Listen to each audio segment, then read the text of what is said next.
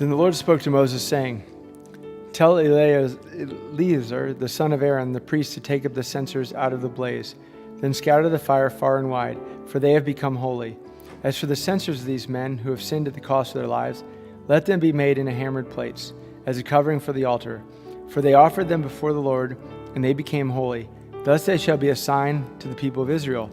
So Eleazar the priest took the bronze censers, which those who were burned had offered, and they were hammered out as a covering for the altar, to be a reminder to the people of Israel, so that no outsider who is not of the descendants of Aaron should draw near to burn the incense before the Lord, lest he become like Korah and his company, as the Lord said to him through Moses.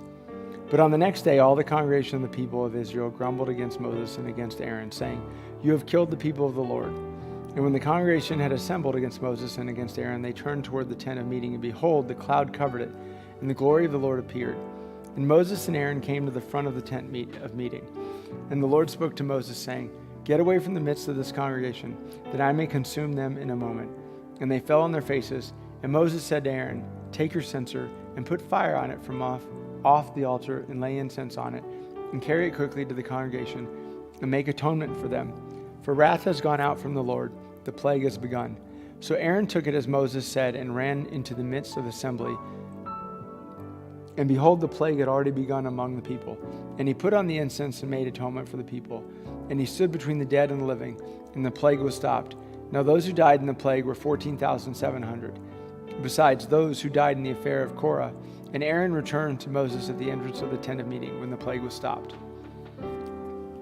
The Lord spoke to Moses, saying, Speak to the people of Israel, and get from them staffs, one for each father's house, from all their chiefs according to their father's houses, 12 staffs. Write each man's name on his staff, and write Aaron's name on the staff of Levi. For there shall be one staff for the head of each father's house. Then you shall deposit them in the tent of meeting before the testimony, where I meet with you. And the staff of the man whom I chose shall sprout. Thus I will make to cease from me the grumblings of the people of Israel, which they grumble against you. Moses spoke to the people of Israel, and all their chiefs gave him staffs, one for each chief according to their father's houses, 12 staffs. And the staff of Aaron was among their staffs. And Moses deposited the staffs before the Lord in the tent of the testimony. On the next day Moses went into the tent of the testimony, and behold, the staff of Aaron for the house of Levi had sprouted and put forth buds and produced blossoms, and it bore ripe almonds. Then Moses brought out all the staffs from before the Lord to all the people of Israel, and they looked, and each man took his staff. And the Lord said to Moses, Put back the staff of Aaron before the testimony, to be kept as a sign for the rebels, that you may make an end of their grumblings against me, lest they die. Thus did Moses, as the Lord commanded him, so he did. And the people of Israel said to Moses, Behold, we perish, we are undone, we are all undone. Everyone who comes near to the tabernacle of the Lord shall die. Are we all to perish? So the Lord said to Aaron, You and your sons and your father's house with you shall bear iniquity, connected with the sanctuary, and you and your sons with you shall bear iniquity, connected with your priesthood. And with you bring your brothers also, the tribe of Levi, the tribe of your father, that they may join you and minister to you while you and your sons with you are before the tent of the testimony. They shall keep guard over you and over the whole tent, but shall not come near the vessels of the sanctuary or to the altar, lest they and you die. They shall join you and keep guard over the tent of meeting for all the service of the tent, and no outsider shall come near you. And you shall keep guard over the sanctuary and over the altar, that there may never again be wrath on the people of Israel. And behold, I have taken your brothers, the Levites, from among the people of Israel. They are a gift to you, given to the Lord to do the service of the tent of meeting. And you and your sons with you shall guard your priesthood for all that concerns the altar and all that is within the veil. And you shall serve. I give your priesthood as a gift, and any outsider who comes near shall be put to death. Then the Lord spoke to Aaron, Behold, I have given you charge of the contributions made to me, all the consecrated things of the people of Israel. I have given them to you as a portion, and to your sons as a perpetual due. This shall be yours of the most holy things, reserved from the fire, every offering of theirs, every grain offering of theirs, and every sin offering of theirs, and every guilt offering of theirs, which they render to me, shall be most holy to you and to your sons. In a most holy place shall you eat it. Every male may eat it. It is holy to you. This also is yours, the contribution of their gift, all the wave offerings of the people of Israel. I have given them to you and to your sons and daughters with you as a perpetual due. Everyone who is clean in your house may eat it. All the best of the oil and all the best of the wine and of the grain, the first fruits of what they give to the Lord, I give to you. The first ripe fruits of all that is in their land, which they bring to the Lord, shall be yours. Everyone who is clean in your house may eat it. Every devoted thing in Israel shall be yours. Everything that opens the womb of all flesh, whether man or beast, which they offer to the Lord, shall be yours. Nevertheless, the firstborn of man you shall redeem, and the firstborn of unclean animals you shall redeem. And their redemption price, at a month old, you shall redeem them. You shall fix at 5 shekels in silver, according to the shekel of the sanctuary, which is 20 gerahs. But the firstborn of a cow, or the firstborn of a sheep, or the firstborn of a goat, you shall not redeem. They are holy. You shall sprinkle their blood on the altar, and shall burn their fat as a food offering, with the pleasing aroma to the Lord. But their flesh shall be yours, as the breast that is waved, and as the right thigh are yours. All the holy contributions that the people of Israel present to the Lord I give to you, and to your sons and daughters with you, as a perpetual due. It is a covenant of salt forever before the Lord, for you and for your offspring with you. And the Lord said to Aaron, you shall have no inheritance in their land, neither shall you have any portion among them. I am your portion, and your inheritance among the people of Israel. To the Levites I have given every tithe in Israel for an inheritance, in return for their service that they do, their service in the tent of meeting, so that the people of Israel do not come near the tent of meeting, lest they bear sin and die. But the Levites shall do the service of the tent of meeting, and they shall bear their iniquity. It shall be a perpetual statute throughout your generations, and among the people of Israel they shall have no inheritance. For the tithe of the people of Israel, which they present as a contribution to the Lord, I have given to the Levites for an inheritance. Therefore I have said of them that they shall have no inheritance among the people of Israel. And the Lord spoke to Moses, saying, Moreover, you shall speak and say to the Levites, when you take from the people of Israel the tithe that I have given you from them for your inheritance, then you shall present a contribution from it to the Lord, a tithe of the tithe. And your contribution shall be counted to you as though it were the grain of the threshing floor, and as of the fullness of the winepress. So you shall also present a contribution to the Lord from all your tithes, which you receive from the people of Israel. And from it you shall give the Lord's contribution to Aaron the priest. Out of all the gifts to you, you shall present every contribution due to the Lord. From each of its best parts is to be dedicated.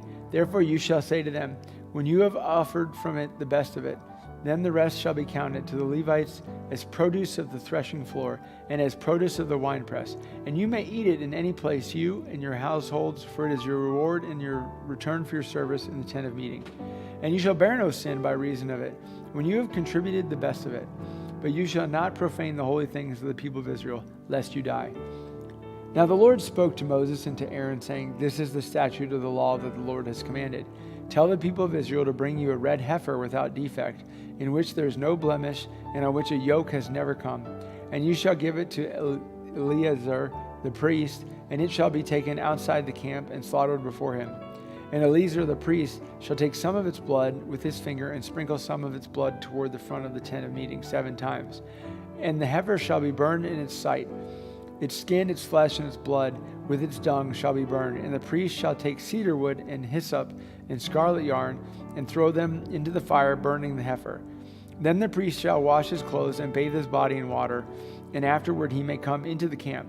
But the priest shall be unclean until evening.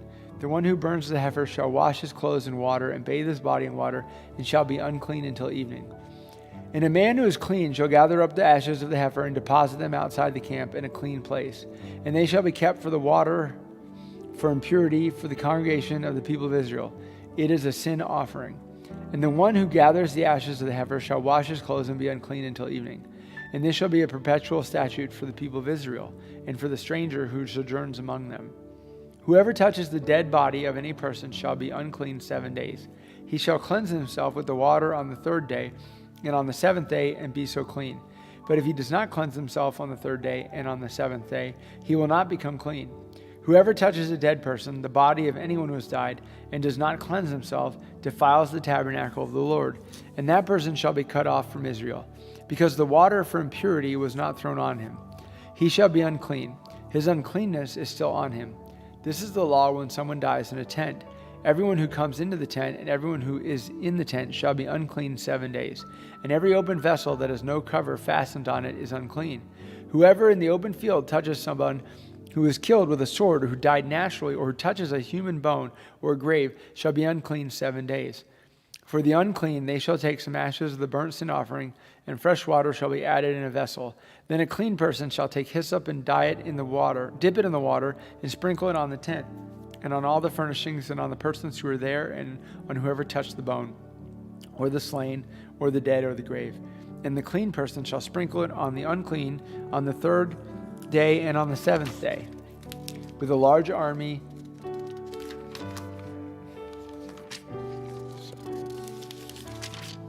Thus on the 7th day he shall cleanse him, and he shall wash his clothes and bathe himself in water, and at the evening he shall be clean.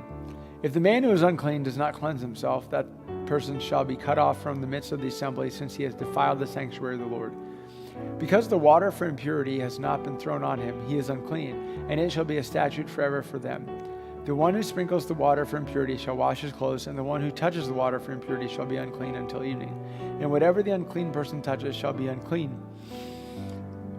And anyone who touches it shall be unclean until evening.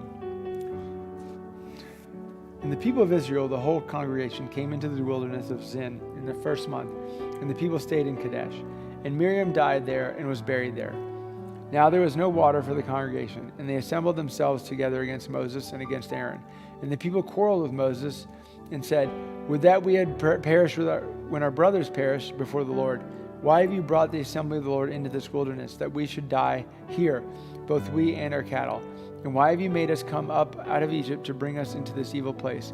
It is no place for grain or figs or vines or pomegranates, and there is no water to drink."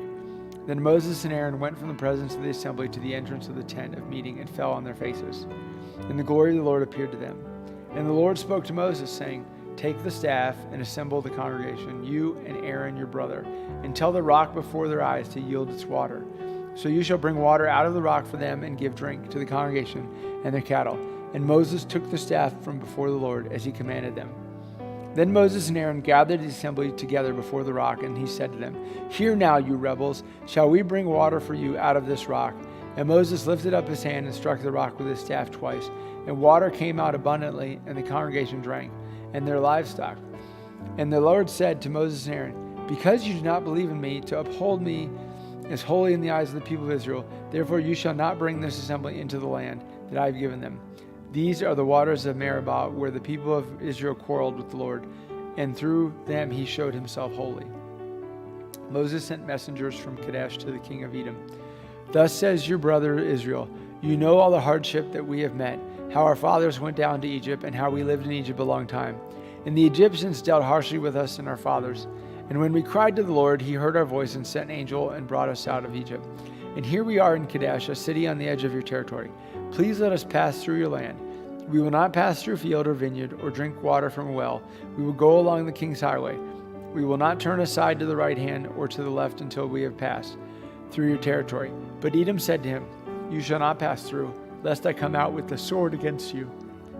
And the people of Israel said to him, "We will go up by the highway, and if we drink of your water, I and my livestock, then I will pay for it. Let me only pass through on foot, nothing more." But he said, "You shall not pass through." And Edom came out against them with a large army and with a strong force. Thus Edom refused to give Israel passage through his territory, so Israel turned away from him. And they journeyed from Kadesh, and the people of Israel, the whole congregation, came to Mount Hor. And the Lord said to Moses and Aaron at Mount Hor, on the border of the land of Edom, "Let Aaron be gathered to his people, for he shall not enter the land that I have given to the people of Israel, because you rebelled against my command to the waters of Meribah. Take Aaron and Eleazar his son, and bring them up to Mount Hor, and strip Aaron of his garments, and put them on Eleazar his son. And Aaron shall be gathered to his people, and shall die there." Moses did as the Lord commanded, and they went up to Mount Hor in the sight of all the congregation. And Moses stripped Aaron of his garments, and put them on Eleazar his son. And Aaron died there on the top of the mountain. Then Moses and Eleazar came down from the mountain. And when all the congregation saw that Aaron had perished, all the house of Israel wept for Aaron for 30 days. When the Canaanite, the king of Arad, who lived in the Negeb, heard that Israel was coming by the way of Atharim, he fought against Israel and took some of them captive. And Israel vowed a vow to the Lord and said, "If you will indeed give this people into my hand, then I will devote their cities to destruction." And the Lord heeded the voice of Israel and gave over the Canaanites, and they devoted them and their cities to destruction. So the name of this place was called Hormah.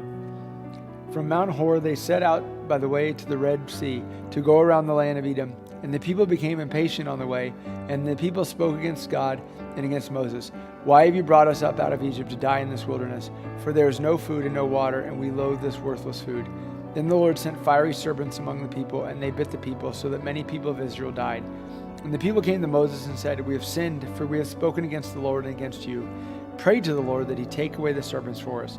So Moses prayed for the people, and the Lord said to Moses, "Make a fiery serpent and set it on a pole, and everyone who is bitten, when he sees it, shall live." So Moses made a bronze serpent and set it on a pole, and if a serpent bit anyone, he would look at the bronze serpent and live. And the people of Israel set out and camped in Abath. They set out from Abath and camped at Yebarim in the wilderness that is opposite Moab, toward the sunrise. From there they set out and camped in the valley of Zered. From there they set out and camped on the other side of Arnon, which is in the wilderness that extends from the border of the Amorites. For the Arnon is the border of Moab, between Moab and the Amorites. Therefore it is said in the book of the wars of the Lord, Wahab and Sophah in the valleys of the Arnon, in the slope of the valleys that extends to the seat of Ar and leans to the border of Moab. And from there they continued to Beer, that is the well of which the Lord said to Moses, "Gather the people together so that I may give them water." Then Israel sang this song: "Spring up, O well, spring to it, the well that the princes made, that the nobles of the people dug, with the scepter and with their staffs."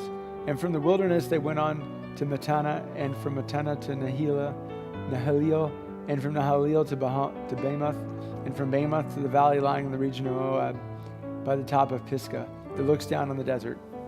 Then Israel sent messengers to Sihon, the king of the Amorites, saying, "Let me pass through your land. We will not turn aside into field or vineyard. We will not drink the water of a well. We will go by the king's highway until we have passed through your territory." But Sihon would not allow Israel to pass through his territory. He gathered all his people together and went out against Israel to the wilderness and came to Jahaz and fought against Israel.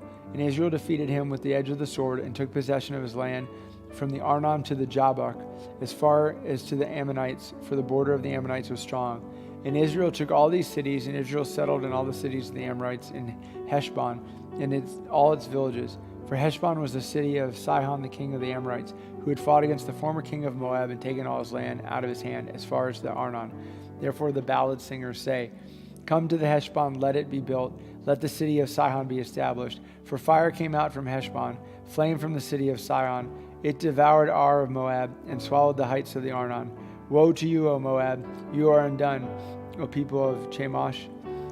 He has made his sons fugitives and his daughters captives to an Amorite king, Sihon. So we overthrew them. Heshbon, as far as Dibon, perished, as we laid waste as far as Nophah. Fire spread as far as Medeba." Thus Israel lived in the land of the Amorites, and Moses sent to spy out Jazer, and they captured its villages and dispossessed the Amorites who were there. Then they turned and went up by the way of Bashan, and Og, the king of Bashan, came out against them, he and all his people, to battle at Edrei.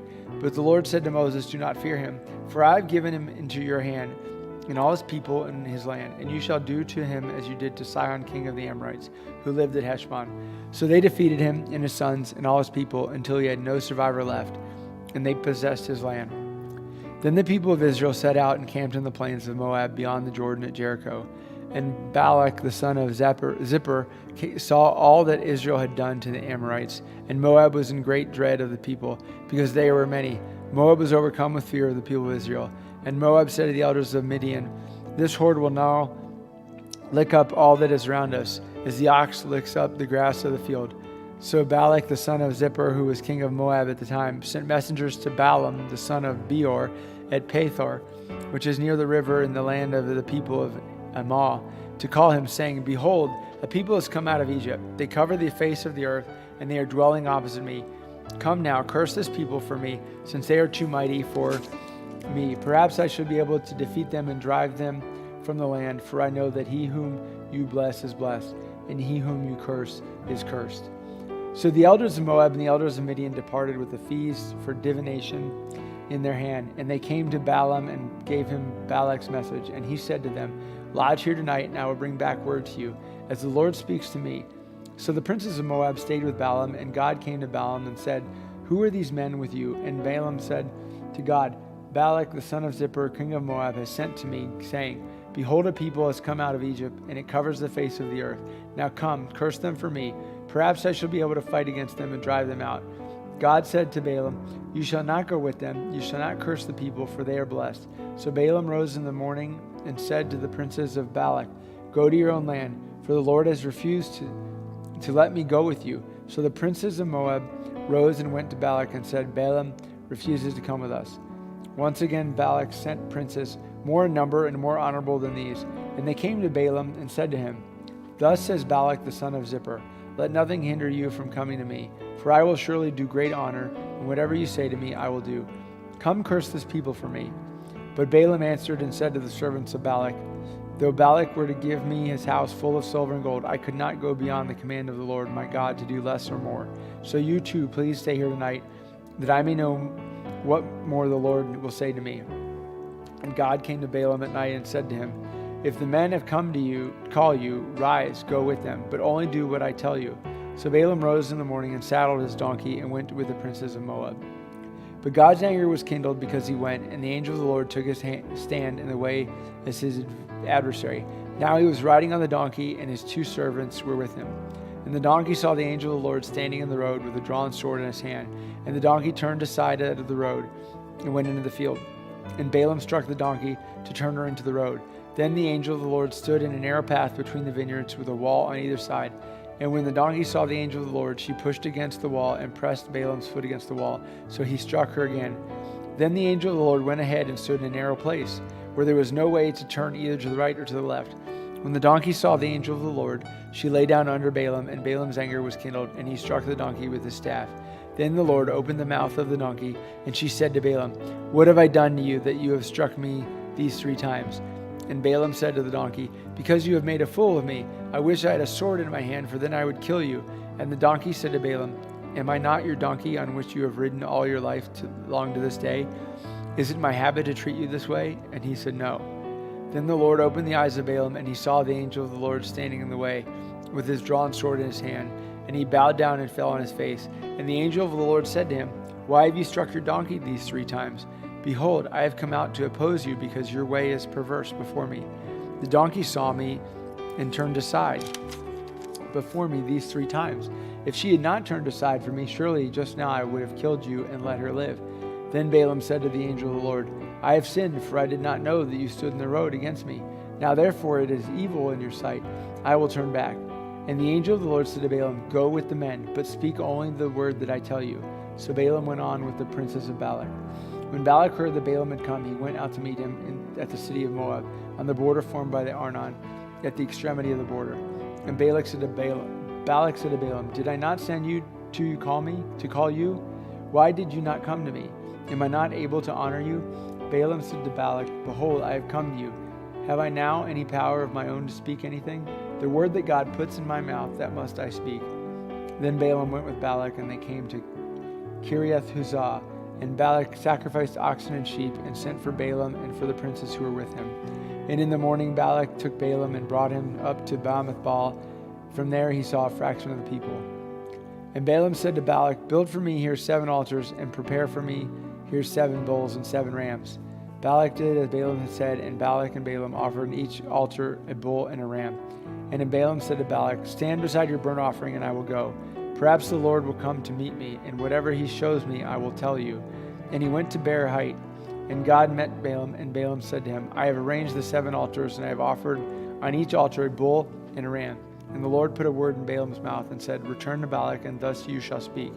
And he returned to him, and behold, he and all the princes of Moab were standing beside his burnt offering. And Balaam took up his discourse and said, "From Aram Balak has brought me, the king of Moab from the eastern mountains. Come, curse Jacob for me, and come, denounce Israel. How can I curse whom God has not cursed? How can I denounce whom the Lord has not denounced? For from the top of the crags I see him. From the hills I behold him. Behold, a people dwelling alone, and not counting itself among the nations. Who can count the dust of Jacob, or number the fourth part of Israel? Let me die the death of the upright, and let my end be like his. And Balak said to Balaam, What have you done to me? I took you to curse my enemies, and behold, you have done nothing but bless them. And he answered and said, Must I not take care to speak what the Lord puts in my mouth? And Balak said to him, Please come with me to another place from which you may have seen them. You shall see only a fraction of them, and shall not see them all. Then curse them for me from there.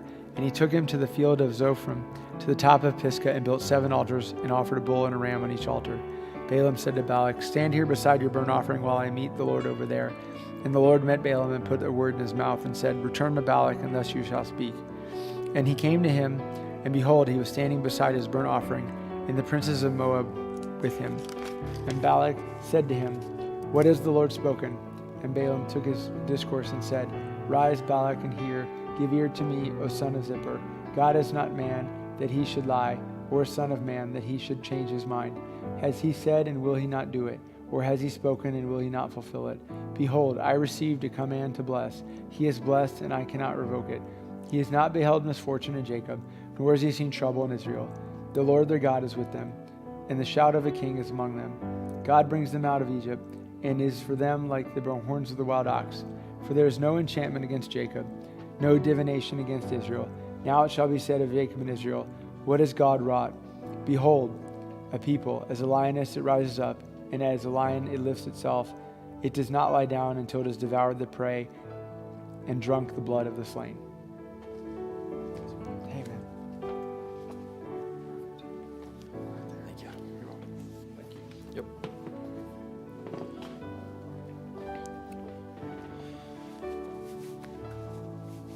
And Balak said to Balaam, Do not curse them at all, and do not bless them at all. But Balaam answered, Balak, do I not tell you all that the Lord says that I must do? And Balak said to Balaam, Come now, I will take you to another place. Perhaps it will please God that you may curse them for me from there. So Balak took Balaam to the top of the pier, which overlooks the desert. And Balaam said to Balak, Build for me here 7 altars, and prepare for me here 7 bulls and 7 rams. And Balak did as Balaam asked, and offered a bull and a ram on each altar.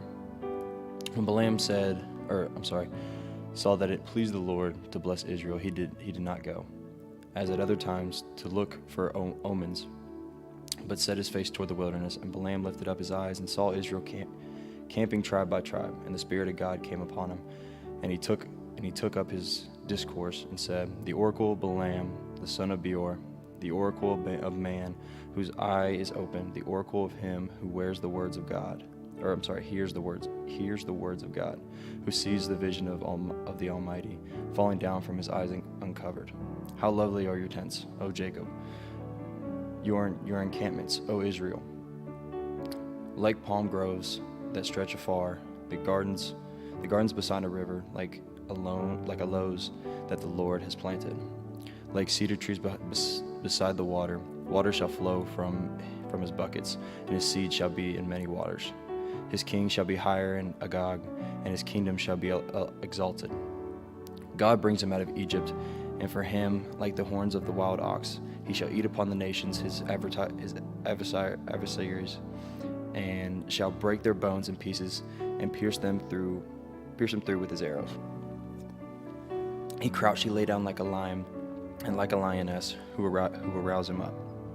Blessed are those who bless you, and curse those who curse you. And Balak's anger was kindled against Balaam, and he struck his hands together. And Balak said to Balaam, I call you to curse my enemies, and behold, you have blessed them with 3 times. Therefore now flee to your own place, I said. I will certainly honor you, but the Lord has helped you back from honor. And Balaam said to Balak, Did I not tell your messengers whom you sent me? If Balak should give me his house full of silver and gold, I would not be able to go beyond the word of the Lord, to do either good or bad, or my own will. What the Lord speaks, that I will speak. And now behold, I am going to my people. Come. I will let you know what this people will do to your people in the later days. And he took up his disciples and said, The oracle of Balaam, the son of Beor, the oracle of the man whose eye is opened, the oracle of him who hears the word of God and knows the knowledge of the Most High, who sees the vision of the Almighty, falling down from his eyes uncovered. I see him, but not now. I behold him, but not near. A star shall come out of Jacob, and a scepter shall rise out of Israel. It shall crush the forehand of Moab and break all of the sons of Sheath. Edom shall be disposed. Shear also his enemies shall be disposed. Israel is doing villainy. And one from Jacob shall exercise dominion and destroy the survivors of cities. Then he looked at Amalek and took up his discourse and said, Amalek was the first among the nations, but its end is utter destruction. And he looked at the Kenite and took up his disciples and said, Enduring is your dwelling place, and your nest is set in the rock. Nevertheless, Cain shall be burned, and Ashur takes your away captive. And he took up his discourse and said, Alas, who shall live when God does this? But ships shall come from Kittim, and shall afflict Ashur and Eber, and he too shall come to utter destruction. Then Balaam rose and went back to his place, and Balak also went away. While Israel lived in Shittim, the people began to whore with the daughters of Moab. These invited the people to the sacrifices of their gods, and the people ate and bowed to their gods. So Israel yoked himself to Baalah and Peor, and the anger of the Lord was kindled against Israel. And the Lord said to Moses, Take all the chiefs of the people, and hang them in the sun before the Lord, that the fierce anger of the Lord may turn away from Israel. And Moses said to the judges of Israel, Each of you will kill those of his men who have yoked themselves in Baalah and Peor. And behold, one of the people of Israel came and brought a Midianite woman to his family in the sight of Moses and in sight of the whole congregation of the people of Israel, while they were weeping in the entrance of the tent of meeting. When Phinehas, the son of Eleazar, son of Aaron, the priest, saw it, he rose and left the congregation and took a spear into his hand.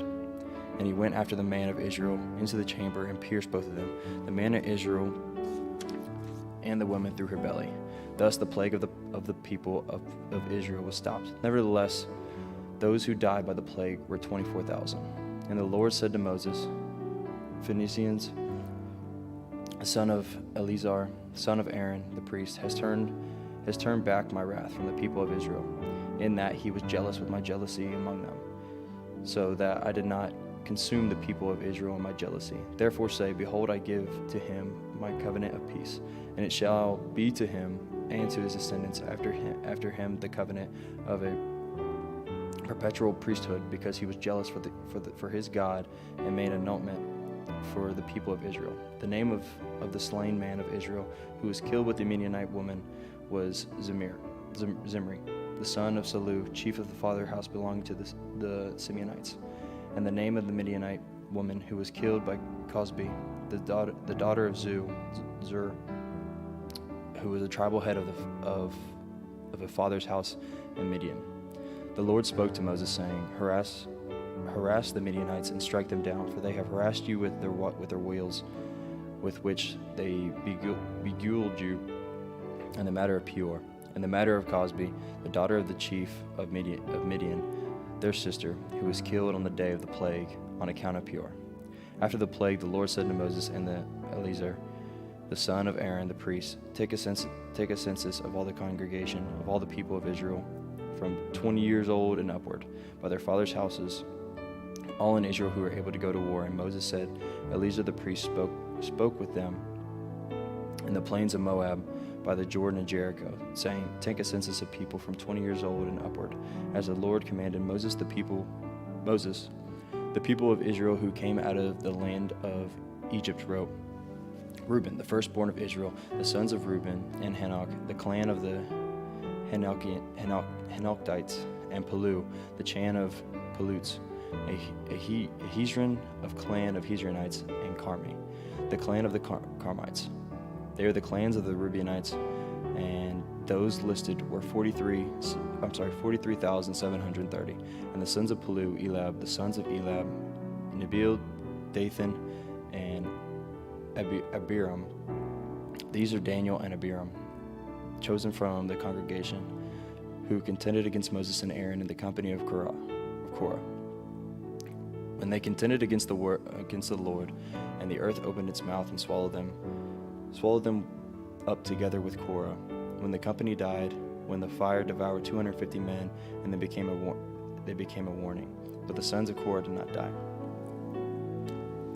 The son of Simeon, according to their clans, of Nebuel, the clan of the Nebuelites, and Jamin, the clan of the Jeminites, and Jachin, the clan of the Jachinites, of Zerah, the clan of the Zeranites, and Saul, the clan of Salites.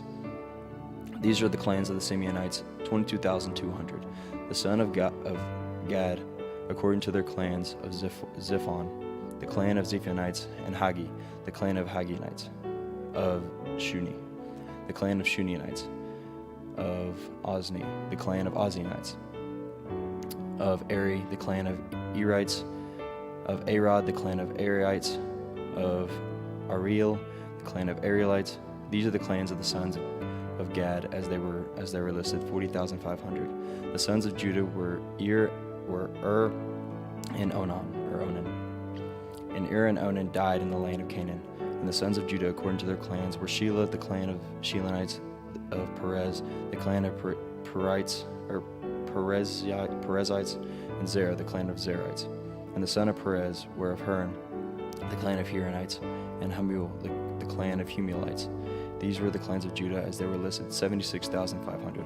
The sons of Ishirar, according to their clans, of Tola, the clan of Tolites, and Puva, the clan of Punites, and Jeshub, the clan of Jubinites, Sharam, the clan of Sharamanites, and these are the clans of Ashiar, and they are listed 64,300.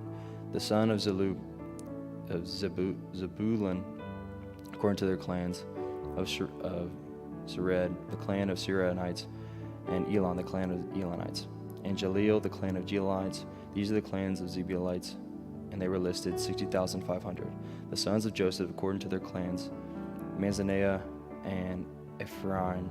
The sons of Manasseh of Machir, the clan of Mishiranites, and Mashir was the father of Gilead, the clan of Gileonites. These are the sons of Gilead, of Izir, the clan of Israelites, and Helik, the clan of Helikionites, and Asir, the clan of Israelites, and of Shechem, the son of Shechemites, and Shemida, the clan of Shemidanites, and Hefer, the clan of Hepherites. Now Zephilophad, the son of Hefer, had no sons, but daughters, and the names of the daughters of Zephilophad, and Mahala, Noah, Hogla, Mikla, and Tirzah. These are the clans of Manzanessa, and those were listed 52,700. These are the sons of Ephraim, according to their clans, of Shuthelah, the clan of Shuthelanites, and Bechar, the clan of Becharites, and Tahan, the clan of Tahanianites, and these are the sons of Shehuthahal of Iran, the clan of Arianites. These are the clans of the sons of Ephraim, as they were listed, 32,500. These are the sons of Joseph according to their clans. The sons of Benjamin according to their clans of Bela, the clans of Belaites, and Ashbel, the clan of Ashbelites, and Ahiram, the clan of Ahiramites, of the clan of the S of Huphan, the clan of Huphranites, and the sons of Bela were Ard and Naim of Ard, and the clans of Ardites of Nam, and the clan of the Naamites. These are the sons of Benjamin according to their clans, who were listed 45,600. These are the sons of Dan according to their clans, of Shuham, the clan of Shumanites. These are the clans of Dan according to their clans. All the clans of the Shumanites, as they were listed, were 64,400. The sons of Asher according to their clans, of Emah, the clan of Emites, and Ashvi, the clan of Ashvinites, of Bera, the clan of Berites, of the sons of Beri, the Heber of the clan of Heberites, and Michael, the clan of Michaelites, and the name of the daughter of the Asher was Sarah. These are the clans of the son of Asher, as they were listed, 53,400. The sons of Naphtali, according to their clans, of Jasi, the clan of the Jasielites, and Guni, the clan of the Gunites, of Jazir, the clan of Jezreelites, and Shalem, the clan of Shalemites. These are the clans of Naphtali, according to their clans, and were listed 45,400. This was the list of the people of Israel, 601,730. The Lord spoke to Moses, saying, Among these, the land shall be divided into inheritance according to the number of names. To a large tribe you shall give a large inheritance, and to a small tribe you shall give a small inheritance. Every tribe shall be given its inheritance in proportion to its list, but the land shall be divided by lot, according to the names of the tribes of the fathers they shall inherit. Their inheritance should be divided according to the lot between the larger and smaller. This was the list of Levites according to their clans: of Gershon, the clan of Gershonites, and Kohath, the clan of Kohathites, and Merari, the clan of Merarites. These are the clans of Levi, the clan of Libanites, and the clan of Hebronites, the clan of Malites, the clan of Mushalites, the clan of Koralites, and Kohath, the father of Aram. The name of Aram's wife was starts with J. The name of Levi, who was born in Levi in Egypt, and she bore in Aram and Aaron and Moses and Miriam, their sister. And to Aaron were born in Nadab, Abihu, Eleazar, and Ithamar. But Nadab and Abihu died when they were offered unauthorized fire from the Lord, and those who were listed were 23,000. Every male from a month old and upward, for they were not listed among the people in Israel, because there was no inheritance given to them among the people of Israel. These were listed by Moses and Eleazar, the priests who listed the people of Israel in plain Moab by the Jordan and Jericho. But among these were not one of those listed by Moses and Aaron the priest, who had listed the people of Israel in the wilderness of Sinai. For the Lord had said of them, They shall die in the wilderness. Not one of them was left except Caleb, the son of and Joshua, the son of Nun. They drew near the daughters of Zelophehad, and son of Hefer, son of Gilead, son of Machir, son of Manasseh, and the clans of Manasseh, and the son of Joseph. The names of his daughters were Mahlah, Noah, Hoglah, Miklah, and Tizar. And they stood before Moses and before Eleazar the priest, before the chiefs of all the congregation, at the entrance of the tent of meeting, saying, Our father died in the wilderness. He was not among the company of those who gathered around themselves together against the Lord in the company of Korah, but died for his own sin. And he had no sons. Why should the name of our father be taken away from his clan because he had no son? Give to us a possession among our father's brothers. Moses brought their case before the Lord, and the Lord said to Moses, The daughters of Zelophehad are right. You should give them possession of an inheritance among their father's brothers, and transfer the inheritance of their father to them. And you shall speak to the people of Israel, saying, If a man dies and has no son, then you shall transfer inheritance to his daughter. And if he has no daughter, then you shall give his inheritance to his brothers. And if he has no brothers, then you shall give his inheritance to the father's brothers. And if the father has no brothers, then you shall give his inheritance to the nearest kinsman of the clan, and he shall possess it. It shall be for the people of Israel a statute and rule as the Lord commanded Moses. The Lord said to Moses, Go up into the mountain of Abarim and see the land that I have given to the people of Israel.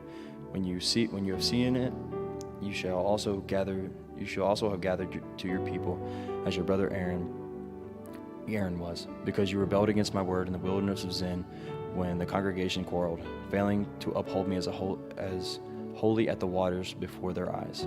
These are the waters of Meribah, Kadesh, in the wilderness of Zin. Moses spoke to the Lord and said, Let the Lord, the God of the Spirit and all flesh, appoint a man over to the congregation, who shall go out before them and come in before them, who shall lead them out and bring them in. And the congregation of the Lord may not be may not be as sheep that have no shepherd. So the Lord said to Moses, take Joshua and the son of Nun, a man in whom is the Spirit, and lay your hand on him. Make him stand before Eleazar, the priest, and the congregation, and you shall commission him to their sight. You shall invest him with some of your authority, that all the congregation of the people of Israel may obey. And he shall stand before Eleazar the priest, who shall inquire for him by the judgment of the Urim, before the Lord. At his word they shall go out, and at his word they shall come in, both he and the people of Israel with him, the whole congregation. And Moses did as the Lord commanded him. He took Joshua and made him stand before Eleazar the priest and the whole congregation, and he laid his hand on him and commissioned him as the Lord directed Moses. The Lord spoke to Moses, saying, command the people of Israel, and say to them, my offering, my food for my food offerings,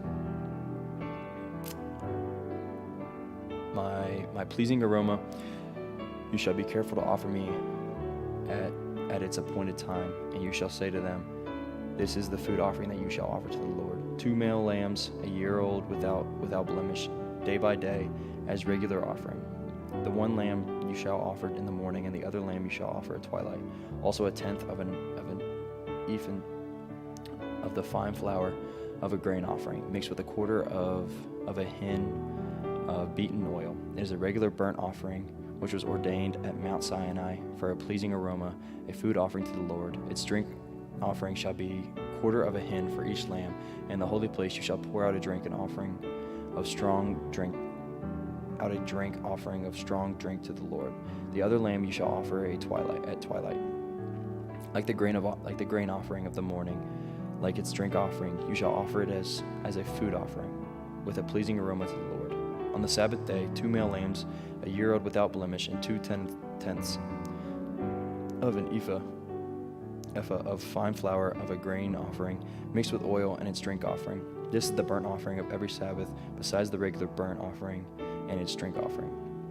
At the beginnings of your months, you shall offer a burnt offering to the Lord: 2 bulls from the herd, 1 ram, 7 male lambs, a year old, without blemish. Also 3/10 of an ephah of fine flour with a grain offering mixed with oil for each bull, and 2/10 of fine flour for grain offering mixed with oil for the one ram, and 1/10 fine flour mixed with oil as a grain offering for every lamb, for a burnt offering with a pleasing aroma, a food offering for the Lord.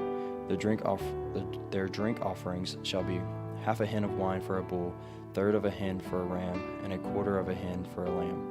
This is the burnt offering for each month throughout the months of the year. Also 1 male goat for a sin offering to the Lord. It shall be offered beside the regular burnt offerings and its drink offering. On the 14th day of the first month in the Lord's Passover, and on the 15th day of this month is a feast. 7 days shall unleavened bread be eaten. On the first day there shall be a holy convocation. You shall not do any ordinary work, but offer a food offering, a burnt offering to the Lord: 2 bulls from the herd, 1 ram, and 7 male lambs, a year old. See that they are without blemish. Also their grain offering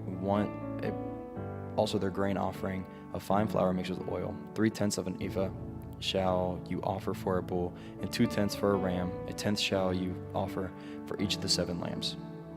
Also 1 male goat for a sin offering to make anointment for you. You shall offer these besides the burnt offering of the morning, which is a regular burnt offering.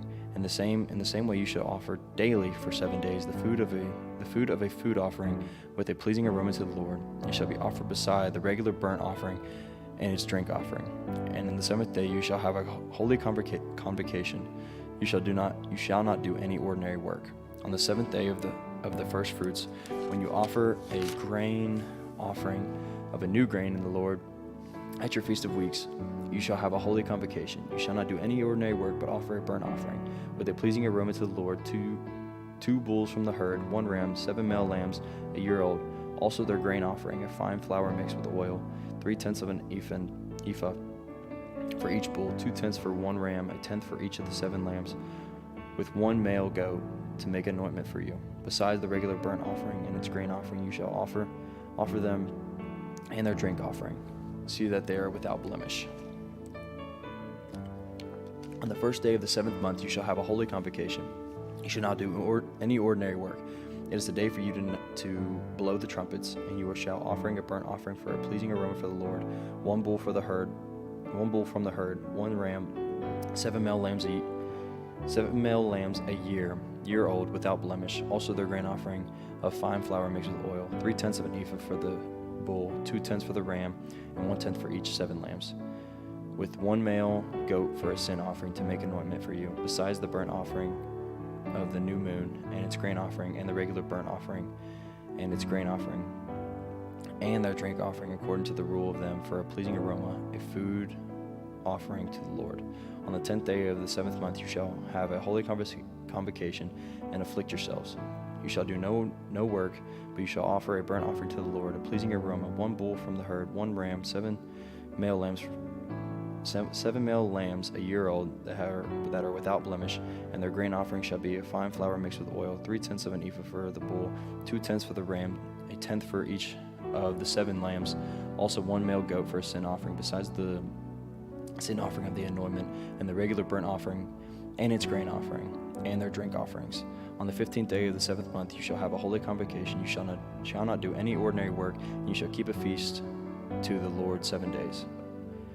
And you shall offer a burnt offering, a food offering with a pleasing aroma to the Lord, 13 bulls from the herd, 2 rams, 14 male lambs a year old that shall be without blemish, and their grain offering of fine flour mixed with oil, 3/10 of an ephah for each of the 13 bulls, 2/10 for each of the 2 rams, and 1/10 for each of the 14 lambs. Also 1 male goat for a sin offering, beside the regular burnt offering, its grain offering, and the drink offering. On the second day, 12 bulls of the herd, 2 rams, 14 male lambs a year old without blemish, with the grain offering and the drink offerings for the bulls, for the rams, and the lambs in the prescribed quantities. Also 1 male goat for a sin offering, beside the regular burnt offering and its grain offering, and their drink offerings. On the 3rd day, 11 bulls, 2 rams, 14 male lambs a year old without blemish, with the grain offering and the drink offerings for the bulls, for the rams, and for the lambs in the prescribed quantities.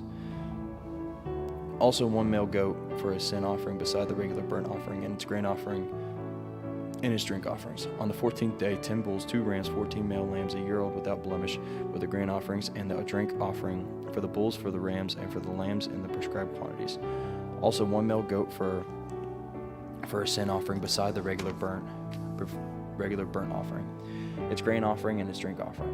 On the 5th day, 9 bulls, 2 rams, 14 male lambs a year old without blemish, with the grain offering and the drink offerings for the bulls, for the rams, and for the lambs in the prescribed quantities. Also 1 male goat for a sin offering, beside the regular burnt offering and the grain offering and its drink offering.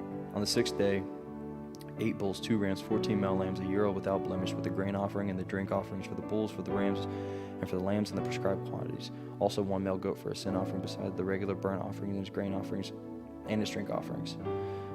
On the 7th day, 7 bulls, 2 rams, 14 male lambs, and a year old without blemish, with the grain offering and the drink offerings, and the bulls for the rams, and for the lambs, and for the prescribed quantities. Also 1 male goat for a sin offering, beside the regular burnt offerings, its grain offering, and the drink offering. On the 8th day you shall have a solemn assembly.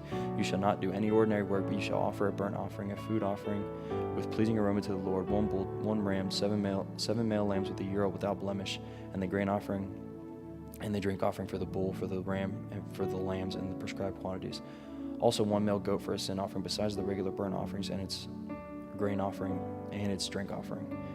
These you shall offer to the Lord at your appointment feast, in addition to your vow offering and your free will offerings, for your burnt offerings, and for the grain offerings, and for your drink offerings, and for your peace offerings. So Moses told the people of Israel everything just as the Lord had commanded Moses. Moses spoke to the heads of the tribes and the people of Israel, saying, "This is what the Lord has commanded. If a man vows a vow to the Lord, or swears an oath to bind himself with a pledge, he shall not break his word. He shall do according to all that proceeds out of his mouth. If a woman vows a vow to a Lord and binds herself in a pledge while within her father's house in her youth, and her father hears of her vow and her pledge by which she has bound herself and says nothing to her, then all her vows shall stand, and then every pledge by which she has bound herself shall stand. But if her father opposes her on the day that he hears of it, no vow of hers, no pledge by which she has bound herself shall stand, and the Lord will forgive her because her father opposed her. If she marries a husband while under her vows, or any any thoughtless utterance of her lips by which she has bound herself, and her husband hears of it and says nothing to her on the day that he hears, then her vows shall stand, and her pledges by which she has bound herself shall stand. But if on the day that her husband comes to hear of it, he opposes her, then he makes her void her vow that was on her, and the thoughtless utterance of her lips by which she bound herself, and the Lord will forgive her. But any vow of a widow or a divorced woman, anything by which she has bound herself, shall stand against her. And if she vowed in her husband's house or bound herself by a pledge with an oath, and her husband heard of it and said nothing to her and did not oppose her, then all her vows shall stand, and every pledge by which she bound herself shall stand. But if her husband makes them null and void the day that he hears them, then whatever proceeds out of her lips concerning her vows or concerning her pledge of herself shall not stand. Her husband has made them void, and the Lord will forgive her. Any vow and any binding oath to afflict herself her husband may establish, or her husband may make void. But if her husband says nothing to her from the day he establishes all her vows and her pledges that are upon her, he has established them, because he said nothing to her on the day that he heard of them. But if he makes them null and void them after he has heard of them, then he shall share in iniquity. These are the statutes that the Lord commanded Moses about a man and his wife, and about a father and his daughter, while she is in her youth within the father's house. The Lord spoke to Moses, saying, Avenge the people of Israel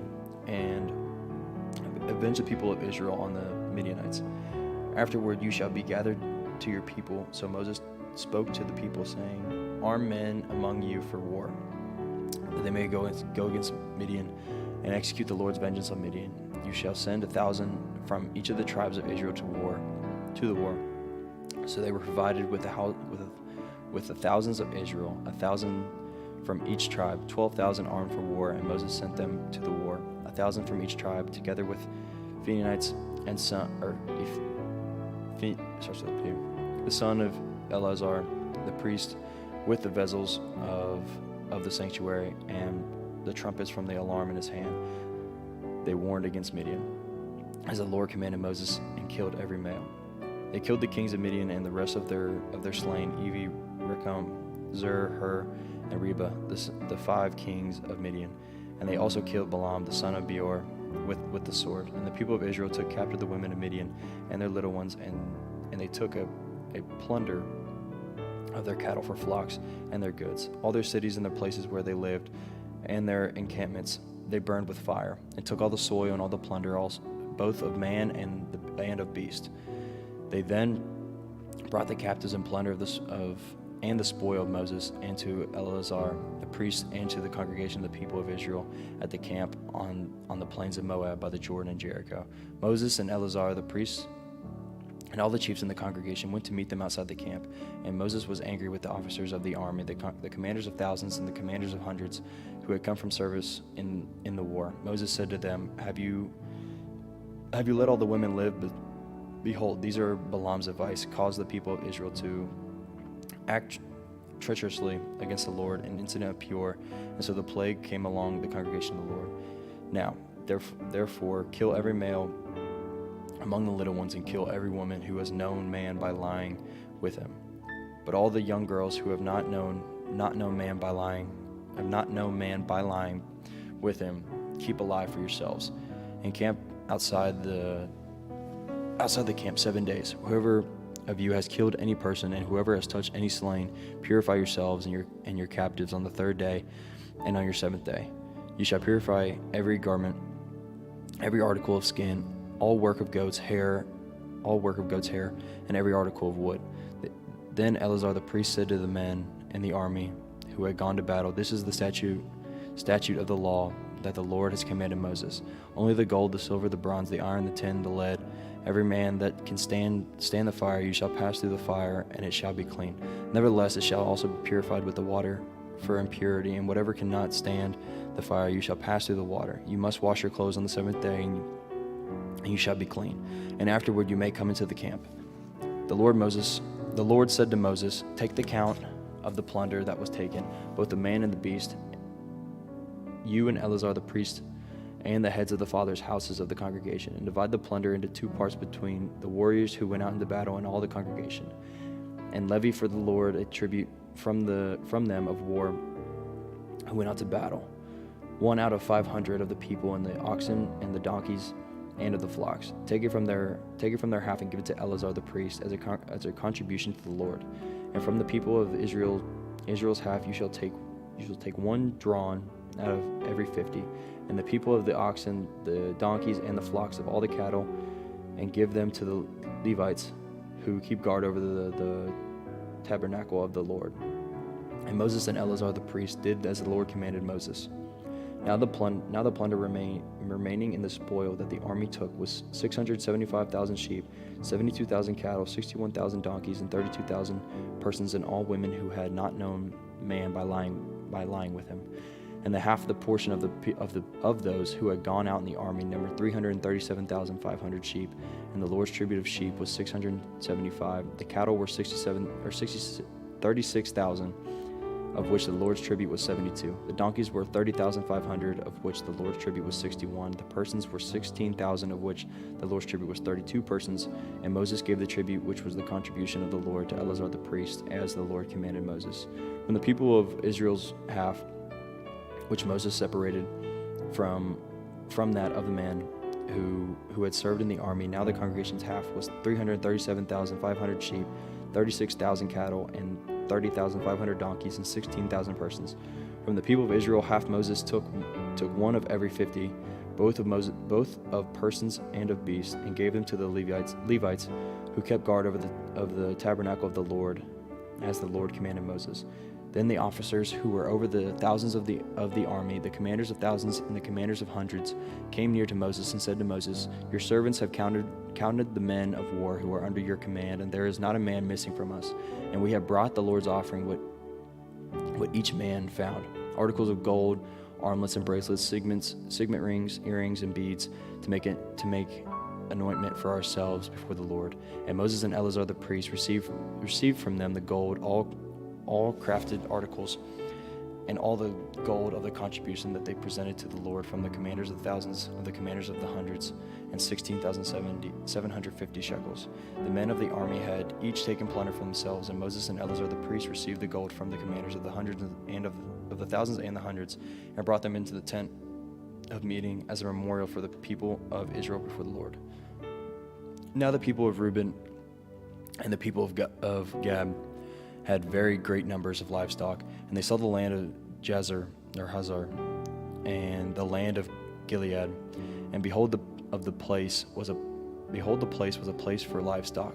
So the people of Gad and the people of Reuben came and said to Moses and to Eleazar the priest and to the chiefs of the congregation, Torah, Dibon, Hazar, Nimrah, Heshbon, Eliah, Seba, Nebo, Beon, and the land that the Lord struck down before the congregation of Israel is a land for livestock, and your servants have livestock. And they said, "If you have found favor in your sight, let this land be given to your servants as a possession. Do not take us across the Jordan." But Moses said to the people of Gad and to the people of Reuben, "Shall your brothers go to the war with you while you sit here? Why shall you discourage the heart of the people of Israel from going over into the land that the Lord has given them? Your fathers did this when I sent them from Kadesh Barnea to see the land. For when they went up to the valley of Eshcol and saw the land, they discouraged the heart of the people of Israel from going into the land that the Lord had given them. And the Lord's anger was kindled on that day, and he swore, saying, Surely none of the men who came up of Egypt from 20 years old and upward shall see the land that I swore to give to Abraham, to Isaac, and to Jacob, because they have not wholly followed me. None except Caleb the son of, starts with a J, starts with a K, and Joshua the son of Nun, for they have wholly followed the Lord.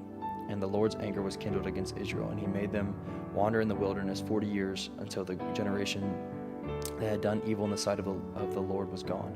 And behold, you have risen into your father's place, a brood of sinful men, to increase still more the fierce anger of the Lord against Israel. For if you turn away from following him, he will abandon them in the wilderness, and you will destroy all of his people. Then they came near to him and said, we will build sheepfolds here for our livestock, and cities for our little ones. But we will take up arms, ready to go before the people of Israel until we have brought them to their place. And our little ones shall live in the fortified cities because of the inhabitants of the land. We will not return to our homes until each of the people of Israel have gained his inheritance, for we will not inherit with them on the other side of the Jordan and beyond. Because our inheritance has come to us on the side of the Jordan to the east. So Moses said to them, if you will do this, if you will take up arms before the Lord, and every armed man, you will pass over the Jordan before the Lord until he has driven out the enemies, and before him the land is subdued before the Lord. Then after you shall return to be free of obligation to the Lord and to Israel, and his land shall be your possession before the Lord. But if you will not do so, behold, you have sinned against the Lord, and be sure your sin will find you out. Build cities for your little ones and folds for your sheep, and do what you have promised. And the people of Gad, the people of Reuben, said to Moses, your servants will do as my Lord commands. Our little ones, our wives, our livestock, and all of our cattle shall remain in the cities of Gilead, but your servants will pass over, every man who is armed for war before the Lord to battle, as my Lord orders. So Moses gave command orders. He gave command orders to them from Eleazar the priest and Joshua the son of Nun, and to the heads of the fathers' houses of the tribes and the people of Israel. And Moses said to them, if the people of Gad and the people of Reuben, every man who is armed to battle before the Lord, will pass with you over the Jordan, and the land shall be subdued before you, then you shall give them the land of Gilead for a possession. However, if they do not pass over with you armed, they shall have possessions among you in the land of Canaan. And the people of Gad and the people of Reuben answered, what the Lord has said to our servants we shall do. We will pass over armed before the Lord into the land of Canaan, and the possession of our inheritance shall remain with us beyond the Jordan. And Moses gave to the people of Gad and to the people of Reuben, and to the half tribe of Manasseh, son of Joseph, the kinsman of Shion, king, and the Amorites, and the kingdom of Og, king of Bashan, the land and its cities with their territories, the cities of the land throughout the country, and the people of Gad. But Dibon, Atorah, Aor, Atrophad, Hazar, Jogbehah, Beth Nirma, and Beth-Horon, fortified cities and folds for sheep. And the people of Reuben built Heshbon, starts with an E, starts with a K, Nebo and Baliman. The names were changed, and Sibna, and they gave their other names to the cities that they built. And the sons of Mechar, the son of Manasseh, went to Gilead and captured it, and disposed the Amorites who were in it. And Moses gave Gilead to Machir, the son of Manasseh, and settled in it. And Jair, son of Manasseh, went and captured their villages and called them Havothjar. And Nobath went and captured Kenath and its villages and called it Nobab for their own name. These are the stages of the people of Israel when they went out to the land of Egypt in their companies under the leadership of Moses and Aaron. Moses wrote down from their starting places, stage by stage, by command of the Lord. These are their stages according to their starting places. They set out from the Rameses in the first month of the 15th day of the first month. On the day of their Passover, the people of Israel went out in Tarif, starts with a T, in the sight of all the Egyptians, while the Egyptians were bearing all their firstborn, whom the Lord had struck down among them. On their God also the Lord executed judgment. So the people of Israel set out from the Rameses and captured at Succoth, and they set out from Succoth and captured at Etham. Each is on the edge of the wilderness, and is set out from Etham and turned back to, starts with a P, which is east of Balsaphon. And they camped before Migdal. And they set out before starts with an H, and passed through the midst of the sea into the wilderness. And they went a 3-day journey into the wilderness of Ethan and camped at Marah. And they set out from Marah and came to Elim. At Elim there were 12 springs of water and 70 palm trees, and they camped there. And they set out for Elim and camped by the Red Sea. And they set out from the Red Sea and camped by the wilderness of Sin. And they set out from the wilderness of Sin and camped out at Dophkah. And they set out from Dophkah and camped at Alush. And they set out from Alush and camped at, starts with an R, where there was no water for the people to drink. And they set out from starts with an R, and camped in the wilderness of Sinai. And they set out from the wilderness of Sinai and camped in, starts with a K.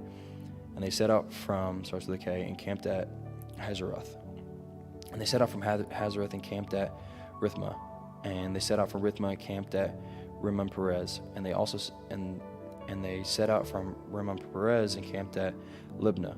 And they set out from Libnah and camped at Rishah. And they set out from Rishah and camped at, starts with a K. And they set out from, starts with a K, and camped at Mount Shepher. And they set out from Mount Shepher and camped at Harada. And they set out from Harada and camped at Mechaladoth. And they set out from Mechaladoth and camped at Tahath. And they set out from Kahath and camped at Terah. And they set out from Terah and camped at Mithkah. And they set out from Mithkah and camped at Hashmanah. And they set out from Hashmanah and camped at Meseroth. And they set out from Meseroth and camped at Beni Jaakan.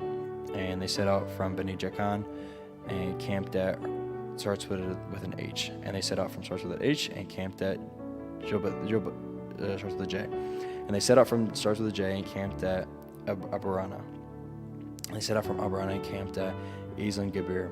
And they set out from Ezion Geber and camped at the wilderness of Zim, that is in Kadesh. And they set out from Kadesh and they camped in Mount Hor, on the edge of the land of Edom. And Aaron and the priests went up from Mount Hor in the command of the Lord and died there in the 14th year after the people of Israel had came out of the land of Egypt, on the first day of the 5th month. And Aaron was 123 years old when he died on Mount Hor. And the Canaanite, the king of Arad, who lived in the Negeb, in the land of Canaan, heard of the coming of the people of Israel. And they set out from Mount Hor and camped at Zalmanoah. And they set out from Zalmanoah and camped at Punan. They set out from Punan and camped out at Obeth. They set out from Obeth and camped out at Ayahabin in the territory of Moab. And they set out from Aim and camped out at Dibon-Gad. And they set out from Gibeon-Gad and camped at Alam Dikablahaim, starts with an A. And they set out from, starts with an A, and camped in the mountains of Abiram before Nebo. And they set out from the mountains of Abiram and camped out of the plains of Moab and the Jordan at Jericho. They camped at the Jordan from Beth Jephermoth as far as Abel Shittim in the plains of Moab. And the Lord spoke to Moses in the plains of Moab by the Jordan and Jericho, saying, "Speak to the people of Israel and say to them, when you pass over the Jordan into the land of Canaan, then you shall drive out all of the inhabitants and of the land from before you, and destroy all the figured stones, and destroy all the metal images, and demolish all the high places. And you shall take possession of the land and settle in it, for I have given the land to you to possess it. You shall inherit the land by lot according to your clans. To a large tribe you shall give a large inheritance, and to a small tribe you shall give a small inheritance. Wherever the lot falls for anyone, that shall be his. According to the tribes of your fathers you shall inherit. But if you do not drive out the inhabitants of the land from before you, then those of men who let remains shall be barbs in your eyes and thorns in your sides, and they shall trouble you in the land where you dwell. And I will do to you as I thought to do to them." The Lord spoke to Moses, saying, "Command the people of Israel and say to them, when you enter the land of Canaan, this is the land that shall fall to you before an inheritance, the land of Canaan, as defined by its borders. Your south side shall be from the wilderness of Zin along Edom, and your southern border shall run from the end of the Salt Sea to the east, and your border shall turn south from the ascendant of Akerbim and cross to Zin, and its limit shall be south of Kadesh Barnea. Then it shall go on to Hazar Adar and pass along the Asmon, and the border shall turn from Asmon to the brook of Egypt, and its limit shall be at the sea. For the western border you shall have the great sea and its coast. This shall be the western border. This shall be your northern border. From the great sea you shall draw a line to Mount Hor. From Mount Hor you shall draw a line to Lebo Hamath, and the limit of the border shall be at Zedad. The border shall extend to Zephron, and limit shall be at Hazar Enan. This shall be your northern border. You shall draw a line from your eastern border from Hazar Enan to Shephem, and the border shall go down from Shephem to Riblah, and on the east side of Ain. And the border shall go down and reach to the shoulder of the sea of Chiraneth, and on the east. And the border shall go down to the Jordan, and its limit shall be at the Salt Sea. This shall be your land as defined by the borders all around. Moses commanded the people of Israel, saying, This is the land you shall inherit by lot, which the Lord has commanded to give to the 9 tribes and to the half tribe. For the tribe of the people of Reuben by fathers' houses, and the tribe of the people of Gad by their fathers' houses have received their inheritance, and also the half tribe Manasseh. The 2 tribes and the half tribe, they received their inheritance beyond the Jordan, east of Jericho, toward the sunrise. The Lord spoke to Moses, saying, These are the names of the men who shall divide the land to you for inheritance: Eleazar the priest, and Joshua the son of Nun.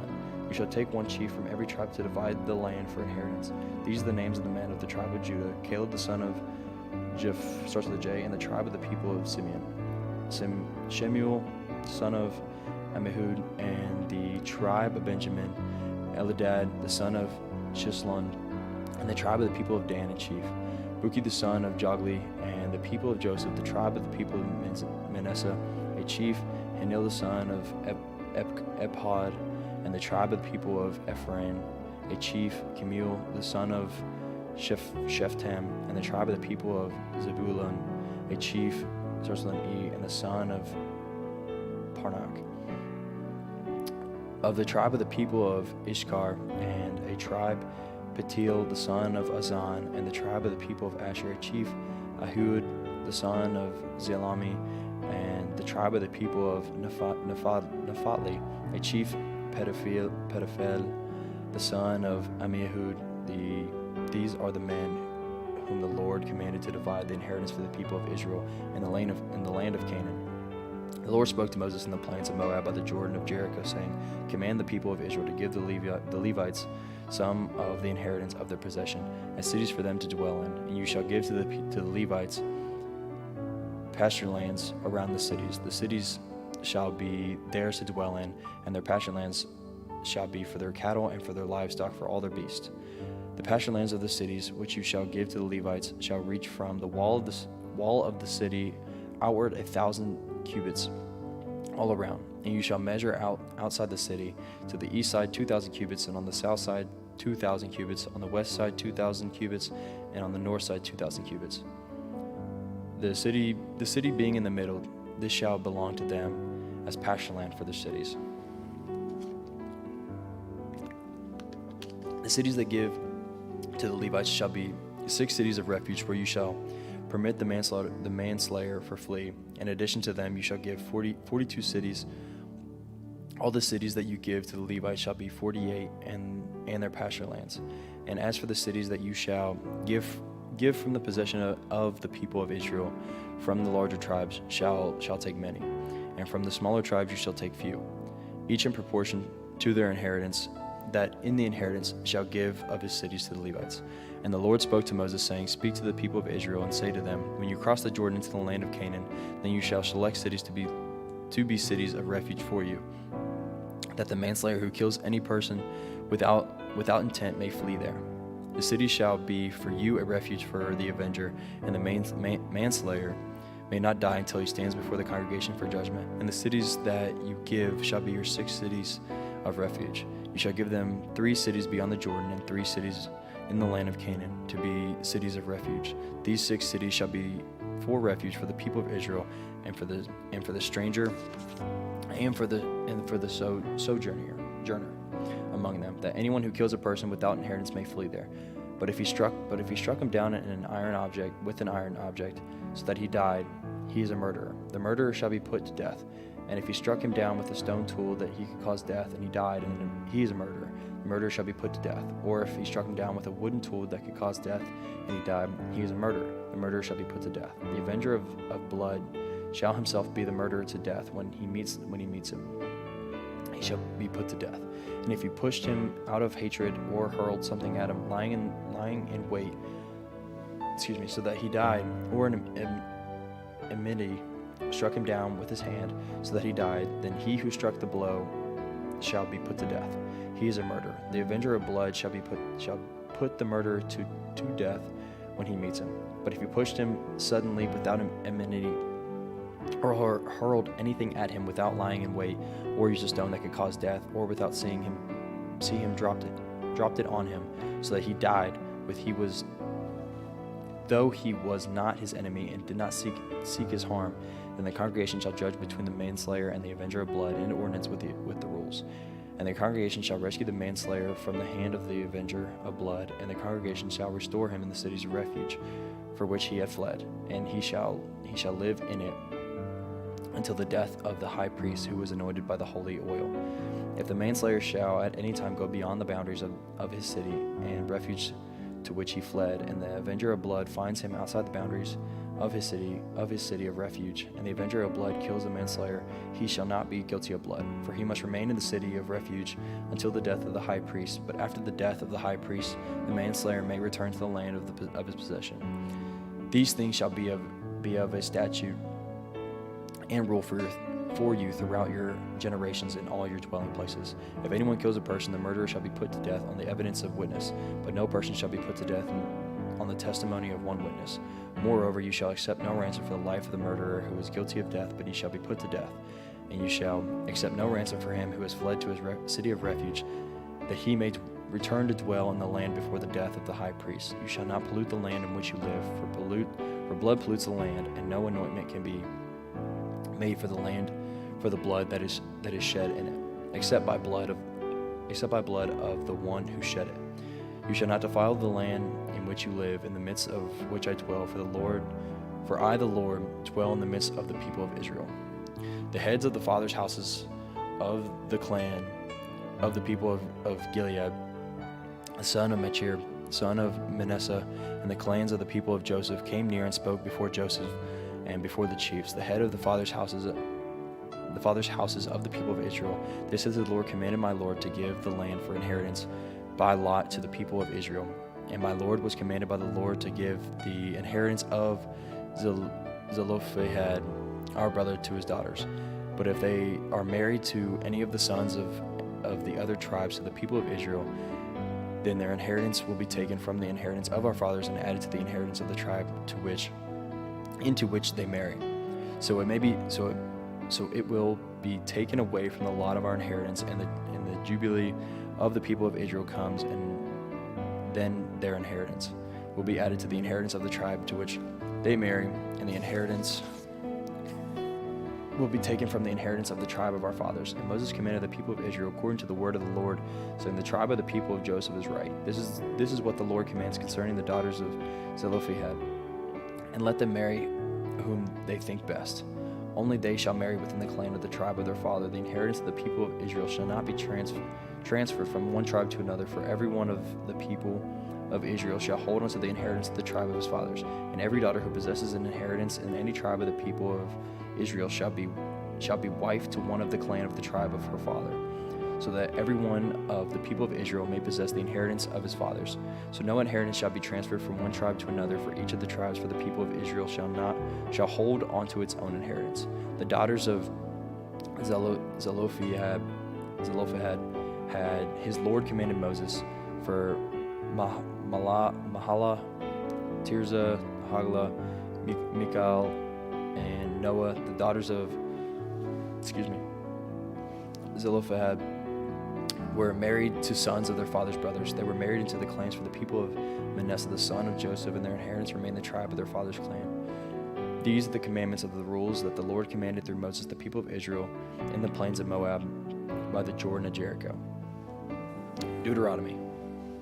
These are the words that Moses spoke to all Israel before the Jordan in the wilderness, starts with an A, opposite Suf, between Paran and Tophel, Lebanon, Hazeroth, and Dizahab.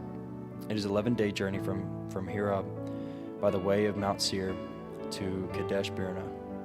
In the 14th year, on the first day of the 11th month, Moses spoke to the people of Israel according to all that the Lord had given him in commandment to them after he had defeated Sihon, the king of Amorites, who lived in Heshbon, and Og, the king of Bashan, who lived in Ashtaroth and Adi. Before the Jordan in the land of Moab, Moses undertook to explain his law, saying, "The Lord our God said to us in Horeb, you have stayed long enough at this mountain. Turn and take your journey, and go to the hill country of the Amorites, and to all their neighbors in their Arabah, in the hill country, and the lowland, and in the Negeb, and their seacoast, the land of the Canaanites and Lebanon, as far as the great river and the river Euphrates. See, I have set the land before you. Go in and take possession of the land that the Lord swore to your fathers, and Abraham to Isaac and to Jacob, to give to them, to their offspring after them." After that time I said to you, I am not going to be able to bear by myself. The Lord your God has multiplied you, and behold, you are today as numerous as the stars of heaven. May the Lord, the God of your fathers, make 1,000 times as many as you are, and bless you as he promised you. How can I bear myself the weight and burden of you and your strife? Continue for your tribes wise, understanding, and experienced men, and I will appoint them as your heads. And you answered me, the thing you have spoken is good for you to do. So I took the heads of your tribes, wise and experienced men, and set them as herds of you. Commanders of thousands, commanders of hundreds, commanders of 15s, commanders of 10s, and officers throughout your tribes. And I charge your judges that time, hear the cases between your brothers, and judge righteously between a man and his brother, or the alien who is with him. You shall not be partial in judgment. You shall hear the small and the great alike. You shall not be intimidated by anyone, for the judgment is God. And the case that is too hard for you, you shall bring to me, and I will hear it. And I commanded you at that time all the things that you should do.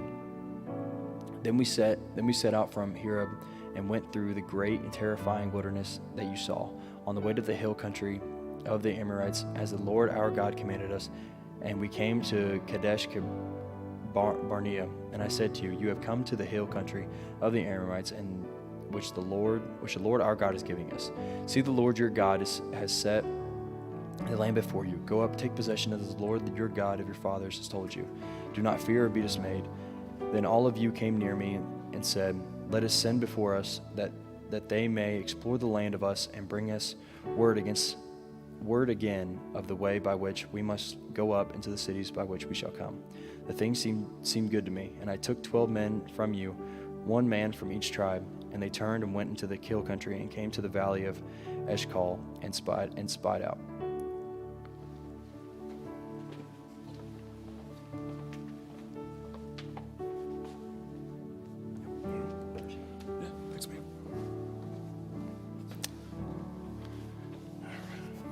And they took in their hands some of the fruit of the land and brought it down to us, and brought us word again and said, it is a good land that the Lord our God is giving us. Yet you would not go up, but rebelled against the command of the Lord your God. And you murmured in your tents and said, because the Lord hated us, he has brought us out of the land of Egypt, to give us into the hand of the Amorites to destroy us. Where are we going up? Our brothers have made our hearts melt, saying, the people are greater and taller than we. The cities are great and fortified up to heaven. And besides, we have seen the sons of the Anakim there. Then I said to you, do not be in dread or afraid of them. The Lord your God, who goes before you, will himself fight for you, just as he did for you in Egypt, before your eyes, and in the wilderness, where you have seen how the Lord your God carried you, as a man carries his son, all the way that you went until you came to this place. Yet in spite of this word, you did not believe the Lord your God, who went before you in the way to seek you out a place to pitch your tents in fire by night and in the cloud by day, to show you by what way you should go. And the Lord heard your words and was angered, and he swore, not one of these men of this evil generation shall see the good land that I swore to give to your fathers, except Caleb, the son of Jephunneh. He shall see it, and to him and to his children I will give the land on which he has trodden, because he has wholly followed the Lord. Even with me the Lord was angry on your account, and said, you also shall not go in there. Joshua the son of Nun, who stands before you, he shall enter. Encourage him, for he shall cause Israel to inherit it. And as for your little ones, who you said would become a prey, and your children who today have no knowledge of good or evil, they shall go in there, and to them I will give it, and they shall possess it. But as for you, turn and journey into the wilderness, in the direction of the Red Sea. Then you answered me, we have sinned against the Lord. We ourselves will go up and fight, just as the Lord our God commanded us. And every one of you fastened on his weapons of war and thought it easy to go up into the hill country. And the Lord said to me, say to them, do not go up or fight, for I am not in your midst, lest you be defeated before your enemies. So I spoke to you, and you would not listen, but you rebelled against the command of the Lord, and presumptuously went up into the hill country. Then the Amorites who lived in that hill country came out against you, and chased you as bees do, and beat you down in Seir as far as Hormah. And you returned and wept before the Lord. But the Lord did not listen to your voice, or give ear to you. So you remained at Kadesh many days, the days that you remained there. Then we turned and journeyed into the wilderness in the direction of the Red Sea, as the Lord told me. And for many days we traveled around Mount Seir. Then the Lord said to me, you have been traveling around this mountain country long enough. Turn northward and command the people. You are about to pass through the territory of your brothers, the people of Esau who live in Seir, and they will be afraid of you. So be very careful. Do not contend with them, for I will not give you any of their land. No, not so much as for the sole of the foot to tread on, because I have given Mount Seir to Esau as a possession. You shall purchase food from them with money that you may eat, and you shall also buy water from them with money that you may drink. For the Lord your God has blessed you in all the work in your hands. He knows you're going through this great wilderness. These 40 years the Lord your God has been with you. You have lacked nothing. So we went on, away from our brothers, the people of Esau who live in Seir, away from the Arabah road, from Elath to Ezion-Geber. And we turned and went into the direction of the wilderness of Moab. And the Lord said to me, do not harass Moab or contend with them in battle, for I will not give you any of their land for a possession, because I have given Ar to the people of Lot for a possession. The Anim formerly lived there, a people great and many as tall as the Anakim. Like the Anakim, they are also counted as Rephaim, but the Moabites call them Emim. The Horites also lived in Seir formerly, but the people of Esau dispossessed them and destroyed them from before them and settled in their place, as Israel did to the land of their possession, which the Lord gave to them. Now rise up and go over the brook Zered. So we went over the brook Zered, and the time from our leaving Kadesh Barnea until we crossed the brook Zered was 38 years, until the entire generation, that is, the men of war, had perished from the camp, as the Lord had sworn to them. For indeed, the hand of the Lord was against them, to destroy them from the camp until they had all perished. So as soon as all the men of war had perished and were dead from among the people, the Lord said to me, today you are to cross the border of Moab at Ar, and when you approach the territory of the people of Ammon, do not harass them or contend with them, For I will not give you any of the land of the people of Ammon as a possession, because I have given it to the sons of Lot for a possession. It is also counted as a land of Rephaim. Rephaim formerly lived there, but the Ammonites call them Zamzumim, a people great and many, and tall as the Anakim.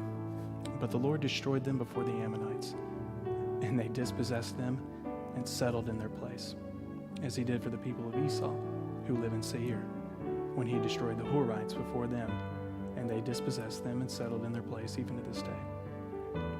As for the Avim, who lived in the villages as far as Gaza, the Caphtorim, who came from Caphtor, destroyed them and settled in their place. Rise up, set out on your journey, and go over the valley of Arnon. Behold, I have given into your hand Sihon, the Amorite, king of Heshbon, and his land. Begin to take possession and contend with him in battle. This day I will begin to put the dread and fear of you on the peoples who are under the whole heaven, who shall hear the report of you and shall tremble and be in anguish because of you. So I sent messengers from the wilderness of Kedemoth to Sihon, the king of Heshbon, with words of peace, saying, Let me pass through your land. I will only go by the road. I will turn aside neither to the right nor to the left. You shall sell me food for money that I may eat, and give me water for money that I may drink. Only let me pass through on foot. As the sons of Esau who live in Seir and the Moabites who live in Ar did for me, until I go over the Jordan into the land that the Lord our God has given us. Sihon, king of Heshbon, would not let us pass by him. For the Lord your God hardened his spirit and made his heart obstinate, that he might give him into your hand, as he is this day. And the Lord said to me, Behold, I have begun to give Sihon and his land over to you. Begin to take possession, that you may occupy his land. And then Sihon came out against us, he and all his people, to battle at Jahaz. And the Lord our God gave him over to us, and we defeated him and his sons and all his people. And we captured all his cities at that time and devoted to destruction every city, men, woman, and children. We left no survivors. Only the livestock we took as spoil for ourselves, with the plunder of the cities that we captured, from Aroer, which is on the edge of the valley of Arnon, and from the city that is in the valley as far as Gilead. There was not a city too high for us. The Lord our God gave all into our hands. Only to the land of the sons of Ammon you did not draw near, that is, to all the banks of the river Jabbok, and the cities of the hill country, whatever the Lord our God had forbidden us. Chapter 3. Then we turned and went up the way to Bashan, and Og, the king of Bashan, came out against us, he and all his people, to battle at Edrei. But the Lord said to me, Do not fear him, for I have given him and all his people and his land into your hand, and you shall do to him as you did to Sihon, the king of the Amorites, who lived in Heshbon. So the Lord our God gave into our hand Og also, the king of Bashan, and all his people, and we struck him down until he had no survivor left. And we took all his cities at that time. There was not a city that we did not take from them, 60 cities, the whole region of Argob, the kingdom of Og and Bashan. All these were cities fortified with high walls, gates, and bars, besides very many unwalled villages, and we devoted them to destruction, as we did to Sihon, the king of Heshbon, devoting to destruction every city, men, women, and children. But all the livestock and the spoil of the cities we took as our plunder. So we took the land at that time out of the hand of the 2 kings of the Amorites who were beyond the Jordan, from the valley of the Arnon to Mount Hermon.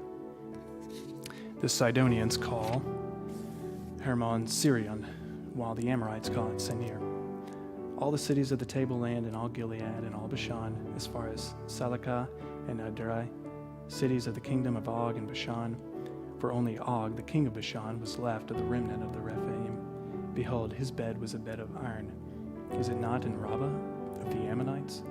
9 cubits was its length, and 4 cubits its breadth, according to the common cubit. When we took possession of this land at the time, I gave to the Reubenites and the Gadites the territory beginning at Auror, which is on the edge of the valley of the Arnon.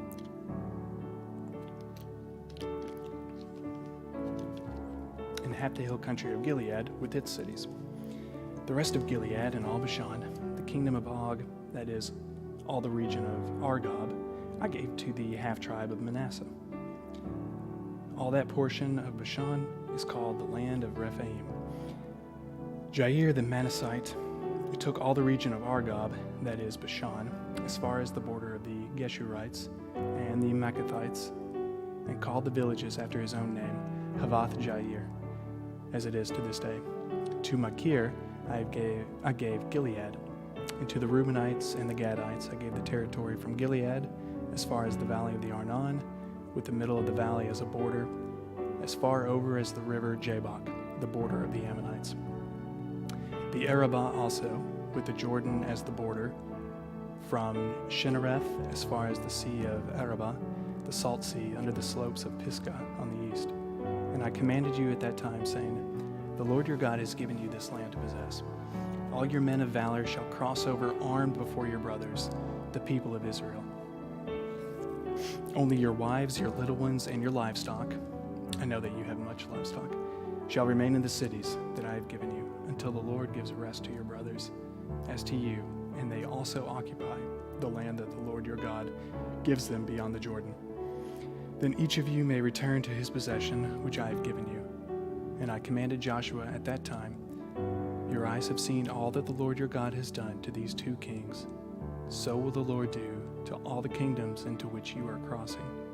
You shall not fear them, for it is the Lord your God who fights for you. And I pleaded with the Lord at that time, saying, O Lord God, you have only begun to show your servant your greatness and your mighty hand. For what God is there in heaven or on earth who can do such works and mighty acts as yours? Please let me go over and see the good land beyond the Jordan, that good hill country, and Lebanon. But the Lord was angry with me because of you, and would not listen to me. And the Lord said to me, Enough from you. Do not speak to me of this matter again.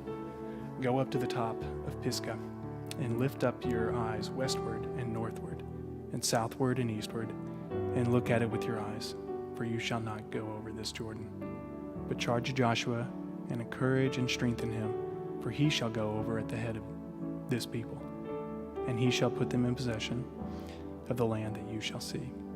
So we remained in the valley opposite Beth Peor. And now, O Israel, listen to the statutes and the rules that I am teaching you, and do them, that you may live and go and take possession of the land that the Lord, the God of your fathers, has given you. You shall not add to the word that I command you, nor take from it, that you may keep the commandments of the Lord your God that I command you. Your eyes have seen what the Lord did at Baal Peor. For the Lord your God destroyed from among you all the men who followed the Baal of Peor. But you who held fast to the Lord your God are all alive today. See, I have taught you statutes and rules, as the Lord my God commanded me, that you should do them in the land that you are entering to take possession of it. Keep them and do them, for that will be your wisdom and your understanding in the sight of the peoples, who, when they hear all these statutes, will say, Surely this great nation is a wise and understanding people. For what great nation is there that has a God so near to it as the Lord our God is to us, whenever we call upon him? And what great nation is there that has statutes and rules so righteous as all this law that I set before you today? Only take care and keep your soul diligently, lest you forget the things that your eyes have seen, and lest they depart from your heart all the days of your life. Make them known to your children and your children's children, how on the day that you stood before the Lord your God at Horeb, the Lord said to me, Gather the people to me, that I may let them hear my words, so that they may learn to fear me all the days that they live on the earth, and that they may teach their children so. And you came near and stood at the foot of the mountain, while the mountain burned with fire to the heart of heaven, wrapped in darkness, cloud, and gloom. Then the Lord spoke to you out of the midst of the fire. You heard the sound of words, but saw no form. There was only a voice. And he declared to you his covenant, which he commanded you to perform. That is, the 10 Commandments, and he wrote them on 2 tablets of stone. And the Lord commanded me at that time to teach you statutes and rules, that you might do them in the land that you are going over to possess. Therefore watch yourselves very carefully, since you saw no form on the day that the Lord spoke to you at Horeb, out of the midst of the fire. Beware lest you act corruptly by making a carved image for yourselves, in the form of any figure, the likeness of male or female, the likeness of any animal that is on the earth, the likeness of any winged bird that flies in the air, the likeness of anything that creeps on the ground, the likeness of any fish that is in the water under the earth. And beware, lest you raise your eyes to heaven, and when you see the sun and the moon and the stars, all the host of heaven, you be drawn away and bow down to them and serve them, things that the Lord your God has allotted to all the peoples under the whole heaven. But the Lord has taken you and brought you out of the iron furnace, out of Egypt, to be a people of his own inheritance, as you are this day. Furthermore, the Lord was angry with me because of you, and he swore that I should not cross the Jordan, and that I should not enter the good land that the Lord your God has given you for an inheritance. For I must die in this land.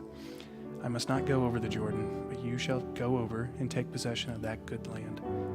Take care, lest you forget the covenant of the Lord your God, which he made with you, and make a carved image, the form of anything that the Lord your God has forbidden you.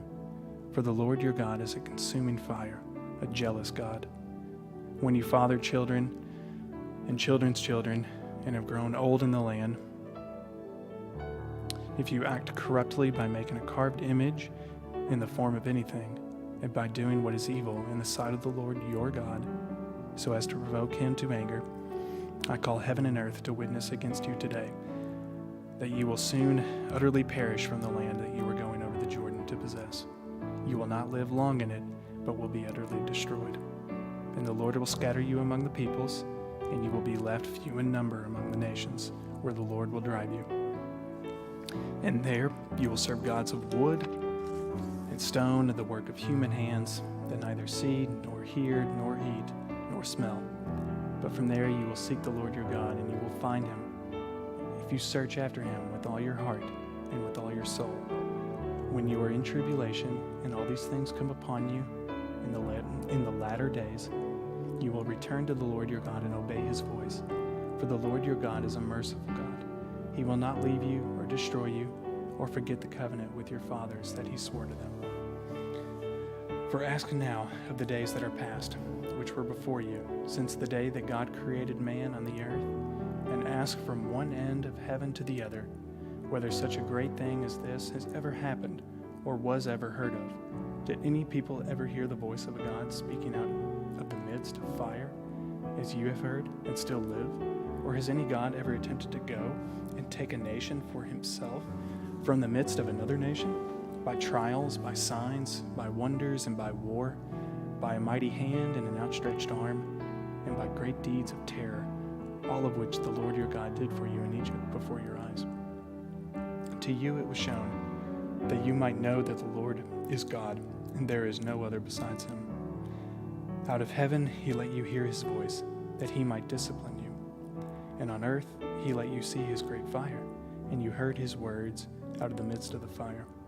And because he loved your fathers and chose their offspring after them, and brought you out of Egypt with his own presence, and by his great power, driving out before you nations greater and mightier than you, to bring you in, to give you their land for an inheritance as it is to this day.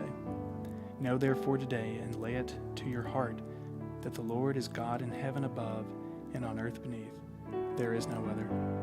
Therefore you shall keep his statutes and his commandments, which I command you today, that it may go well with you and with your children after you, and that you may prolong your days in the land that the Lord your God has given you for all time. Then Moses set apart 3 cities in the east beyond the Jordan, that the manslayer might flee there, anyone who kills his neighbor unintentionally, without being in enmity with him in time past. He may flee to one of these cities and save his life. Bezer in the wilderness on the tableland for the Reubenites, Ramoth in Gilead for the Gadites, and Golan in Bashan for the Manassites. This is the law that Moses set before the people of Israel. These are the testimonies, the statutes, and the rules which Moses spoke to the people of Israel when they came out of Egypt. Beyond the Jordan, in the valley opposite Beth Peor, in the land of Sihon, the king of the Amorites, who lived at Heshbon, whom Moses, the people of Israel, defeated when they came out of Egypt. And they took possession of his land in the land of Og, the king of Bashan, the 2 kings of the Amorites who lived to the east beyond the Jordan, from Aroer, which is on the edge of the valley of the Arnon, as far as Mount Sirion, that is Hermon, together with all the Arabah on the east side of the Jordan, as far as the sea of the Arabah, under the slopes of Pisgah. And Moses summoned all Israel and said to them, "Hear, O Israel, the statutes and the rules that I speak in your hearing today.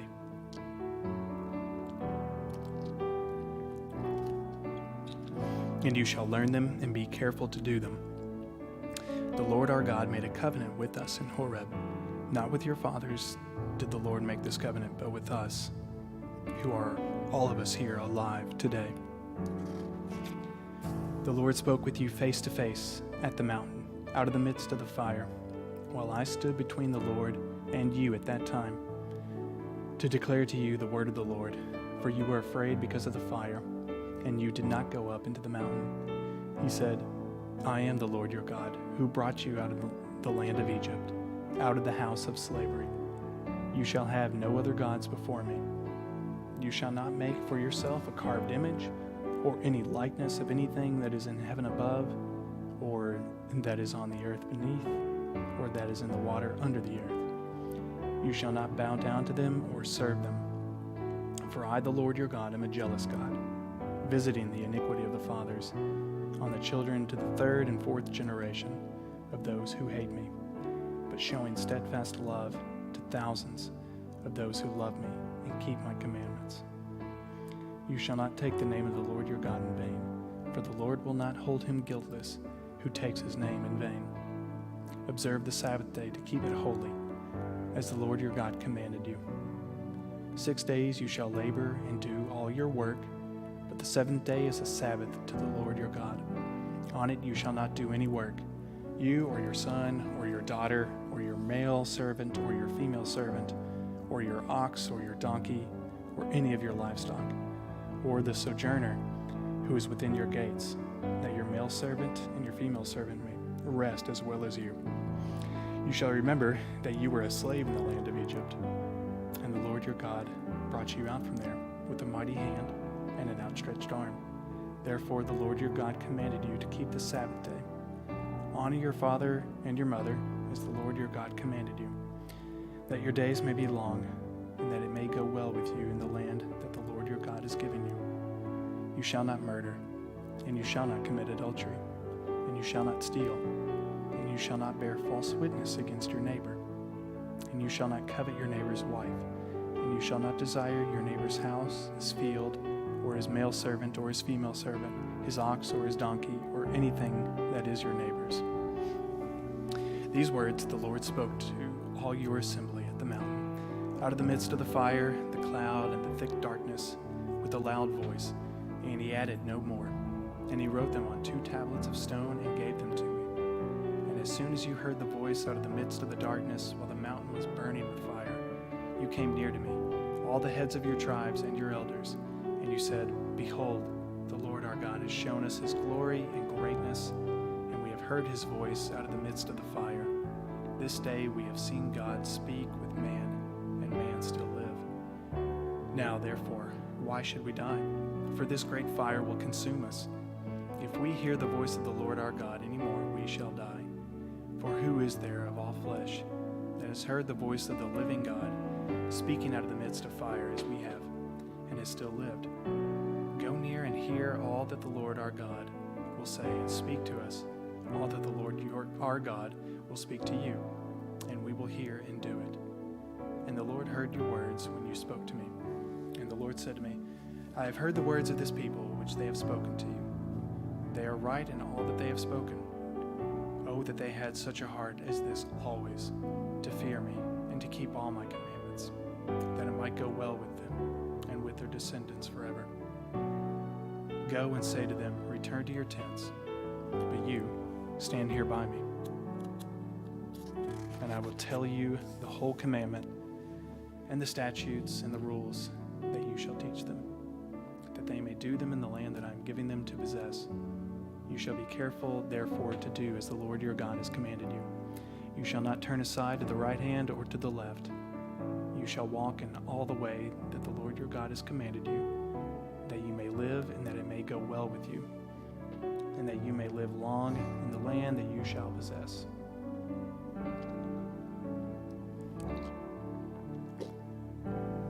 Now this is the commandment, the statutes and the rules, that the Lord your God commanded me to teach you, that you may do them in the land to which you are going over to possess it, that you may fear the Lord your God, you and your son and your son's son, by keeping all his statutes and his commandments, which I command you, all the days of your life, and that your days may be long. Hear therefore, O Israel, and be careful to do them, that it may go well with you, and that you may multiply greatly, as the Lord, the God of your fathers, has promised you, in a land flowing with milk and honey. Hear, O Israel, the Lord our God, the Lord is one. You shall love the Lord your God with all your heart, and with all your soul, and with all your might. And these words that I command you today shall be on your heart. You shall teach them diligently to your children, and shall talk of them when you sit in your house, and when you walk by the way, and when you lie down, and when you rise. You shall bind them as a sign on your hand, and they shall be as frontlets between your eyes. You shall write them on the doorpost of your house and on your gates. And when the Lord your God brings you into the land that he swore to your fathers, to Abraham, to Isaac, and to Jacob, to give you with great and good cities that you did not build, and houses full of all good things that you did not fill, and cisterns that you did not dig, and vineyards and olive trees that you did not plant. And when you eat and are full, then take care lest you forget the Lord, who brought you out of the land of Egypt, out of the house of slavery. It is the Lord your God you shall fear. Him you shall serve, and by his name you shall swear. You shall not go after other gods, the gods of the peoples who are around you. For the Lord your God in your midst is a jealous God, lest the anger of the Lord your God be kindled against you, and he destroy you from off the face of the earth. You shall not put the Lord your God to the test, as you tested him at Massah. You shall diligently keep the commandments of the Lord your God, and his testimonies and his statutes, which he has commanded you. And you shall do what is right and good in the sight of the Lord, that it may go well with you, and that you may go in and take possession of the good land that the Lord swore to give to your fathers, by thrusting out all your enemies from before you, as the Lord has promised. When your son asks you in time to come, what is the meaning of the testimonies and the statutes and the rules that the Lord our God has commanded you? Then you shall say to your son, we were Pharaoh's slaves in Egypt, and the Lord brought us out of Egypt with a mighty hand. And the Lord showed signs and wonders, great and grievous, against Egypt and against Pharaoh and all his household before our eyes. And he brought us out from there, that he might bring us in and give us the land that he swore to give to our fathers. And the Lord commanded us to do all these statutes, to fear the Lord our God, for our good always, that he might preserve us alive as we are this day. And it will be righteousness for us, if we are careful to do all this commandment before the Lord our God, as he has commanded us. When the Lord your God brings you into the land that you are entering to take possession of it, and clears away many nations before you, the Hittites, the Girgashites, the Amorites, the Canaanites, the Perizzites, the Hivites, and the Jebusites, 7 nations more numerous and mightier than you. And when the Lord your God gives them over to you, and you defeat them, then you must devote them to complete destruction. You shall make no covenant with them, and show no mercy to them. You shall not intermarry with them, giving your daughters to their sons, or taking their daughters for your sons, for they would turn away your sons from following me to serve other gods. Then the anger of the Lord would be kindled against you, and he would destroy you quickly. But thus shall you deal with them. You shall break down their altars and dash in pieces their pillars, and chop down their Asherim, and burn their carved images with fire. For you are a people holy to the Lord your God. The Lord your God has chosen you to be a people for his treasured possession out of all of the peoples who are on the face of the earth. It was not because you were more in number than any other people that the Lord set his love on you and chose you, for you were the fewest of all peoples. But it is because the Lord loves you and is keeping the oath that he swore to your fathers, that the Lord has brought you out with a mighty hand and redeemed you from the house of slavery. from the hand of Pharaoh, king of Egypt. Know therefore that the Lord your God is God, the faithful God who keeps covenant and steadfast love with those who love him and keep his commandments to 1,000 generations, and repays to their face those who hate him by destroying them. He will not be slack with one who hates him. He will repay him face to face, or to his face. You shall therefore be careful to do the commandment and the statutes and the rules that I commanded you today. And because you listen to these rules and keep and do them, the Lord your God will keep with you the covenant and the steadfast love that he swore to your fathers. He will love you, bless you, and multiply you. He will also bless the fruit of your womb and the fruit of your ground, your grain and your wine and your oil, the increase of your herds and the young of your flock, in the land that he swore to your fathers to give you. You shall be blessed above all peoples. There shall not be a male or female barren among you or among your livestock. And the Lord will take away from you all sickness, and none of the evil diseases of Egypt, which you knew, will he inflict on you, but he will lay them on all those who hate you. And you shall consume all the peoples that the Lord your God will give over to you. Your eye shall not pity them, neither shall you serve their gods, for that would be a snare to you. If you say in your heart, these nations are greater than I, how can I dispossess them? You shall not be afraid of them, but you shall remember what the Lord your God did to Pharaoh and to all Egypt, the great trials that your eyes saw, the signs, the wonders, the mighty hand, and the outstretched arm, by which the Lord your God brought you out. So will the Lord your God do to all the peoples of whom you are afraid. Moreover, the Lord your God will send hornets among them, until those who are left and hide themselves from you are destroyed.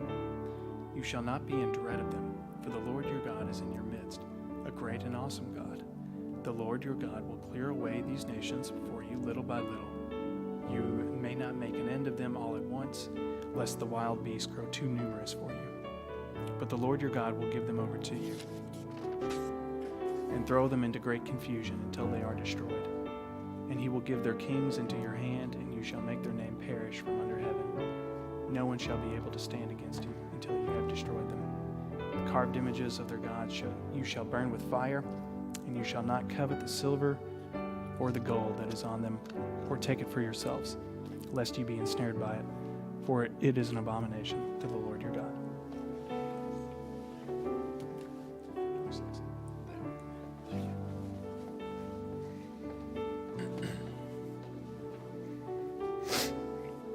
And you shall not bring an abominable thing into your house and become devoted to destruction like it.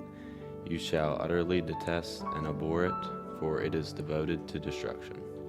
The whole commandment that I command you today, you shall be careful to do, that you may live and multiply, and go in and possess the land that the Lord swore to give to your fathers.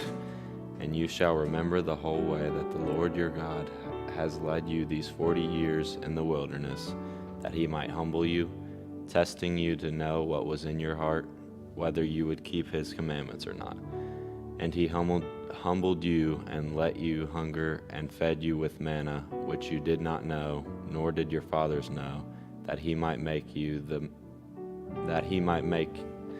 know that man does not live by bread alone, but man lives by every word that comes from the mouth of the Lord. Your clothing did not wear out on you, and your foot did not swell these 40 years. Know then in your heart that, as a man disciples his son, the Lord your God disciplines you. So you shall keep the commandments of the Lord your God by walking in his ways and by fearing him. For the Lord your God is bringing you into a good land, a land of brooks of water, of fountains and springs flowing out in the valleys and hills, a land of wheat and barley, of vines and fig trees, of pomegranates, a land of olive trees and honey, a land in which you will eat bread without scarcity, in which you will lack nothing, a land whose stones are iron, and out of whose hills you can dig copper. And you shall eat and be full, and you shall bless the Lord your God for the good land he has given you. Take care lest you forget the Lord your God by not keeping his commandments and his rules and his statutes, which I command you today. Lest when you have eaten and are full, and have built good houses and live in them, and when your herds and flocks multiply, and your silver and gold is multiplied, and all that you have is multiplied, then your heart be lifted up, and you forget the Lord your God, who brought you out of the land of Egypt, out of the house of slavery, who led you through the great and terrifying wilderness with its fiery serpents and scorpions, and thirsty ground where there was no water, who brought you water out of the flinty rock, who fed you in the wilderness with manna that your fathers did not know, that he might humble you and test you to do good in the end. Beware lest you say in your heart, my power and the might of my hand have gotten me this wealth. You shall remember the Lord your God, for it is he who gives you power to get wealth, that he confirm his covenant that he swore to your fathers as it is this day. And if you forget the Lord your God and go after other gods and serve them and worship them, I solemnly warn you today that you shall surely perish. Like the nations that the Lord makes to perish before you, so shall you perish, because you would not obey the voice of the Lord your God. Hear, O Israel, you are to cross over the Jordan today, to go in to dispossess nations greater and mightier than you, cities great and fortified up to heaven, a people great and tall, the sons of the Anakim, whom you know and of whom you have heard it said, who can stand before the sons of Anak? Know therefore today that he who goes over before you as a consuming fire is the Lord your God. He will destroy them and subdue them before you.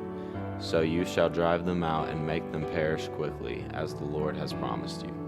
Do not say in your heart, after the Lord your God has thrust them out before you, it is because of my righteousness that the Lord has brought me in to possess this land, whereas it is because of the wickedness of these nations that the Lord is driving them out before you. Not because of your righteousness or the uprightness of your heart are you going in to possess their land, but because of the wickedness of these nations the Lord your God is driving them out before you, and that he may confirm the word that the Lord swore to your fathers, to Abraham, to Isaac, and to Jacob. Know therefore that the Lord your God is not giving you this good land to possess because of your righteousness, for you are a stubborn people. Remember and do not forget how you provoked the Lord your God to wrath in the wilderness, from the day you came out of the land of Egypt until you came to this place. You have been rebellious against the Lord. Even at Horeb you provoked the Lord to wrath, and the Lord was so angry with you that he was ready to destroy you.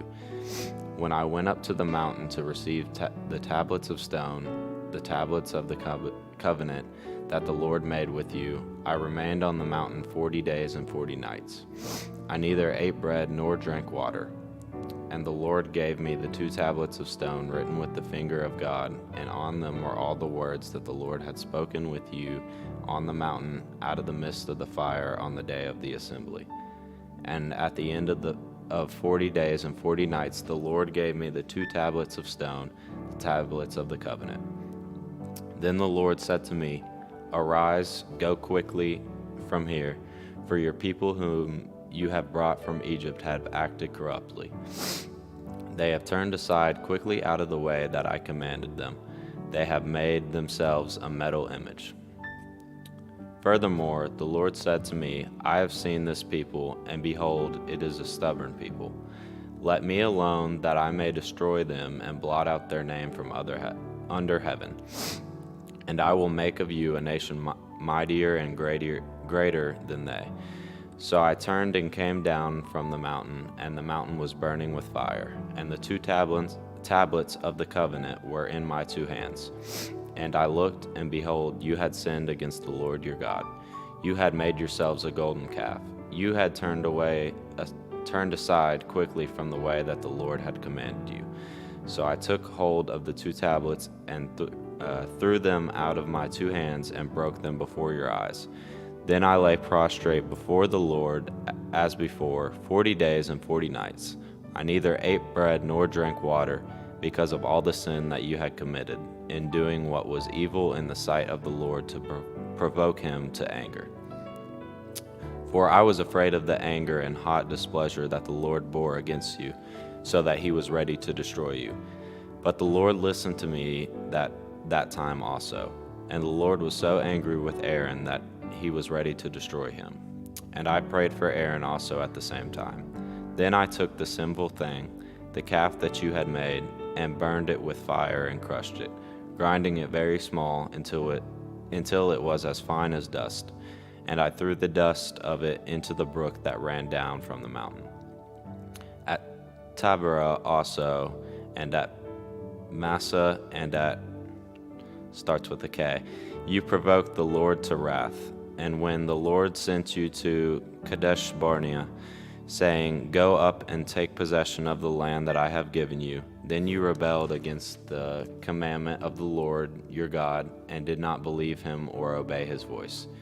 You have been rebellious against the Lord from the day that I knew you.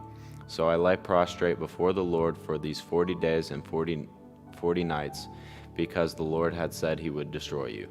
And I prayed to the Lord, "O Lord God, do not destroy your people and your heritage, whom you have redeemed through your greatness, whom you have brought out of Egypt with a mighty hand. Remember your servants, Abraham, Isaac, and Jacob. Do not regard the stubbornness of this people, or their wickedness or their sin, lest the land from which you brought us say, because the Lord was not able to bring them into the land that he promised them, and because he hated them, he has brought them out to put them to death in the wilderness. For they are your people and your heritage, whom you brought out by your great power and by your outstretched arms." At that time the Lord said to me, "Cut for yourself 2 tablets of stone like the first, and come up to me on the mountain and make an ark of wood. And I will write on the tablets the words that were on the first tablets that you broke, and you shall put them in the ark." So I made an ark of, starts with an A, wood, and cut 2 tablets of stone like the first, and went up the mountain with the 2 tablets in my hand. And he wrote on the tablets in the same writing as before the 10 commandments that the Lord had spoken to you on the mountain out of the midst of the fire on the day of the assembly. And the Lord gave them to me. Then I turned and came down from the mountain and put the tablets in the ark that I had made. And there they are as the Lord commanded me. The people of Israel journeyed from Beeroth, starts with a B, to Mosera.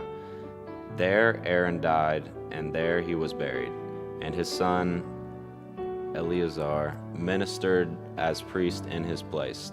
From there they journeyed to, starts with a G, and from there to Jotbatha, a land with brooks of water. At the time, the Lord set apart the tribe of Levi to carry the ark of the covenant of the Lord, to stand before the Lord, to minister to him, and to bless in his name to this day.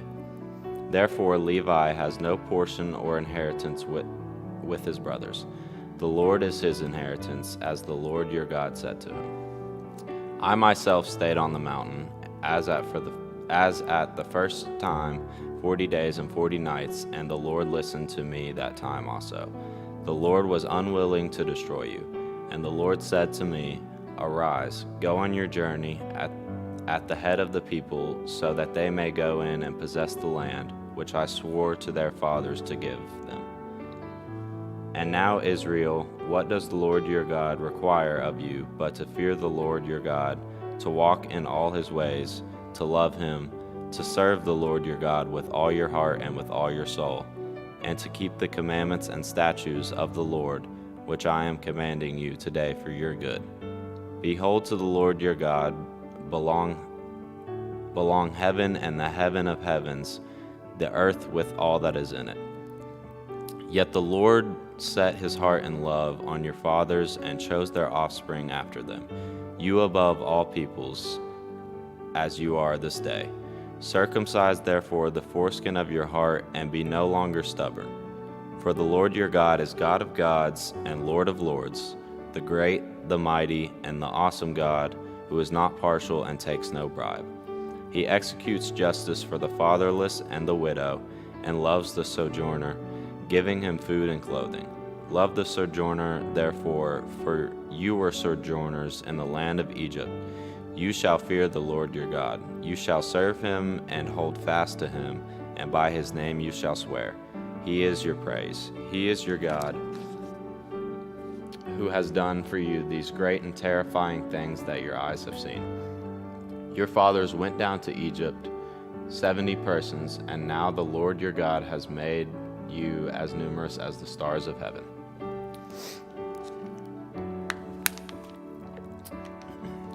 Chapter 11. You shall therefore love the Lord your God, and keep his charge, his statutes, his rules, and his commandments always. And consider today, since I am not speaking to your children who have not known or seen it, consider the discipline of the Lord your God, his greatness, his mighty hand, and his outstretched arms, his signs and his deeds that he did in Egypt to Pharaoh the king of Egypt, and to all his lands, and what he did to the army of Egypt, to their horses and to their chariots, how he made the water of the Red Sea flow over them as they pursued after you, and how the Lord has destroyed them to this day, and what he did to you in the wilderness until you came to this place, and what he did to Dathan and Abiram, the sons of Eliab, son of Reuben, how the earth opened its mouth and swallowed them up, with their households, their tents, and every living thing that followed them, in the midst of all Israel. For your eyes have seen all the great work of the Lord that he did. You shall therefore keep the whole commandment that I command you today, that you may be strong and go in and take possession of the land that you are going over to possess, and that you may live long in the land that your Lord swore to your fathers to give to them and to their offspring, a land flowing with milk and honey. For the land that you are entering to take possession of it is not like the land of Egypt, from which you have come, where you have sowed your seed and irrigated it like a garden of vegetables. But the land that you are going over to possess is a land of hills and valleys, which drinks water by the rain from heaven, a land that the Lord your God cares for. The eyes of the Lord your God are always upon it, from the beginning of the year to the end of the year.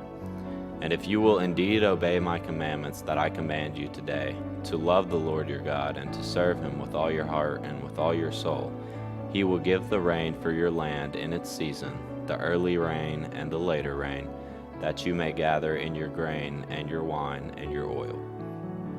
And he will give grass in your fields for your livestock, and you shall eat and be full. Take care lest your heart be deceived, and you turn aside and serve other gods and worship them. Then the anger of the Lord will be kindled against you, and he will shut up the heavens so that there will be no rain, and the land will yield no fruit, and you will perish quickly off the good land that the Lord is giving you. You shall therefore lay up these words of mine in your heart and in your soul, and you shall bind them as a sign on your hand, and they shall be as frontlets between your eyes. You shall teach them to your children, talking of them when you are sitting in your house, and when you are walking by the way, and when you lie down, and when you rise. You shall write them on the doorposts of your house and on your gates, that your days and the days of your children may be multiplied in the land that the Lord swore to your fathers to give them, as long as the heavens are above the earth. For if you will be careful to do all this commandment that I command you to do, loving the Lord your God, walking in all his ways, and holding fast to him, then the Lord will drive out all these nations before you, and you will dispossess nations greater and mightier than you. Every place on which the sole of your foot treads shall be yours. Your territory shall be from the wilderness to the Lebanon, and from the river the river Euphrates to the western sea. No one shall be able to stand against you. The Lord your God will lay the fear of you and the dread of you on all the land that you shall tread, as he promised you. See, I am setting before you today a blessing and a curse. The blessing, if you obey the commandments of the Lord your God, which I command you today, and the curse, if you do not obey the commandments of the Lord your God, but turn aside from the way that I am commanding you today, to go after other gods that you have not known. And when the Lord your God brings you into the land that you are entering to take possession of it, you shall set the blessing on Mount, starts with a G, and the curse on Mount Ebal. Are they not beyond the Jordan, west of the road, toward the going down of the sun, in the land of the Canaanites, who live in the Arabah, opposite Gilgal, beside the oak of Moreh?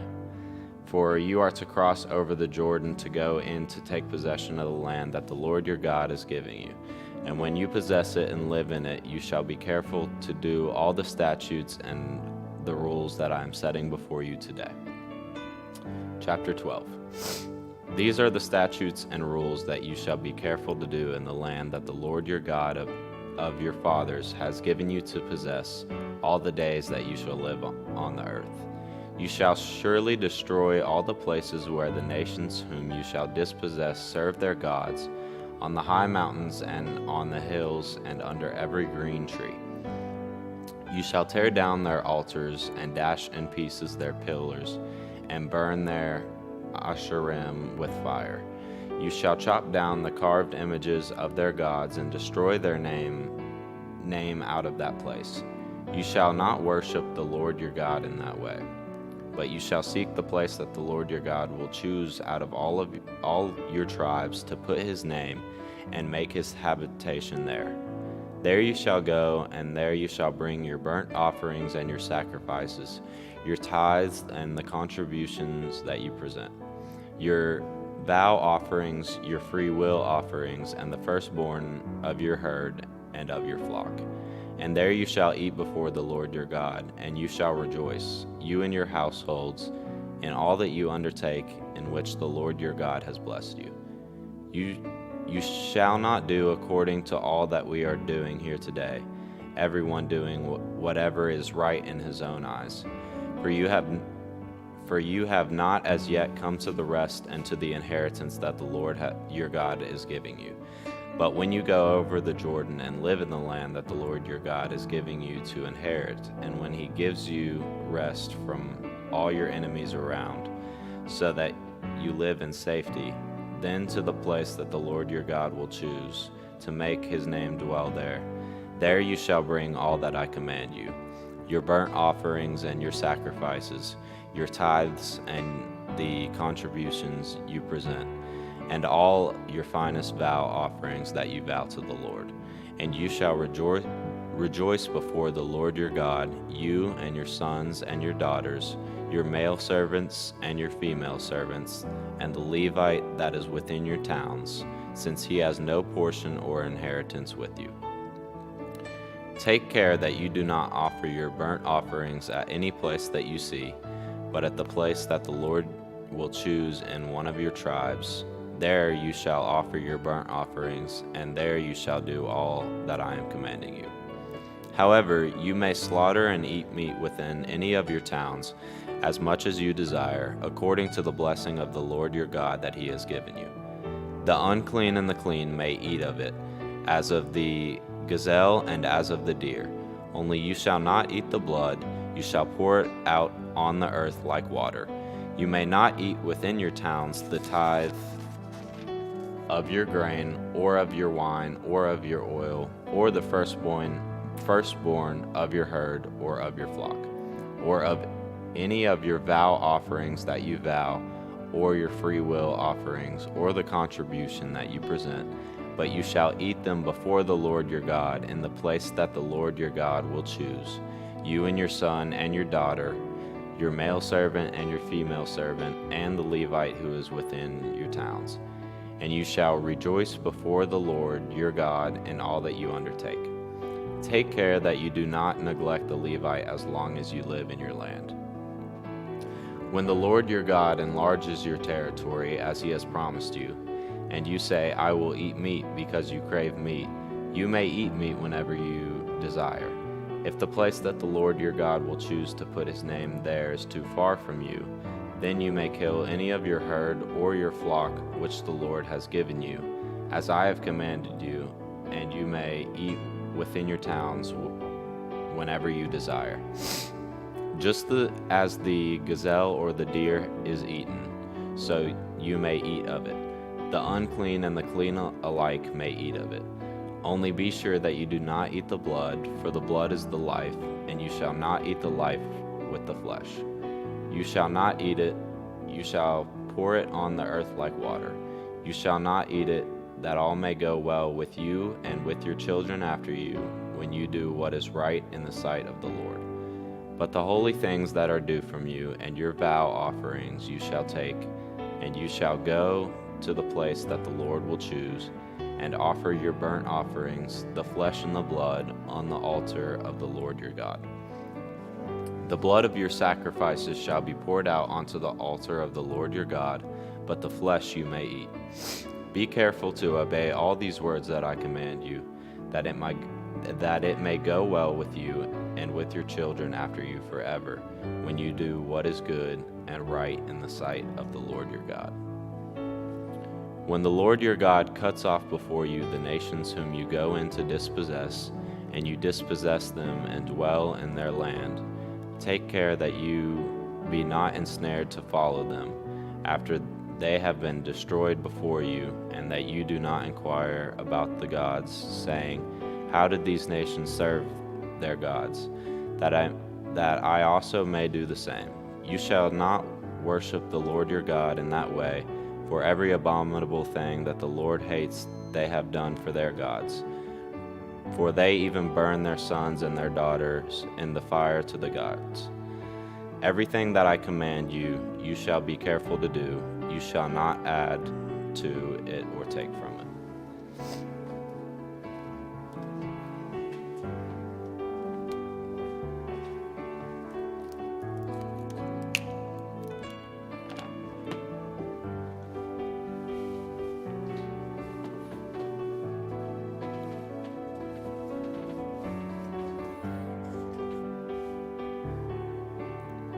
If a prophet or a dreamer of dreams arises among you and gives you a sign or a wonder, and the sign or wonder that he tells you comes to pass, and if he says, let us go after other gods, which you have not known, and let us serve them, you shall not listen to the words of the prophet or the dreamer of dreams. For the Lord your God is testing you to know whether you love the Lord your God with all your heart and with all your soul. You shall walk after the Lord your God and fear him and keep his commandments and obey his voice. And you shall serve him and hold fast to him. But the prophet or the dreamer of dreams shall be put to death, because he has taught rebellion against the Lord your God, who brought you out of the land of Egypt and redeemed you out of the house of slavery, to make you leave the way in which the Lord your God commanded you to walk. So you shall purge the evil from your midst.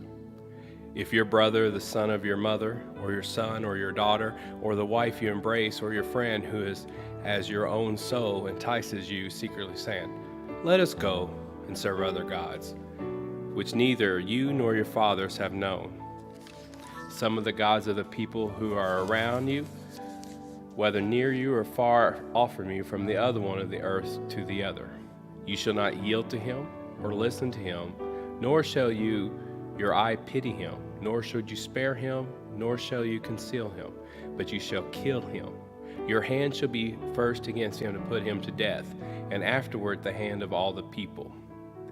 You shall stone him to death with stones, because he sought to draw you away from the Lord your God, who brought you out of the land of Egypt, out of the house of slavery.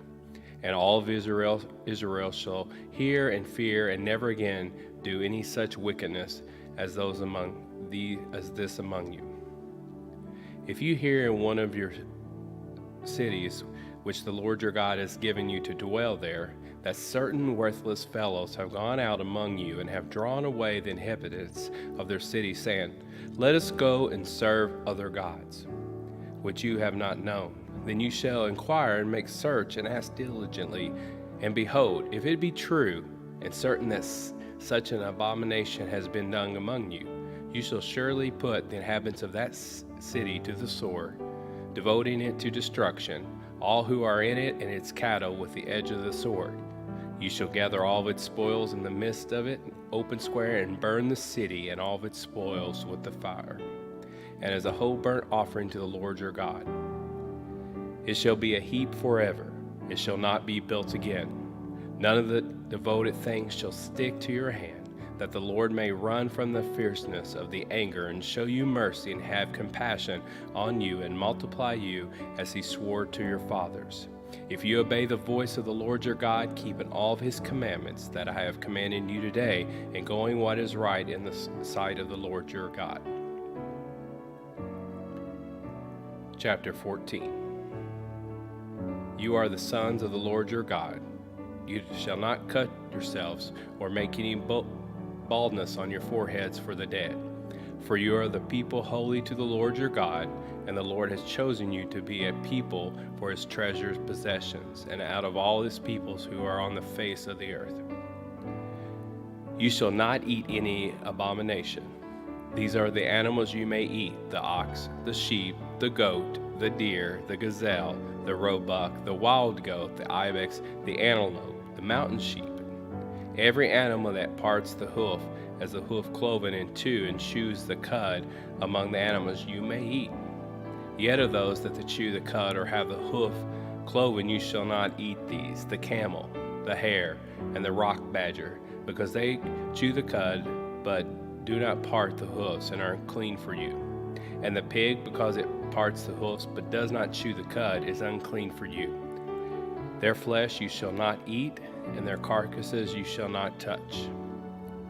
Of all that are in the waters you may eat these. Whatever his fins and scales you may eat. And whatever does not have fins and scales you shall not eat. It is unclean for you. You may eat all clean birds, but there are the ones that shall not eat: the eagle, the bearded vulture, the black vulture, the kite, the falcon of any kind, every raven of any kind, the ostrich, the nighthawk, the seagull, and the hawk of any kind, the little owl and the short-eared owl, the barn owl, the tawny owl, the carrion vulture, and the cormorant, the stork, the heron of any kind, the hoopoe, and the bat. And all winged insects are unclean for you; they shall not be eaten. All clean winged things you may eat. You shall not eat anything that has died naturally. You may give it to the sojourner who is within your towns, that he may eat it, and you may sell it to a foreigner. For you are the Lord, holy to the Lord your God. You shall not boil a young goat in the mother's milk. You shall tithe all the yield of your seed that comes from the field year by yield.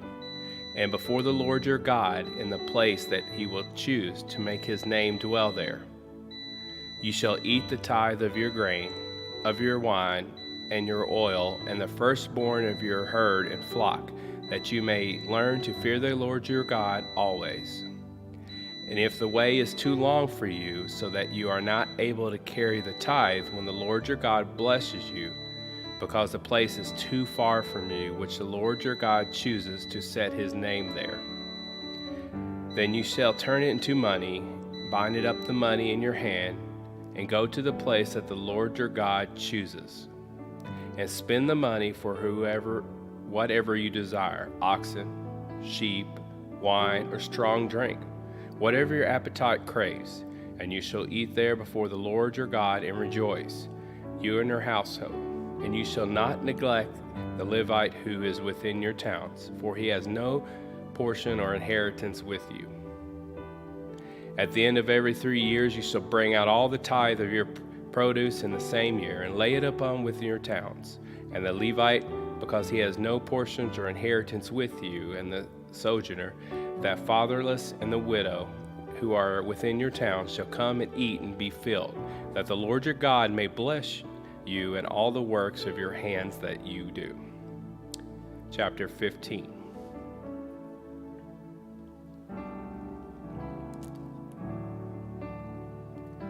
At the end of every 7 years you shall grant a release, and this is the manner of the release. Every creditor shall release what he has lent to his neighbor. He shall not exact it of his neighbor, his brother, because the Lord releases has been proclaimed. Of a foreigner you may exact it, but whatever yours is with your brother you shall release.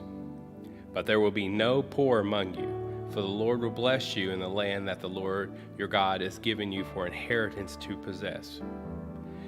If only you will strictly obey the voice of the Lord your God, being careful to do all his commandments that I command you today. For the Lord your God will bless you, as he promised you, and he shall lend to many nations. But you shall not borrow, and you shall not rule over many nations, but they shall not rule over you. If among you of one of your brothers should become poor, any of your towns within your land that the Lord your God has given you, you shall not harden your heart or shut your hands against your poor brother. And you shall open your hands to him and lend him sufficient for his needs, whatever it might be. Take care, lest let there be unworthiness in your heart, and you say, the 7th year, the year of release is near, and your eye looked grudgingly on your poor brother, and you gave him nothing, and he cried to the Lord against you, and you'll be guilty of sin. You shall give to him freely, and your heart shall not be grudging when you give to him, because for this the Lord your God will bless you in all your work and in all that you have undertaken. For there will never cease to be poor in the land. Therefore I command you, you shall open your hand to your brother, to the needy, and to the poor in your land. If your brother, a Hebrew man or a Hebrew woman, is sold to you, he shall serve you for 6 years, and on the 7th year you should let him go free from you. And when you let him go free from you, you shall not let him go empty-handed. You shall furnish him liberally out of your flock, out of your threshing floor, and out of your winepress. As the Lord your God has blessed you, you shall give to him. You shall remember that you are a slave in the land of Egypt, and the Lord your God redeemed you. Therefore I command you this day. But if he says to you, I will not go out from you, because he loves you and your household, since he was well off with you, then you shall take an awl and put it through the ear and to the door, and he shall be your slave forever. And to your female slave you shall do the same. It shall not seem hard to you when you let him go free with you. For half the cost of a hired worker he has served you 6 years. So the Lord your God will bless you in all that you do. All the firstborn males that are born of your herd and your flock shall be dedicated to the Lord your God. You shall do no work with the firstborn of your herd, nor shear the firstborn of your flock. You shall eat it, you and your household, before the Lord your God, year by year, at the place that the Lord will choose. But if it has any blemish, if it is lame or blind, or has any serious blemish whatever, you shall not sacrifice it to the Lord your God. You shall eat it with your towns. The unclean and the clean alike may eat it, as though if it were a gazelle or a deer. Only you shall not eat its blood. You shall pour it out on the ground like water. Chapter 16. Observe the month of Abib and keep the Passover to the Lord your God. For in the mouth of Abib the Lord your God brought you out of Egypt by night. And you shall offer the Passover sacrifice to the Lord your God from the flock or the herd at the place that the Lord will choose to make his name dwell there. You shall eat no leavened bread with it. 7 days you shall eat it with unleavened bread, the bread of affliction, for you came out of the land of Egypt in haste, that all the days of your life you may remember that day you came out of the land of Egypt. No leaven shall be seen with you in all your territory for 7 days, nor shall any of the flesh that you sacrifice on the evening of the first day remain all night until morning. You may not offer the Passover sacrifice within any of your towns that the Lord your God is giving you. But at a place that the Lord your God will choose to make his name dwell in it, there you shall offer the Passover sacrifice. In the evening at sunset, at the time you came out of Egypt, and you shall cook it and eat it at the place that the Lord your God will choose. And in the morning you shall turn and go to your tents. For 6 days you shall eat unleavened bread, and all the seventh day there shall be a solemn assembly to the Lord your God. You shall do no work on it. You shall count 7 weeks, begin to count the 7 weeks from the time the sickle is first put to the standing grain. Then you shall keep the Feast of Weeks to the Lord your God with the tribute of a free will offering from your hand, which you shall give as the Lord your God blesses you. And you shall rejoice before the Lord your God, you and your son and your daughter, your male servant and your female servant, the Levite who is within your towns, the sojourner, the fatherless, and the widow who are among you, at the place that the Lord your God will choose to make his name dwell there. You shall remember that you were a slave in Egypt, and you shall be careful to observe these statutes. You shall keep the feast of the booths 7 days. When you have gathered in the produce from your threshing floor and your winepress, you shall rejoice in your feast, you and your son and your daughter, your male servant and your female servant, the Levite, the sojourner, the fatherless, the widow who are within your town. For 7 days you shall keep the feast to the Lord your God at the place that the Lord will choose, because the Lord your God will bless you in all of its produce and all the work of your hands, that you will be altogether joyful. 3 times a year all your males shall appear before the Lord your God at the place that he will choose, at the feast of unleavened bread, at the feast of weeks, the feast of booths. They shall not appear before the Lord empty-handed. Every man shall give as he is able, according to the blessing of the Lord your God that he has given you. Justice. You shall appoint judges and officers in your towns that the Lord your God is giving you, according to your tribes, and they shall judge the people with righteous judgment. You shall not pervert justice. You shall not show partiality, and you shall not accept a bribe, for a bribe blinds the eyes of the wise and subverts the cause of the righteous. Justice and the only justice you shall follow, that you may live and inherit the land that the Lord your God has given you. You shall not plant any tree as a asher beside the altar of the Lord your God that you shall make, and you shall not set up a pillar which the Lord your God hates. Chapter 17. You shall not sacrifice to the Lord your God an ox or a sheep in which a blemish or defect whatever, for there's an abomination to the Lord your God. If there is found among you with any of your towns that the Lord your God has given you a man or woman who does what is evil in the sight of the Lord your God, and transgressing his covenant, and is gone and served other gods and worshipped them, or the sun or the moon, any of the host of heaven, which I have forbidden, and it is told you and you hear of it, then you shall inquire diligently, and if it's true and certain that such abomination has been done in Israel, then you shall bring it out to your gates, that the man or woman who has done this evil thing, and you shall stone that man or woman to death with stones. On the evidence of 2 witnesses or 3 witnesses, the one who is to die shall be put to death.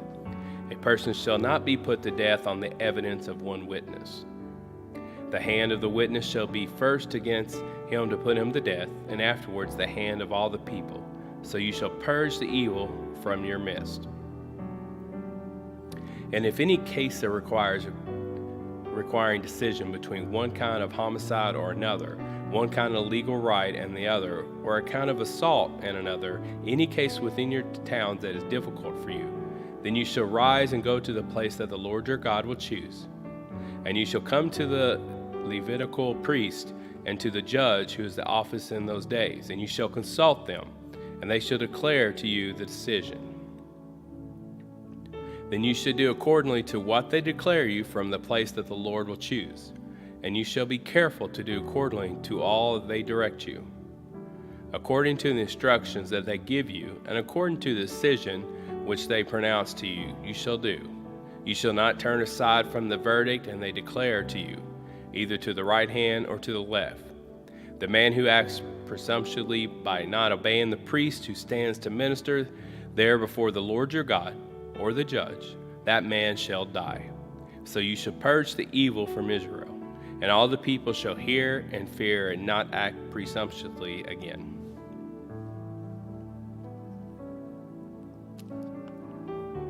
When you come to the land that the Lord your God has given you, and you possess it and dwell in it, and then say, I will set a king over me, like all the nations that are around me.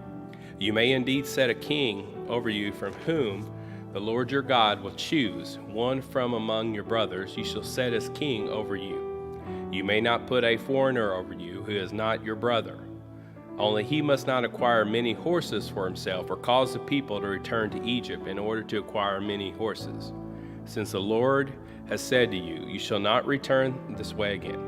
And he shall not acquire many wives for himself, lest his heart turn away, nor shall he acquire him for himself excessive silver and gold. And when he sits on the throne of his kingdom, he shall write for himself in the book a copy of this law, approved by the Levitical priest, and he shall be with him, and he shall read it in all the days of his life, that he may learn to fear the Lord his God, by keeping all the words of this law and these statutes and doing them, that his heart may not be lifted up above his brothers, and that he may not turn aside from the commandment, either to the right hand or to the left, so that he may continue long into his kingdom, he and his children in Israel.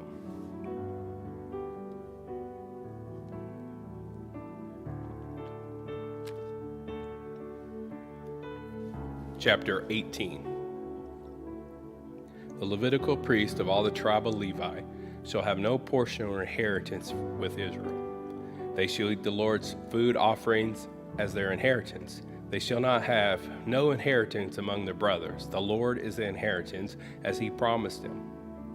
And this shall be priest's due from the people from those offering sacrifice, whether an ox or a sheep.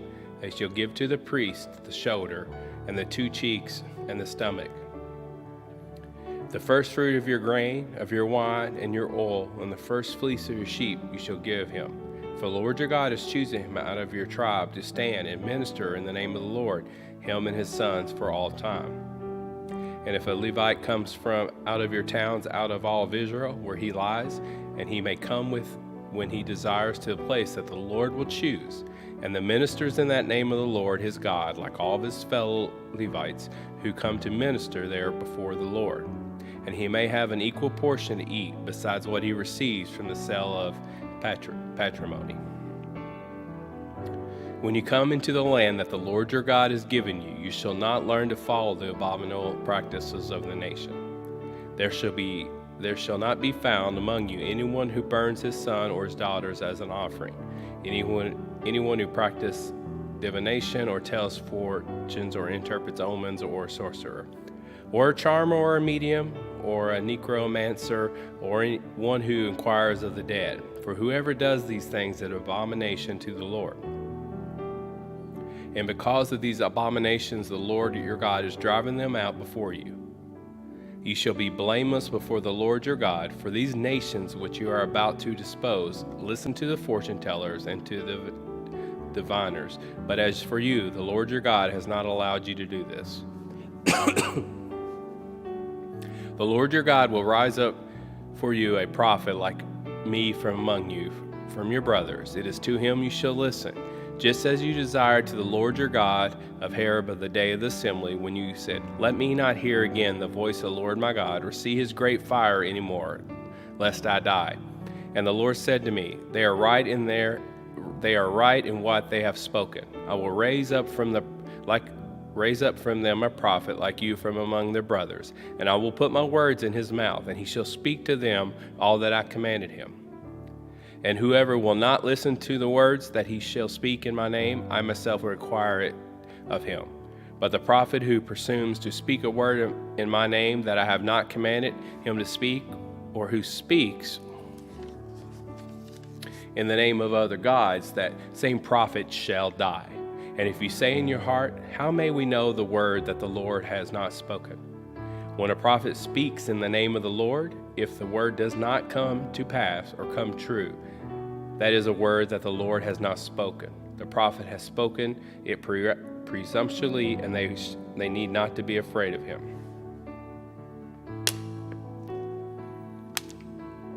Chapter 19. When the Lord your God cuts off the nations whose lands the Lord your God has given you, and you dispose of them and dwell in their cities and their houses, you shall not set apart 3 cities for yourselves in the land of the Lord your God has given you to possess. You shall measure the distance and divide into 3 parts the area of the land that the Lord your God gives you as a possession, so that any manslayer can flee to them. This is the provision for the manslayer, who is by fleeing there may save his life. If anyone kills his neighbor unintentionally without having hated him in the past, as when someone goes into the forest with his neighbor to cut wood, and his hand swings the axe to cut down a tree, and the head slips from the handle and strikes his neighbor so that he dies, he may not flee to one of these cities and live. Lest the avenger of blood in hot anger pursues the manslayer and overtakes him, because the way is long and strike him fatally, though the man did not deserve to die, since he had not hated his neighbor in the past. Therefore I command you, shall not set apart 3 cities. If the Lord your God enlarges your territory, as he has sworn to your fathers, and gives you all the land that he has promised to give to your fathers, provided you are careful to keep all his commandment, which I command you today, by loving the Lord your God, and by walking ever in his ways, and you shall add 3 other cities to these 3, lest innocent blood be shed in your land that the Lord your God has given you for an inheritance, and so the guilty of bloodshed be upon you. But if anyone hates his neighbor and lies in wait for him and attacks him and strikes him fatally so that he dies, and he flees into one of these cities, then the elders of the city shall send and take him from there and hand him over to the avenger of blood so that he may die. Your eye shall not pity him, but shall purge the guilty of innocent blood from Israel, so that it may be well with you. You shall not move your neighbor's landmark, which the man of the old have set in the inheritance that you will hold, and then the land the Lord your God has given you to possess. A single witness shall not suffice against a person for any crime or for wrong in connection with the offenses that he has committed. Only on the evidence of 2 witnesses or 3 witnesses shall a charge be established. If a malicious witness arises to accuse a person of wrongdoing, then both parties to the dispute shall appear before the Lord, before the priests, the judges who are in office in those days. The judges shall inquire diligently, and the witness is a false witness, and he accused his brother falsely, then you shall do to him as he had meant to do to his brother. So you shall purge the evil from your midst, and that the rest shall hear and fear, and shall never again commit any such evil among you. Your eye shall not pity. It shall be the life for life, eye for eye, tooth for tooth, hand for hand, foot for foot. Chapter 20. When you go out to the war against your enemies and see horses and chariots and army larger than your own, you shall not be afraid of them, for the Lord your God is with you, who brought you out of the land of Egypt. And when you draw near to the battle, the priest shall come forward and speak to his people, and he shall say to them, Hear, O Israel, today you are drawing near for the battle against your enemies. Let not your heart faint, do not fear or panic or be dread of them, for the Lord your God is who goes with you to fight for you against your enemies, to give you the victory. Then the officer shall speak to the people, saying, Is there any man who has built a new house that has not dedicated it? Let him go back to his house, lest he die in the battle and another man dedicate it. And is there any man who has planted a vineyard and has not enjoyed its fruit? Let him go back to the house, lest he die in the battle and among men enjoy its fruit. And there is any man who has betrothed a wife and has not taken her, let him go back to the house, lest he die in the battle, and another man take her. And the officer speak further to the people and say, Is there any man who is fearful and faint-hearted? Let him go back to his house, lest he may the heart of his fellows melt like his own. And when the officers have finished speaking to the people, the commander shall be appointed at the head of the people.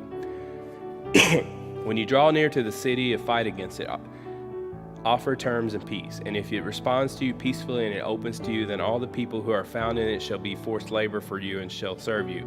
But if it makes no peace with you, but war makes against you, then you shall besiege it. And when the Lord your God gives it to your hand, you shall put all of its males to the sword. But the women and the little ones, the livestock, and everything else in the city, all of the spoils, you shall take as a plunder for yourselves. And you shall enjoy the spoil of your enemies, which the Lord your God has given you.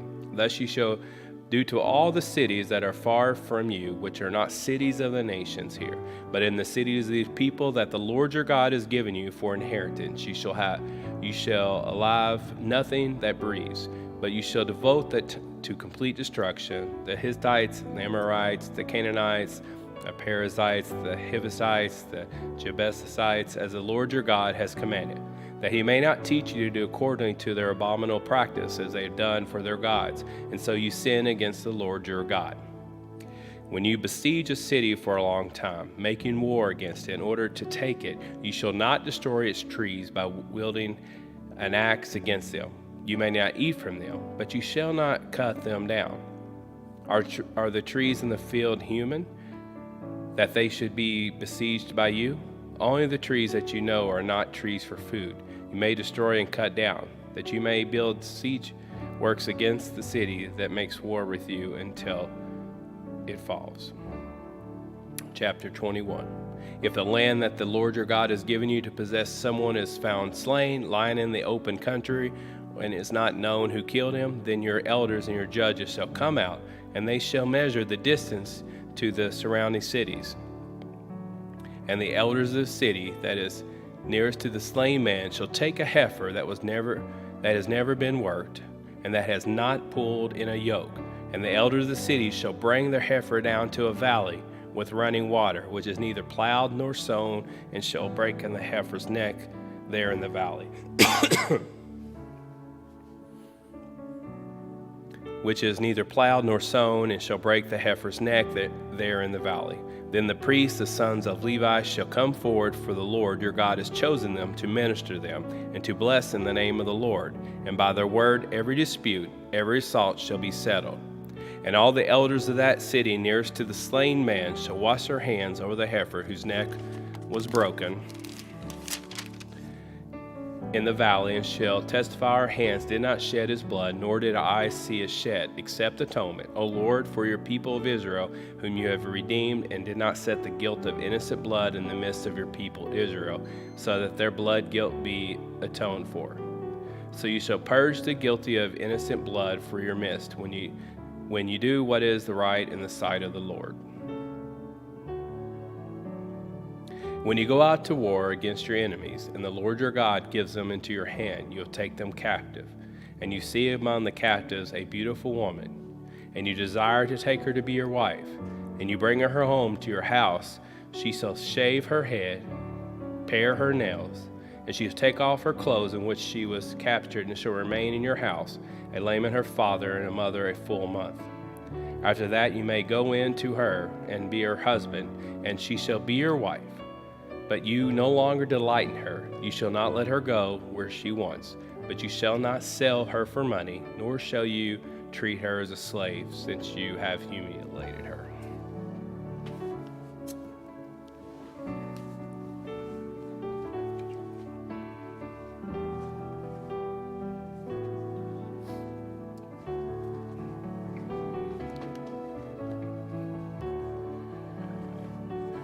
If a man has two wives, the one loved and the other unloved, and both the loved and the unloved have born children, and if the firstborn son belongs to the unloved, then on the day when he assigns his possessions and his inheritance to his sons, he may not treat the son of the loved and the firstborn in preference to the son of the unloved, who is the firstborn, but he shall acknowledge the firstborn, the son of the unloved, by giving him a double portion of all that he has, for he is the firstfruits of his strength.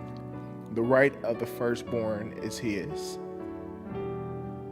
If a man has a stubborn and rebellious son who will not obey the voice of his father or the voice of his mother, and though they discipline him, will not listen to them, then his father and his mother shall take hold of him and bring him out of the elders of his city at the gate of the place where he lives. And they shall say to the elders of his city, "This our son is stubborn and rebellious. He will not obey our voice. He is a glutton and a drunkard." Then all the men of the city shall stone him to death with stones. So you shall purge the evil from your midst, and all Israel shall hear and fear. And if a man has committed a crime punishable by death, and he is put to death, and you hang him on a tree, his body shall not remain all night on the tree, but you shall bury him the same day, for a hanged man is cursed by God. You should not defile your land that the Lord your God is giving you for an inheritance. Chapter 22. You should not see your brother's ox or his sheep going astray and ignore them. You shall take them back to your brother, and if he does not live near you, and you do not know who he is, you shall bring it home to your house, and it shall stay with you until your brother seeks it. Then you shall restore it to him, and you shall do the same with his donkey or with his garment, or with any lost thing of your brother's, which he loses and you find. You may not ignore it. You should not see your brother's donkeys or his ox fallen down by the way and ignore them. You shall help him to lift them up again. A woman shall not wear a man's garment, nor shall a man put on a woman's cloak. For whoever does these things is an abomination to the Lord your God.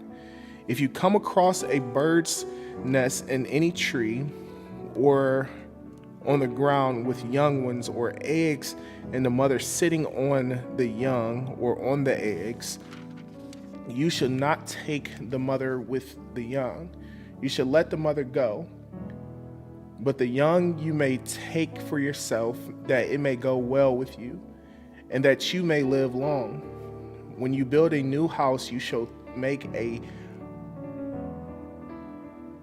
parapet for your roof, that you may not bring the guilt of blood upon your house, if anyone should fall from it. You shall not sow your vineyard with two kinds of seed, lest the whole yield be forfeited. The crop that you have sown and the yield of the vineyard, you shall not plow with an ox and a donkey together. You shall not wear cloth of wool and linen mixed together. You shall make yourself tassels on the four corners of the garment which you cover yourself. If any man takes a wife and goes into her and then hates her and accuses her of misconduct and brings a bad name upon her, saying, I took this woman, and when I came near her, I did not find in her evidence of virginity, then the father of the young woman and her mother shall take and bring out the evidence of her virginity to the elders of the city in the gate. And the father of the young woman shall say to the elders, I gave my daughter to this man to marry, and he hates her. And behold, he has accused her of misconduct, saying, I did not find in your daughter evidence of virginity. And yet, this is the evidence of my daughter's virginity.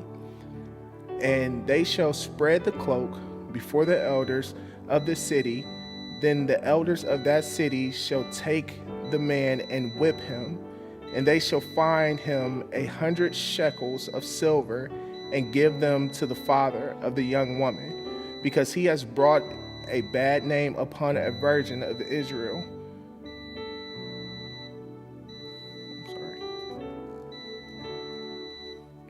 And she shall be his wife. He may not divorce her all his days, but if the thing is true, that evidence of virginity was not found in the young woman, then they shall bring out the young woman to the door of her father's house, and the man of her city shall stone her to death with stones, because she has done an outrageous thing in Israel by whoring in her father's house. So you shall purge the evil from your midst. If a man is found lying with the wife of another man, both of them shall die. The man who lay with the woman and the woman, you shall purge the evil from Israel. If there is a betrothed virgin and a man meets her in the city and lies with her, then you shall bring them both out of the gate of that city, and you shall stone them to death with stones. And the young woman, because she did not cry for help, though she was in the city, and the man because he violated his neighbor's wife. So you shall purge the evil from your midst. But if in the open country a man meets a young woman who is betrothed, and the man seizes her and lies with her, then only the man who lay with her shall die. But you shall do nothing to the young woman. She has committed no offense punishable by death. For this case is like that of a man attacking and murdering his neighbor, because he met her in the open country, and though the betrothed young woman cried for help, there was no one to rescue her. If a man meets a virgin who is not betrothed and seizes her and lies with her, and they are found, then the man who lay with her shall give to the father of the young woman 50 shekels of silver, and she shall be his wife, because he has violated her. She may not divorce her all his days. A man shall not take his father's wife, so that he does not uncover his father's nakedness. Chapter 23. No one whose testicles are crushed or whose male organ is cut off shall enter the assembly of the Lord. No one born of the forbidden union may enter the assembly of the Lord, even to the 10th generation. None of his descendants may enter the assembly of the Lord. No Ammonite or Moabite may enter the assembly of the Lord, even to the 10th generation. None of them may enter the assembly of the Lord forever, because they did not meet you with bread and with water on the way when you came out of Egypt, and because they hired against the Balaam, the son of Beor, from Pethor of Mesopotamia, to curse you. But the Lord your God would not listen to Balaam. Instead, the Lord your God turned the curse into a blessing for you, because the Lord your God loved you. You shall not seek their peace or their prosperity all your days forever. You shall not abhor an Edomite, for he is your brother. You should not adore an Egyptian, because you were sojourn in his land. Children born to them in the 3rd generation may enter the assembly of the Lord. When you are encamped against your enemies, then you shall keep yourself from every evil thing.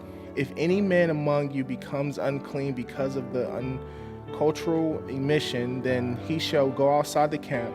He should not come inside the camp, but when evening comes, he shall bathe himself in water, and as the sun sets, he may come inside the camp. You shall have a place outside the camp, and you shall go out to it. And you shall have a throw with your tools, and when you sit down outside, you shall dig a hole with it, and turn back and cover up your excitement. Because the Lord your God walks in the midst of your camp to deliver you and to give up your enemies before you. Therefore, your camp must be holy, so that he may not see anything indecent among you and turn away from you. You should not give up to his master a slave who has escaped from his master to you. He shall dwell with you in your midst, in the place that he shall choose within one of your towns, wherever it suits him. You should not wrong him. None of the daughters of Israel shall be a colt prostitute, and none of the sons of Israel shall be a colt prostitute. You shall not bring the fee of a prostitute or the wages of a dog into the house of the Lord your God in payment for any vow, for both of these are an abomination to the Lord your God. You shall not charge interest on loans to your brother, interest on money, interest on food, interest on anything that is lent for interest.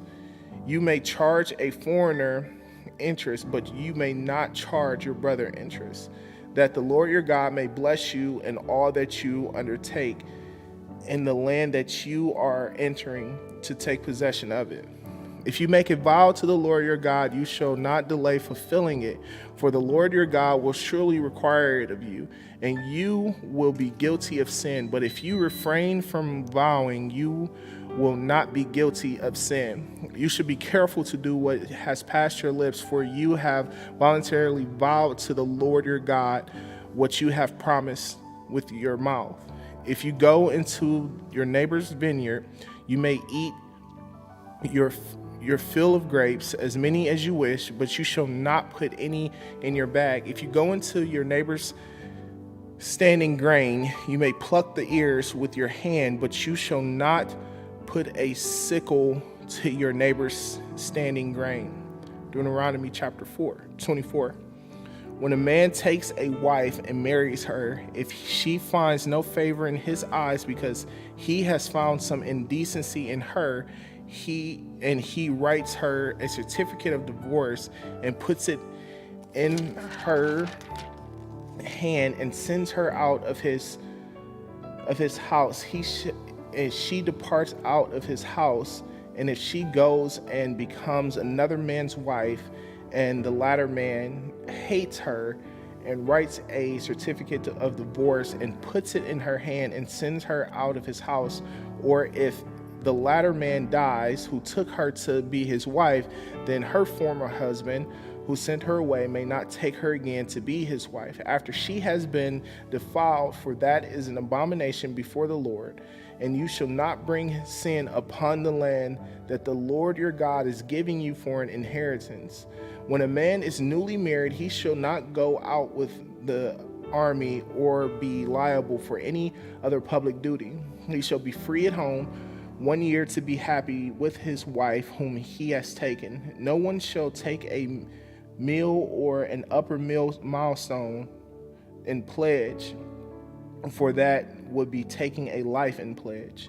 If a man is found stealing one of his brothers of the people of Israel, and if he treats him as a slave or sells him, then that thief shall die. So you shall purge the evil from your midst. Take care in a case of leprous disease, and to be very careful to do according to all that the Levitical priest shall direct you.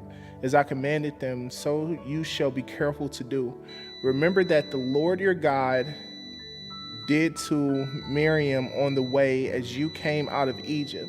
When you make your neighbor a loan of any sort, you shall not go into his house to collect his pledge. You shall stand outside, and the man to whom you make the loan shall bring the pledge out to you.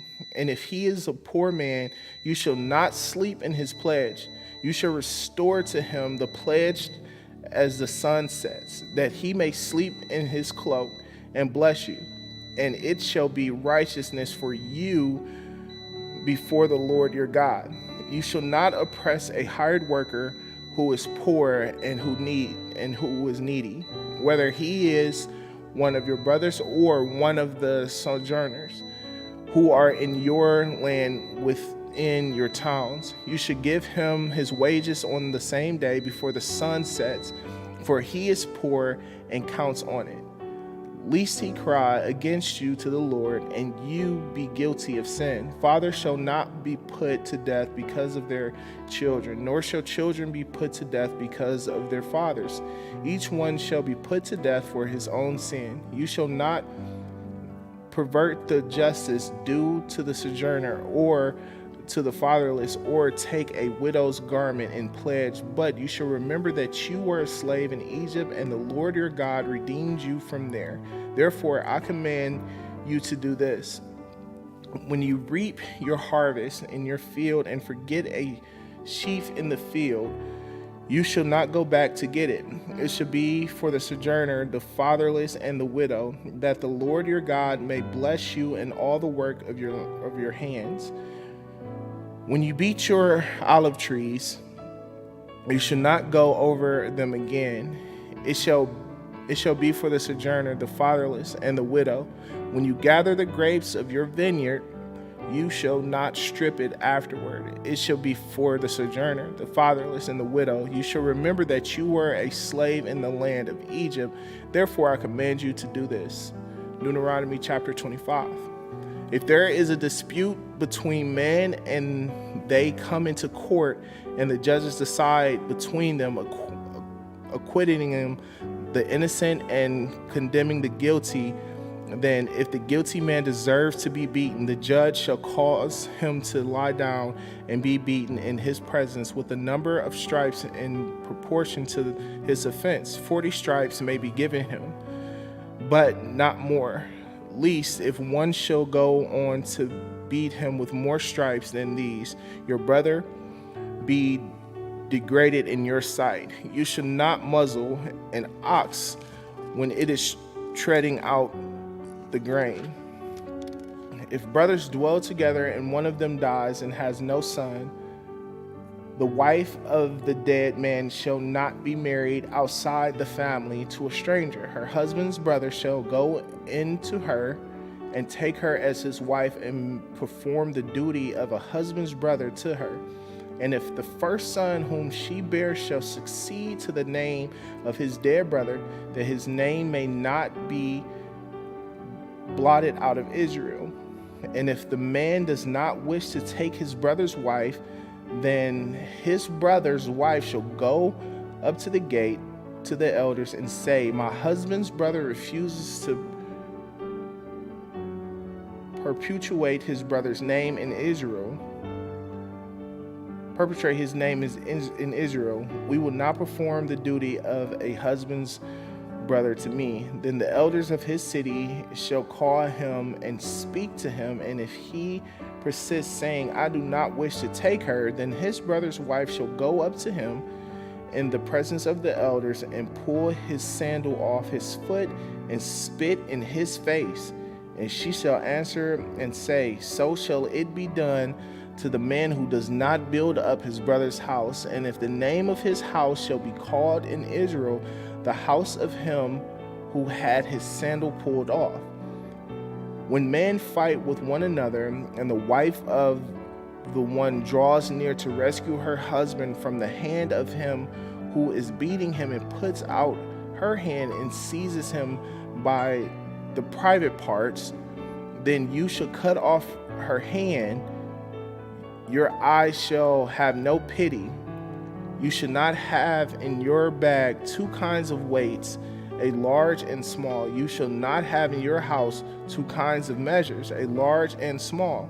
A full and fair weight you shall have, a full and fair measure you shall have, that your days may be long in the land that the Lord your God is giving you.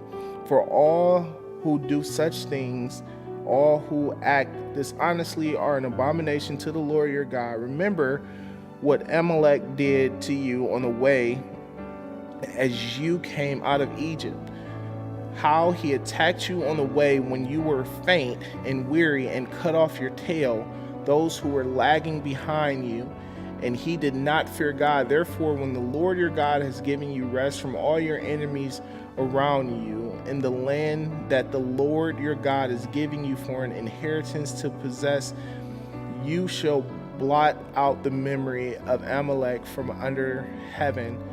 You shall not forget. Deuteronomy chapter 26.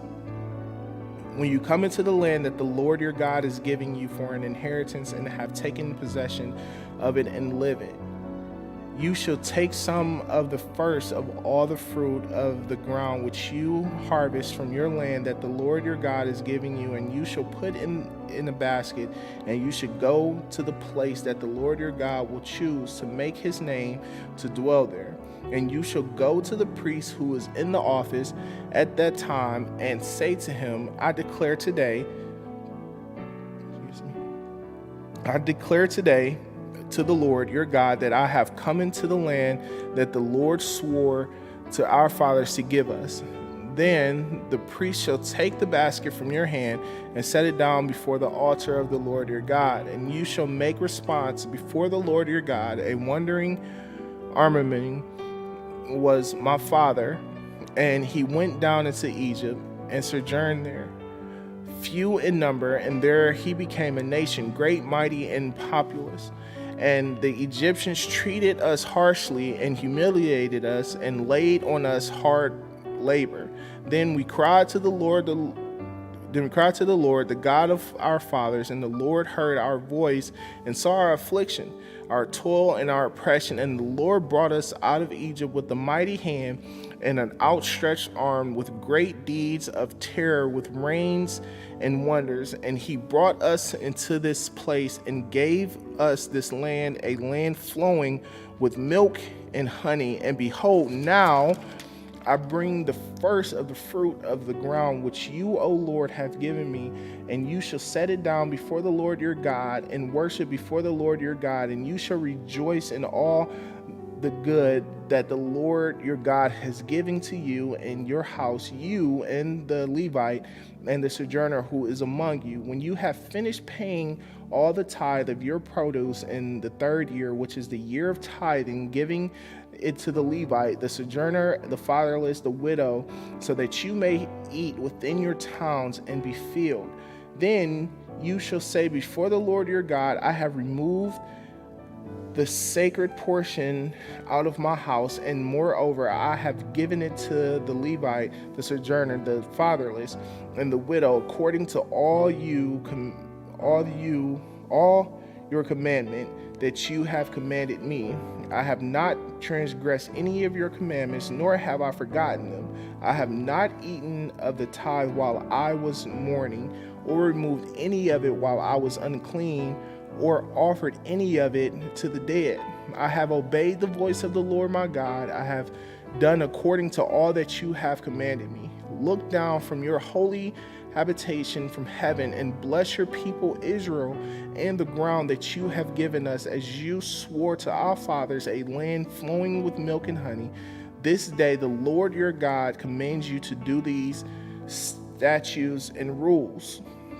You shall therefore be careful to do them with all your heart and with all your soul. You have declared today that the Lord is your God, and that you will walk in his ways and keep his statutes and his commandments and his rules, and will obey his voice. And the Lord has declared today that you are a people for his treasured possession, and he has promised you, and that you are to keep all his commandments, and that he will set you in praise and in flame and in honor high above all nations that he has made, and that you shall be a people holy to the Lord your God, as he promised. Deuteronomy chapter 27. Now Moses and the elders of Israel commanded the people, saying, keep the whole commandment that I command you today. And on the day you cross over to the Jordan, to the land that the Lord your God is giving you, you shall set up large stones and plaster them with plaster. And you shall write on them all the words of his law when you cross over to enter the land that the Lord your God is giving you, a land flowing with milk and honey, as the Lord, the God of your fathers, has promised you. When you have crossed over the Jordan, you shall set up these stones concerning which I commanded you today. On Mount Ebal you shall plaster them with plaster, and therefore you shall build an altar to the Lord your God, an altar of stones. You shall wield no iron tool on them. You shall build an altar to the Lord your God of uncut stones, and you shall offer burnt offerings on it to the Lord your God, and you shall sacrifice peace offerings and shall eat there. And you shall rejoice before the Lord your God, and you shall write on the stones all the words of this law very plainly. And then Moses and the Levitical priest said to all the Israel, keep silence and hear, O Israel, this day you have become the people of the Lord your God. You shall therefore obey the voice of the Lord your God, keeping his commandments and his statutes, which I command you today. That day Moses charged the people, saying, when you have crossed over the Jordan, these shall stand on Mount Gerizim to bless the people: Simeon, Levi, Judah, Issachar, Joseph, and Benjamin. And these shall stand on Mount Ebal for the curse: Reuben, Gad, Asher, Zebulun, Dan, and Naphtali. And the Levites shall declare unto all the man of Israel in a loud voice, cursed be the man who makes a carved or cast metal image, an abomination to the Lord, a thing made by the hands of a craftsman, and sets it up in secret. And all the people answer and say, Amen. Cursed be anyone who dishonors his father for his mother, and all the people shall say, Amen. Cursed be anyone who moves his neighbor's landmark, and all the people shall say, Amen. Cursed be the one who misleads a blind man on the road, and all the people shall say, Amen. Cursed be the one who perverts the justice due to the sojourner, the fatherless, and the widow, and all the people shall say, Amen. Cursed be the one who lies with his father's wife, because he has uncovered his father's nakedness, and all the people shall say, Amen. Cursed be anyone who lies with any kind of animal, and all the people shall say, Amen. Cursed be anyone who lies with his sister, whether the daughter of his father or the daughter of his mother, and all the people shall say, Amen. Cursed be anyone who lies with his mother-in-law, and all the people shall say, Amen. Cursed be anyone who strikes down his neighbor in secret, and all the people shall say, Amen. Cursed be anyone who takes a bribe to shed innocent blood, and all the people shall say, Amen. Cursed be anyone who does not confirm the words of this law by doing them, and all the people shall say, Amen. Deuteronomy chapter 28. And if you faithfully obey the voice of the Lord your God, be careful to all of his commandments that I command you today. The Lord your God will set you high above all the nations of the earth, and all these blessings shall come upon you and overtake you. If you obey the voice of the Lord your God, blessed shall you be in the city, and blessed shall you be in the field. Blessed shall be the fruit of your womb, and the fruit of your ground, and the fruit of your cattle, the increase of your herds, and the young of your flock. Blessed shall be your basket and your kneading bowl.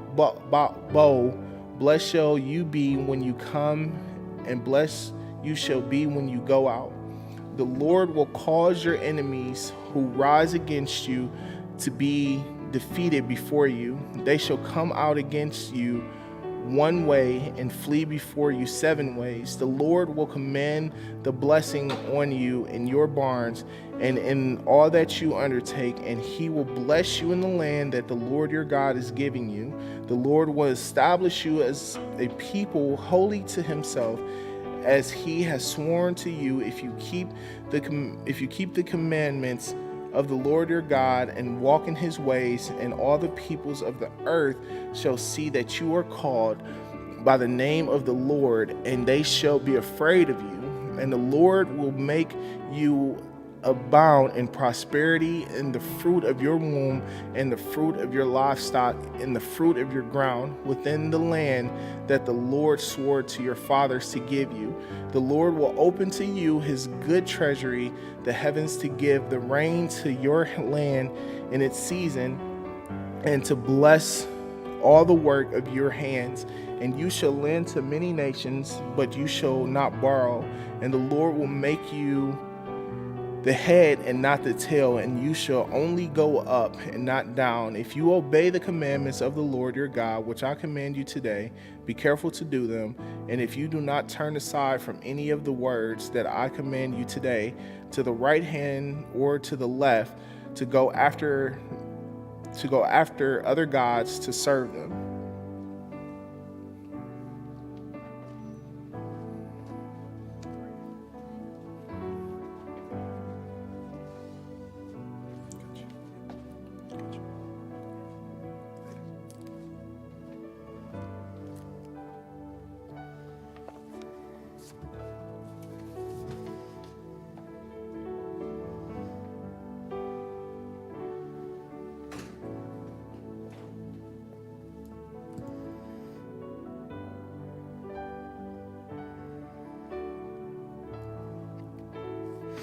But if you will not obey the voice of the Lord your God, or be careful to do all his commandments, and and his statutes that I command you today, then all these curses shall be upon you and overtake you. Cursed shall be you. Cursed shall be you in the city, and cursed shall you be in the field. Cursed shall be your basket and your kneading bowl. Cursed shall be the fruit of your wombs, and the fruit of the ground, and the increase of the herds, and the young of the flock. Cursed shall be you when you come in. Cursed shall be you when you go out. The Lord will send on curses and confusion and frustrations in all that you will undertake to do, until you are destroyed and perish quickly on the account of evil in your deeds, because you have forsaken me. The Lord will make the pistons stick to you until he has consumed you off the land that you are entering to take possession of. The Lord will strike you with wasting disease, and with fever, inflammation, fiery heat, and with drought, and with blight, and with mildew, and shall pursue you until you perish. And the heavens over your head shall be bronze, and the earth under your feet shall be iron. The Lord will make the rain of your land powder, and the heaven dust shall come over you, shall come down on you until you are destroyed. And the Lord will cause you to be defeated before your enemies. You shall go out one way against them, and flee 7 ways before them, and you shall be a horror to all of the kingdoms of the earth, a horror to all of the kingdoms of the earth. And your dead bodies shall be food to the birds of the air and to the beasts of the land, and there shall be no one frightened from them away, no one to frighten them away. The Lord will strike you with the boils of Egypt, and tumors and scabs and itch, of which you cannot be healed. The Lord will strike you with madness and blindness and confusion of your mind, and you shall grope at noonday, and bind grope at darkness. And you shall not prosper in any way. And you shall be only oppressed and robbed continually, and there shall be no one to help you. You shall betroth the wife, but another man shall ravish her. You shall build a house, but shall not dwell in it. You shall plant a vineyard, but you shall not enjoy its fruit. Your ox shall be slaughtered before your eyes, but you shall not eat any of it. Your donkey shall be seized before your face, but they will not be restored to you. Your sheep will be slain and given to your enemies, but there shall not be one to help you. Your sons and your daughters shall be given to other people, while your eyes look and fail with longing for them all day. But you shall be helpless. A nation that you have not known shall eat up the fruit of your ground and of all your labors, and you shall be only oppressed and crushed continually, so that you are driven mad by the sights your eyes see. The Lord will strike you on your knees, and the legs, and on your legs will be grievous boils, of which you cannot be healed. From the soles of your feet to the crown of your head, the Lord will bring you and your king whom you set over your nations that neither you nor their fathers have known. And there you shall serve other gods of wood and stone, and you shall become a horror, a proverb, and a byword among other people, where the Lord will lead you away. You shall carry much seed into the field and gather in little, for the locusts will consume it all. You shall plant vineyards and dress them, but you shall neither drink the wine nor gather the grapes, for the worm shall eat them. You shall have olive trees throughout all your territory, but shall not anoint yourself with the oil, for your olives shall drop off. You shall father sons and daughters, but they shall not be yours, for they shall go into captivity. The cricket shall possess all your trees and the fruit in your ground. The sojourner who is among you shall rise higher and higher above you, and you shall become lower and lower. And he shall lead you, and he shall lead you, and you shall not lead him. He shall be the head, and you shall be the tail.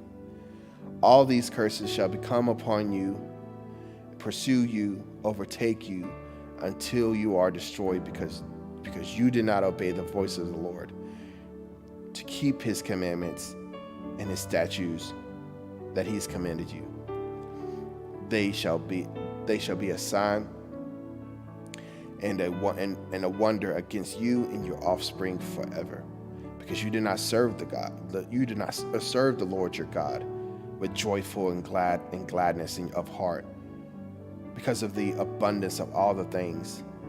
Therefore you shall serve your enemies, whom the Lord will send against you, in hunger and thirst and nakedness and lacking everything, and he shall put a yoke of iron on your neck until you are destroyed.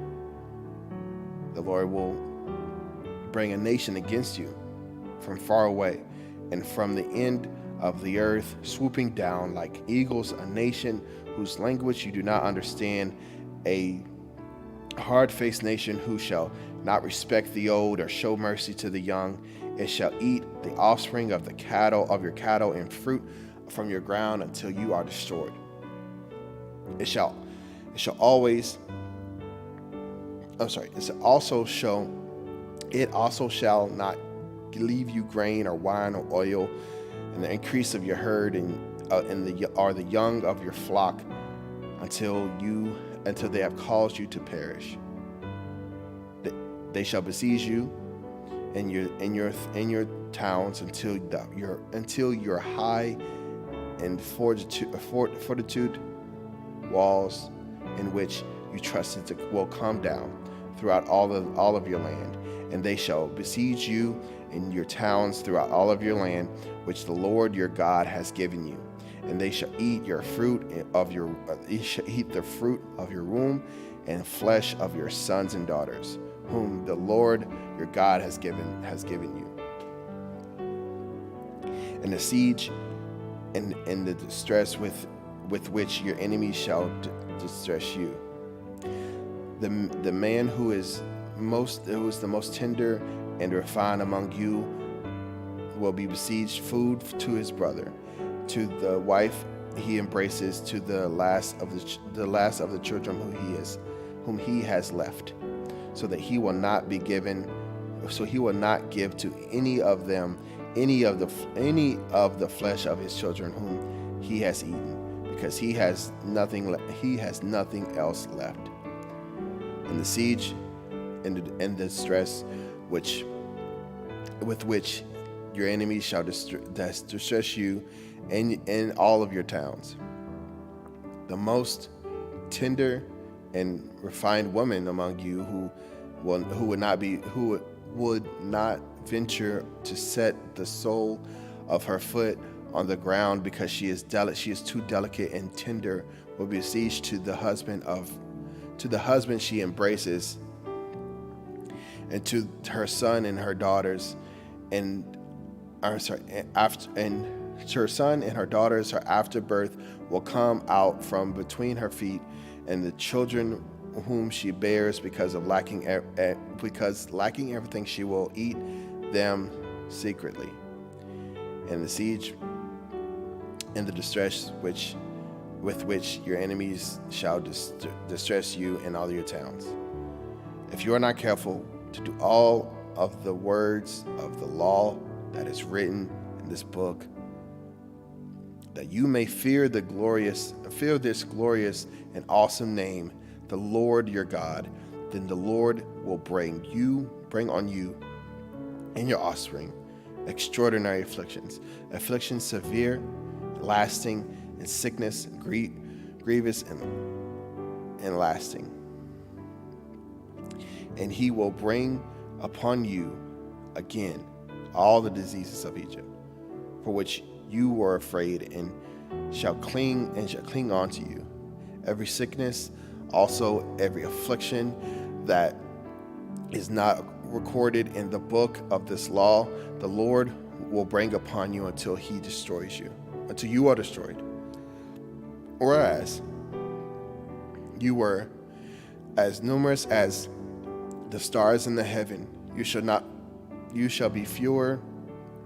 be left few in numbers, because you did not obey the voice of the Lord your God.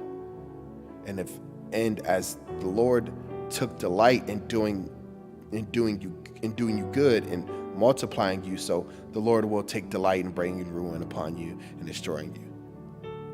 And you shall be plucked off the land that you are entering to take possession of it. And the Lord will scatter you among all the people, from one end of the earth to the other. There you shall serve other gods of wood and stone, which neither you nor your fathers have known. And among these nations you shall find no respite, and there shall be no resting place for the soles of your feet.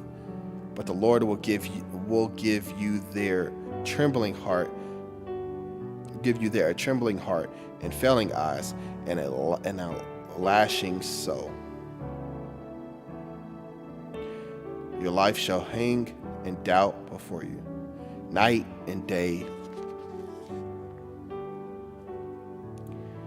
shall be in dread, and you have no assurance of your life. In the morning you shall say, if only it was evening, and in the evening you will say, if only it was morning, because of the dread that your heart shall feel, and the sights that your eyes shall see. And the Lord will bring you back in the ship of Egypt, in a journey that I promised you that you will never make again. And there you shall offer yourself to sell to the enemies as male and female slaves. But there will be no buyer.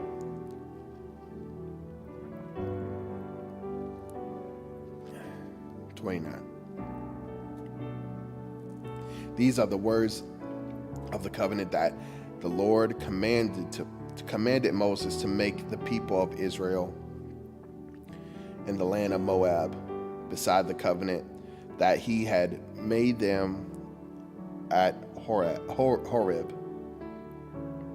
And Moses summoned all of the Israelites and said to them, you have seen all that the Lord did before your eyes in the land of Egypt, to Pharaoh and to all of his servants and to all the land. Great trials that your eyes saw, the signs and the great wonders. But to this day the Lord has not given you a heart to understand, or eyes to see, or ears to hear.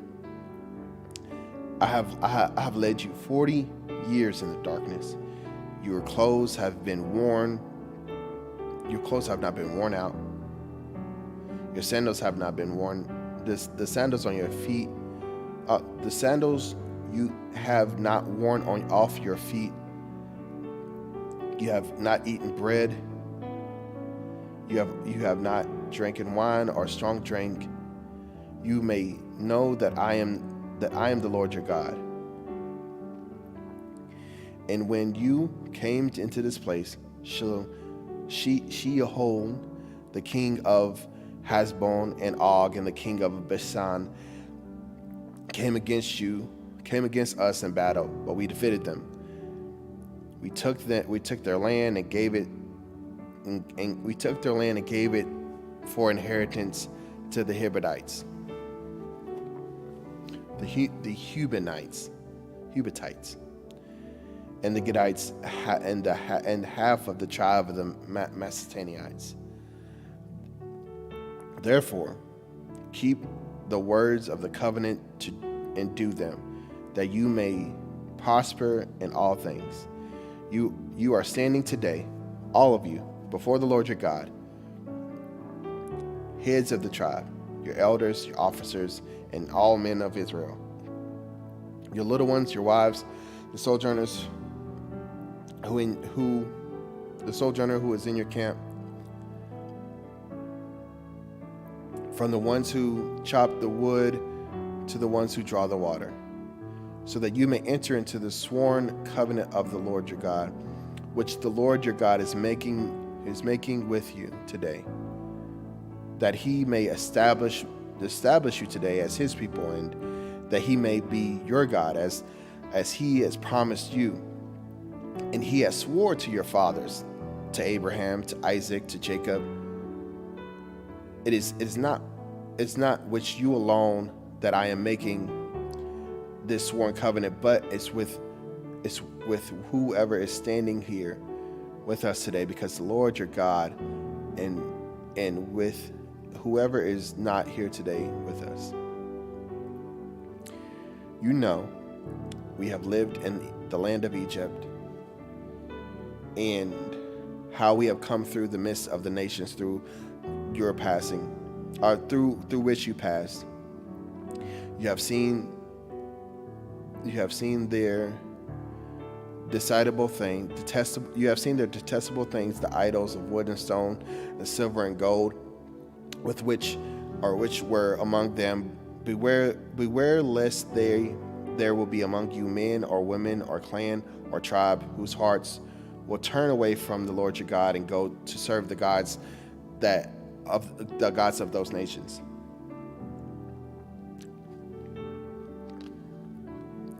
Beware lest that there be among you a root bearing poisonous and bitter fruit, one who, when he hears the word of the sworn covenant, blesses himself in his heart, and saying, I shall be safe though I walk through the stubbornness of my heart. This will lead to sweeping away of the moist and the dry alike. The Lord will not be willing to forgive him, but rather the anger of the Lord and the jealousy will smoke against that man. And the curse written in this book will settle upon him, and the Lord will blot out his name from under heaven. And the Lord will single him out from all the tribes of Israel for calamity. And in accordance with all the curses of the covenant written in the book of the law.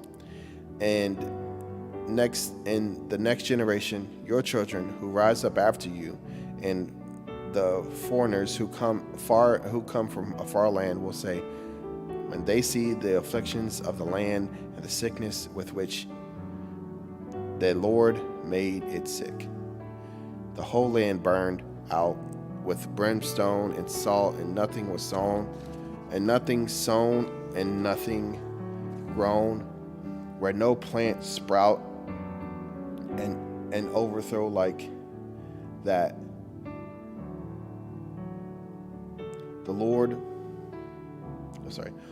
Overthrow like that of Sodom and Gomorrah. Amonis and Zeoboim, which the Lord overthrew in his anger and his wrath. All of the nations will say, why has the Lord done this to his land?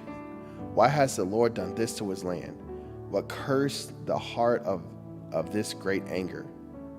What caused the heart of this great anger? Then people will say, it's because they abandoned the covenant of the Lord, the God of their fathers, which he made with them when they brought them out of the land of Egypt, and went serving other gods and worshiping them, the gods whom they had not known and whom they idolized, and they altered it to them. Therefore, the anger of the Lord was kindled against the land, bringing upon it the curses of this written book. And the Lord uprooted them from their land in anger and fury and with great wrath, and cast them to another land as they are this day. The secret things belong to the Lord your God, our God. But the things that are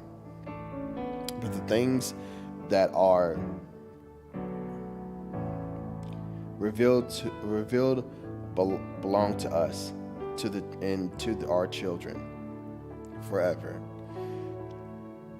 that we may do all the words of this law. Chapter 30. And when all these things have come upon you, the blessing and the curse, which I have sent before you, and you call them to mind among all the nations where the Lord your God is driven you, and return to the Lord your God, and you and your children, and obey his voice and all that I commanded you today, with your heart and with your soul. Then the Lord your God will restore your fortunes and have mercy on you, and he will gather you again from all the people where the Lord your God has scattered you. If your outcasts are in the utmost parts of heaven, from you the Lord your God will gather you, and from there he will take you, and the Lord your God will bring you into the land that your fathers possessed, that you may possess it. And he will make you prosperous and numerous. He will make you more prosperous and numerous than your fathers. And the Lord your God will circumcise your heart and the hearts of your offspring, so that you may love the Lord your God with all your heart and with all your soul, that you may live, and the Lord your God will put all the curses on your foes and your enemies who pursue you, who persecute you. And you shall again obey the voice of the Lord and keep all his commandments that I commanded you today. The Lord your God will make you abundantly prosperous in all the work of your hand, and all the fruit of your womb, and in the fruit of your cattle, and the fruit of your ground. For the Lord will again take delight in prospering you, as he delighted in your fathers, when you obey the voice of the Lord to keep his commandments, his statutes, that are written in this book of the law, when you have turned to the Lord with all your heart and with all your soul. For the commandments that I command you today is not too hard for you, neither is it far off. far off. It is not in heaven that you should say, who will ascend to heaven for us and bring it to us, that we might hear and do it. Neither is it beyond the sea for you to say, who will go over the sea for us and bring it to us, that we may hear it and do it. But the word is very near to you. The word is very near you.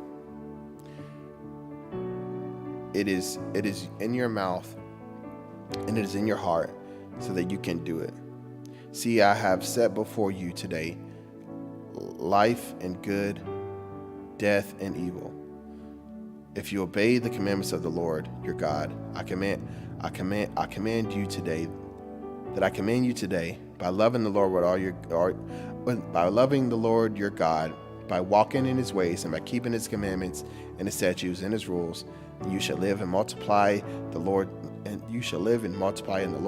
your God will bless you in the land that you entered and to take possession of it.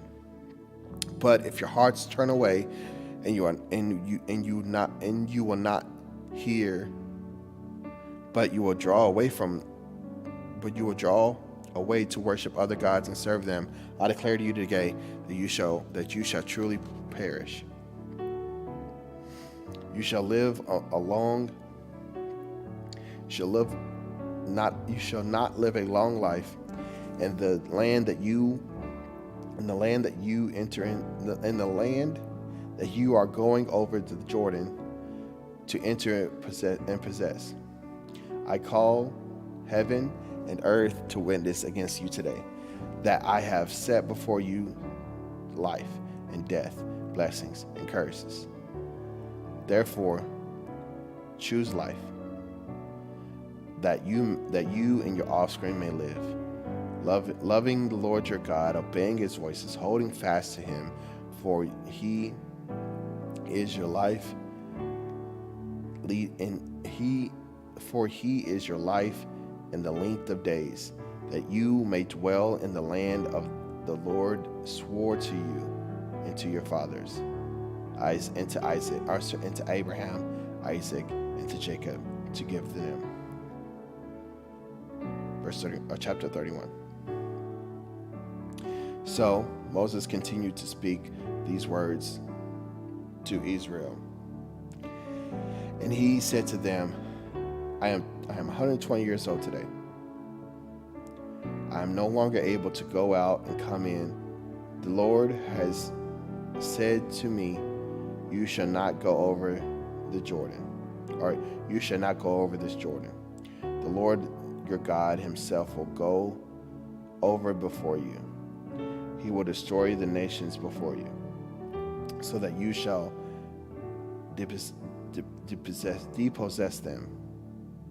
dispossess them. And Joshua will go over at your head, and as the Lord has spoken. The Lord will do it to them as he did it to Sihon and Og and the kings of the Amorites, and to the land where he destroyed them. And the Lord will give them over to you, and you shall do to them according to the whole commandment that I have commanded you. Be strong and courageous. Do not fear or be in dread for them. For it is the Lord your God who goes with you. He will not leave you nor forsake you. Then Moses summoned Joshua, and he said to him in the sight of Israel, be strong and courageous, for you shall go with this people until the land that the Lord has sworn to their fathers and to give to them. And you shall put them in possession of it. It is the Lord who goes before you, and he will go with you. He will not leave you nor forsake you. Do not fear or be dismayed.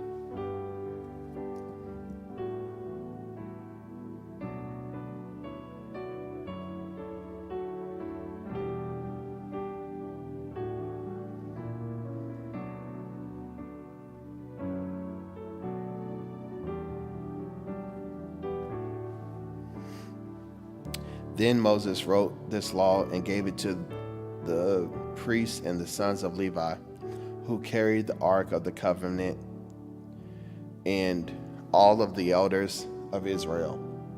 And Moses commanded them, and at the end of the 7 years, and at the end of the 7 years, at the set of the time in the book, or in the year of release, at the feast of booths, when all of Israel came to appear before the Lord your God at the place that he will choose, you shall read this law before all of Israel in their hearing.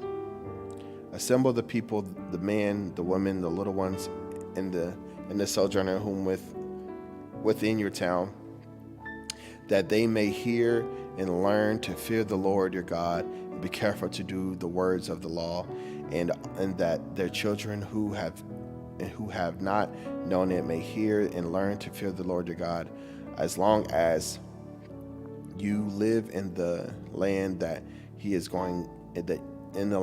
are going over the Jordan to possess. And the Lord said to Moses, behold, the days approach when you must die. Call Joshua and present yourself in the tent of meeting, that I may commission him. And Moses and Joshua went and presented themselves in the tent of meeting, and the Lord appeared in the tent in a pillar of cloud, and the pillar of cloud stood over the entrance of the tent. And the Lord said to Moses, behold, you are about to lie down with your fathers. Then this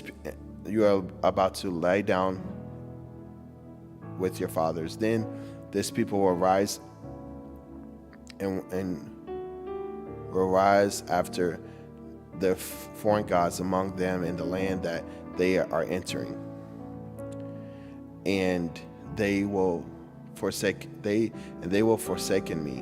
and break my covenant that I have made with them. Then my anger will be kindled against them in that day, and I will forsake them and hide my face from them, and they will be devoured. And many evil and trouble will come upon them, so that they will say in that day, have not these evils come upon us, because our God is not among us. And I surely will hide my face in that day, because of the evil that they have done, because they have turned to other gods. Now, therefore, write this song and teach it to the people of Israel. Put it in their mouths, that this song may be a witness for me against the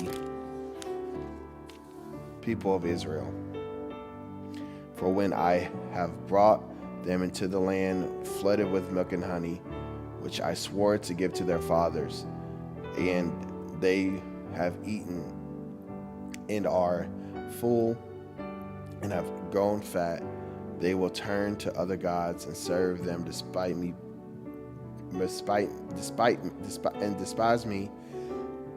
and break my covenant.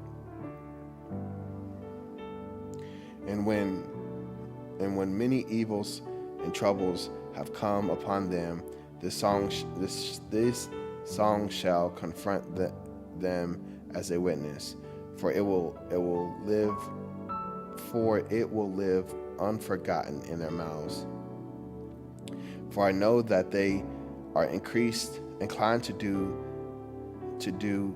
even things today, before I brought them into the land that I swore to them. And the Lord commissioned Joshua the son of Nun, and said, be strong and courageous, for you shall bring the people of Israel into the land I swore to them, and I will be with you. When Moses had finished writing the words of the law in a book, to the very end, Moses commanded that the Levites who carried the Ark of the Covenant take this book of the law and put it by the side of the Ark of the Covenant of the Lord your God, that it may be there for a witness against you. For I know how rebellious and stubborn you are. Behold, even today I am with you, yet alive with you. You have been rebellious against the Lord. How much more after my death? Assemble to me all the elders of the tribe and the officers, that I may speak these words to their ears, and call heaven and earth to witness against them. For I know that after my death you will surely act corruptly, and turn aside from the ways that I have commanded you. And in the day to come to evil will befall you, because you will do what is evil in the sight of the Lord, provoking him to anger throughout the works of your hands. Then Moses spoke the words of the song, and until they were finished, in the ears of all assembled of Israel. Give ear, O heaven, and I will speak to you, and let the earth hear the words of my mouth. My teaching drops like rain, my speech distill in the dew, as the dew, like gentle rain upon tender grass, like shower upon the herb. For I will proclaim the name of the Lord and the greatness of our God.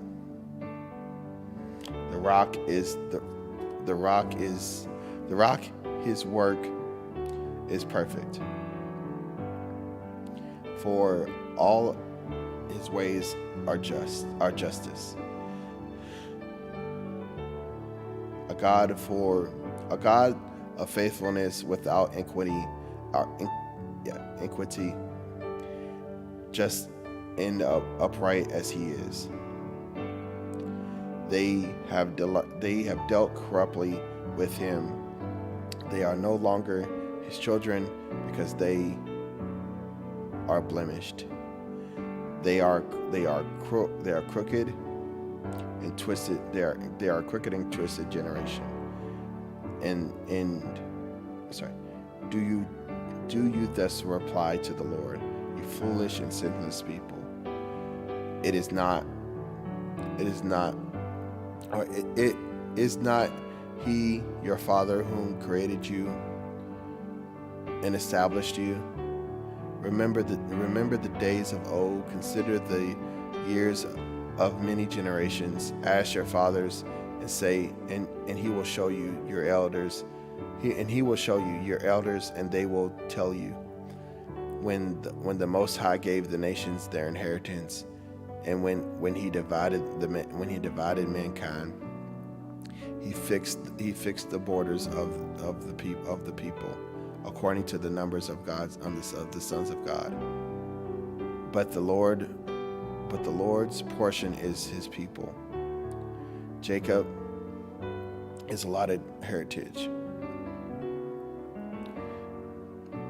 He found him in a desert land, and in the howling waste of the wilderness. He encircled him and cared for him. He kept him as the apple of his eye. Like the eagle that stirs up the nest and that flutters over his young, spreading out his wings, catching them, bearing them on its pinion.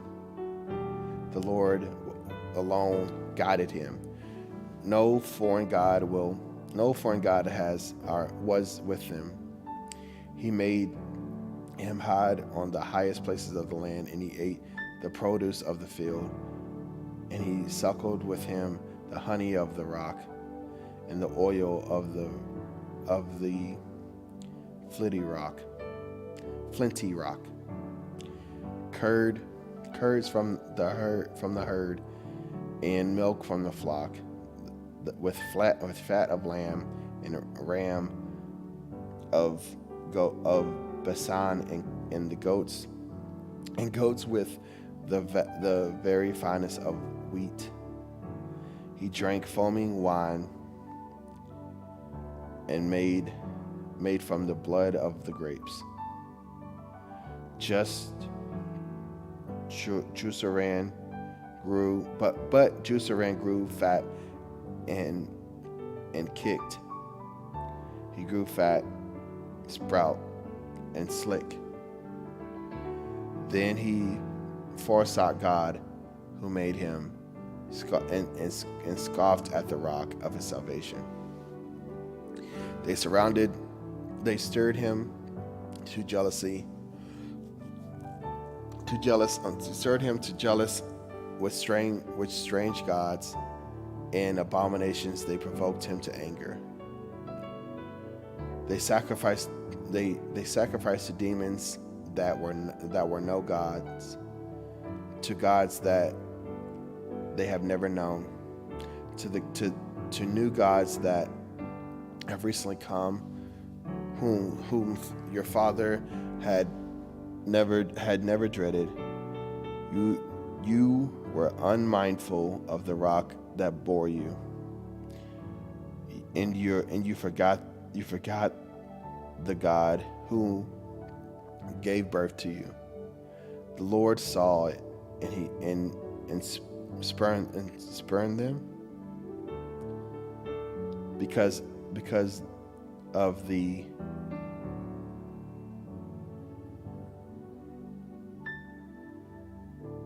perfection of his sons and his daughters. And he said, I will hide my face from them. I will see what their end will be, for they are a persive generation, children whom is no faithfulness. They have made me jealous with what is no God, and they have provoked me to anger with their idols. So I will make them jealous with those who are no people, and provoke them to anger with a foolish nation. For a fire is kindled in my anger, and it will burn to the depths of Sheol, devouring the earth and the heavens, and set fire foundation of the mountains. And I will heap distress upon them. I will spend out my arrows from them. I shall be wasted with hunger, and they shall be wasted with hunger, and devoured by plague and poisonous parasites. I will send the teeth of the beast against them, and the venoms and with the venom of things that crawl in the dust. Outdoors the sword shall be heaved, and the outdoor terrors for young men and women alike, and the nursing child and the man with gray hairs, whom I have said, I will cut them into pieces. I will wipe them from human memory, and I'll wipe them from human memory. And have I not feared privation by the enemies, lest their adversaries should be misunderstood.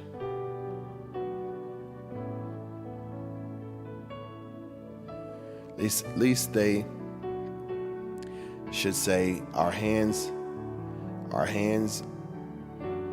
is triumphant. It was not the Lord who did all this. For they are a nation void of counsel, and there is no understanding in them. If they were wise, they would understand this. They would discern their latter end.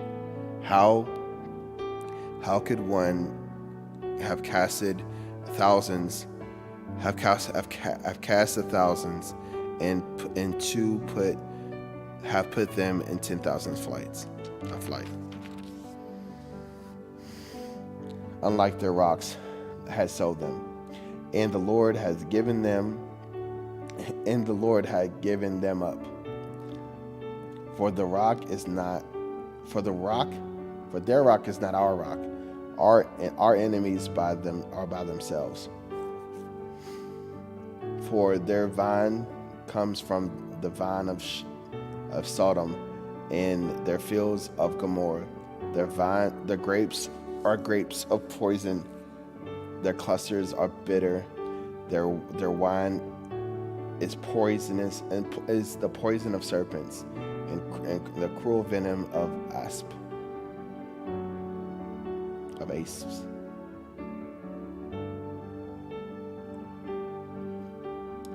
Is not laid up in the stores with me. Is not this laid up in the stores with me, sealed up in my treasures? Vengeance is mine, and recompense for the time when their foot shall slip, for the day that their calamity is at hand, and the doom of theirs and their doom comes swiftly. For the Lord will vindicate his people, and his compassion on his servants, and have compassion on his servants. When he sees that their power is gone, and there is no remaining blood bound, there is no remaining bound or free, then he will say, where are their gods, the rocks in which they took refuge, who ate the fat of their sacrifices and drank the wine of their drink and drank the wine of their drink offering. Let them rise up and help you. Let them be your protection. See now that I, even I, am he, and there is no God beside me. I kill and make alive. I wound and heal. There is none that can devour, that can deliver out of my hand. I lift up my hand to heaven and swear, as I live forever. If I sharpen my flashing sword, and my hand take hold of judgment, I will take vengeance on my adversaries, and will repay those who hate me. I will make arrows drunk with blood, and my sword shall devour flesh with the blood of the slain and the captive, from the long-haired heads of my enemies. Rejoice to them, O heavens. Bow down to him, all gods. For he avenges the blood of his children, and takes vengeance on his adversaries. He repays those who hate him, and cleanses the people's land. Moses came and recited along the words of this song in the hearing of the people, he and Joshua, son of Nun, and when Moses had finished speaking all these words to Israel, he said to them, Take to heart all the words by which I am warning you today, that you may command them to your children, that they may be careful to do all the words of the law, for it is not empty words for you, but it is very life.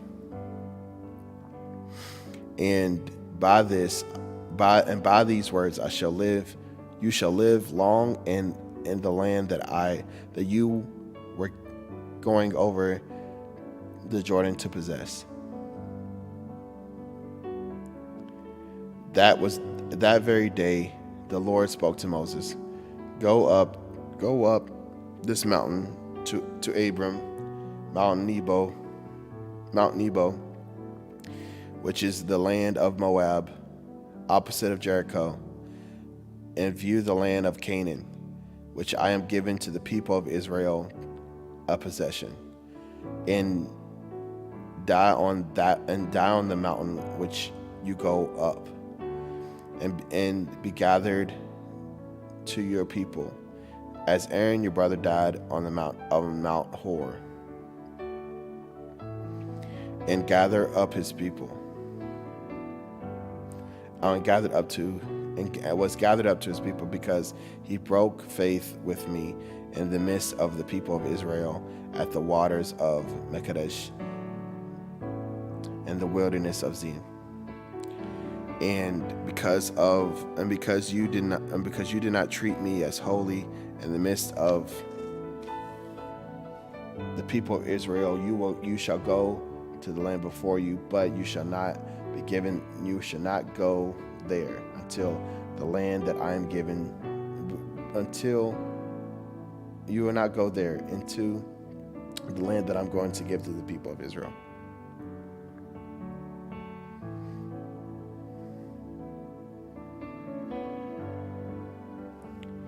This is the blessing with which chapter 33.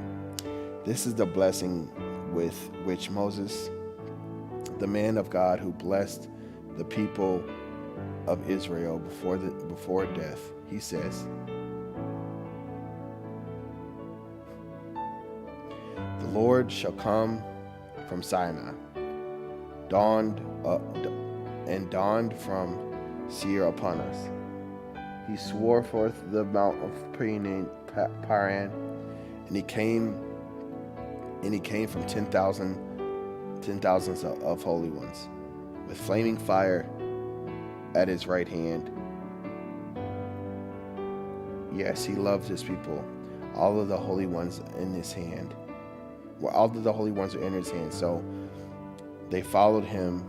They followed in your step, receiving direction from you. When Moses commanded us a law as a possession of the assembly of Jacob, thus the Lord became king in Jerusalem.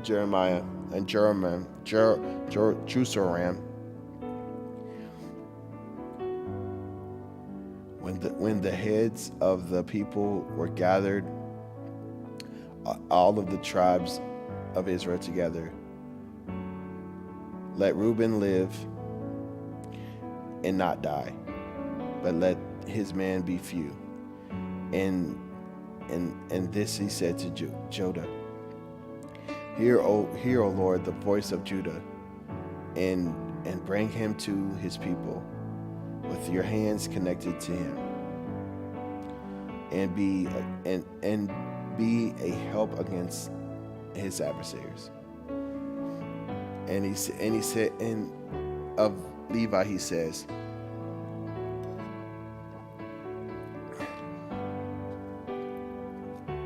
Give to Levi your Turim, and your Urim to your godly one, whom you test at Messiah. Who you tested at Messiah, Amasa, with whom you contended the waters of Meribeth, who said his fathers and mothers, I regard them not. He disowned his brothers, ignored his children, for they observed your word and kept their covenant. They shall teach Jacob your rules and Israel your law, and they shall put increase before you, and whole burnt offerings on the altar. Bless, O Lord, his substance, and accept the work of his hand. Crush the loins of his adversary, of those who hated him, that they rise not again. For Benjamin he said,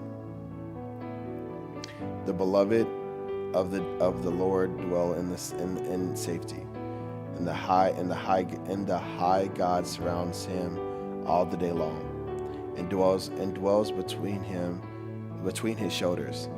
And to Joseph, blessed by the Lord be his land, with the choicest gift of heaven above, and of the deep that crouches beneath, and the choicest fruit of the sun, and the rich yield of the months, which the finest produce and of the ancient mountains, and the abundance of their everlasting hills,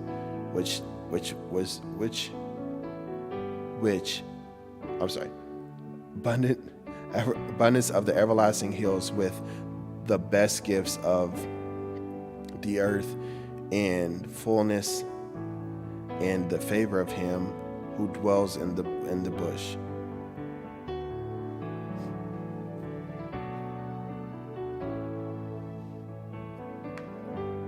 May they rest on the heads of Joseph, on the pite of him whom is prince among his brothers.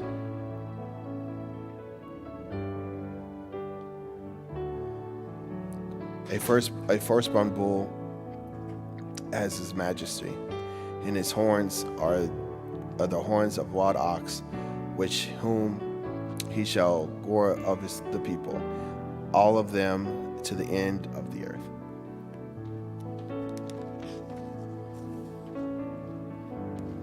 Right here.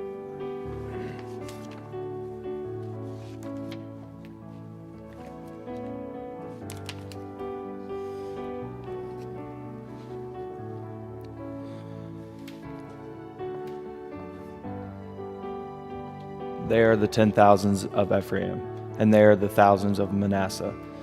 And of Zebulun he said, Rejoice, Zebulun, in your going out, and Issachar in your tents. They shall call peoples to their mountain. There they offer right sacrifices, for they draw from the abundance of the seas and the hidden treasures of the sand. And of Gad he said, Blessed be who enlarges Gad. Gad crouches like a lion. He tears off arm and scalp.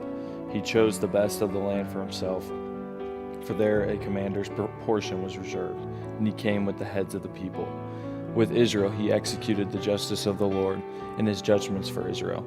And of Dan he said, Dan is a lion's cub that leaves from Bashan. And of Naphtali he said, O Naphtali, sated with favor and full of blessing of the Lord, possesses the lake and the south. And of the Asher he said, Most blessed of sons be Asher. Let him be the favorite of his brothers, and let him dip his foot in oil. Your bars shall be iron and bronze, and as your days, so shall your strength be. There is none like God, O Jeshurun, who rides through the heavens to your help through the skies in his majesty. The eternal God is your dwelling place, and underneath are the everlasting arms. And he thrust out the enemy before you, and said, Destroy. So Israel lived in safety. Jacob lived alone in the land of grain and wine, whose heavens dropped down dew. Happy are you, O Israel, who is like you, a people saved by the Lord, the shield of your help and the sword of your triumph. Your enemies shall come fawning to you, and you shall tread upon their backs. Deuteronomy 34. Then Moses went up from the plains of Moab to Mount Nebo, to the town of Pisgah, which is opposite Jericho. And the Lord showed him all the land, Gilead as far as Dan, all Naphtali, the land of Ephraim, and Manasseh, all the lands of Judah, as far as the western sea, the Negeb of the plain, that is, the valley of Jericho, the city of palm trees as far as Zoar. And the Lord said to him, This is the land which I swore to Abraham, to Isaac and Jacob. I will give it to your offspring. I have let you see it with your eyes, but you shall not go over there. So Moses, the servant of the Lord, died there in the land of Moab, according to the word of the Lord. And he buried him in the valley in the land of Moab, opposite Beth Peor. But no one knows the place of his burial to this day. Moses was 120 years old when he died. His eye was undimmed and his vigor unabated. And the people of Israel wept for Moses in the plains of Moab 30 days.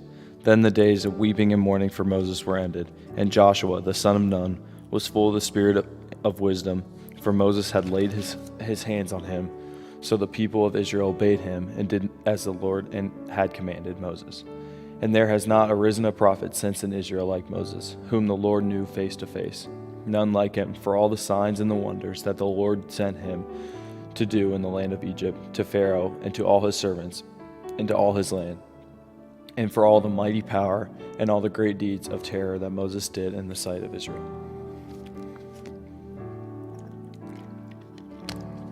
Joshua chapter 1. After the death of Moses, the servant of the Lord said to Joshua, the son of Nun, Moses' assistant, Moses, my servant, is dead. Now therefore, arise, go over this Jordan, you and all this people, into the land that I am giving to them, to the people of Israel. Every place that the sole of your foot will tread upon, I have given to you, just as I had promised to Moses. From the wilderness and this Lebanon, as far as the great river, the river Euphrates, all the land of the Hittites, to the great sea toward the going down of the sun shall be your territory.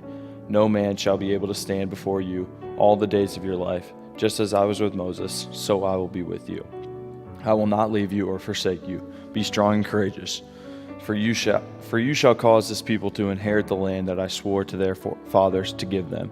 Only be strong and very courageous. Be careful to do according to all the law that Moses my servant commanded you.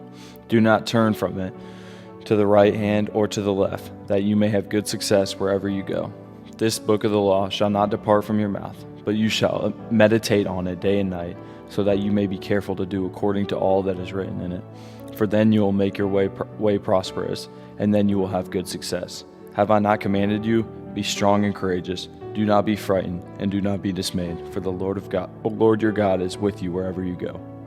And Joshua commanded the officers of the people, pass through the midst of the camp, and command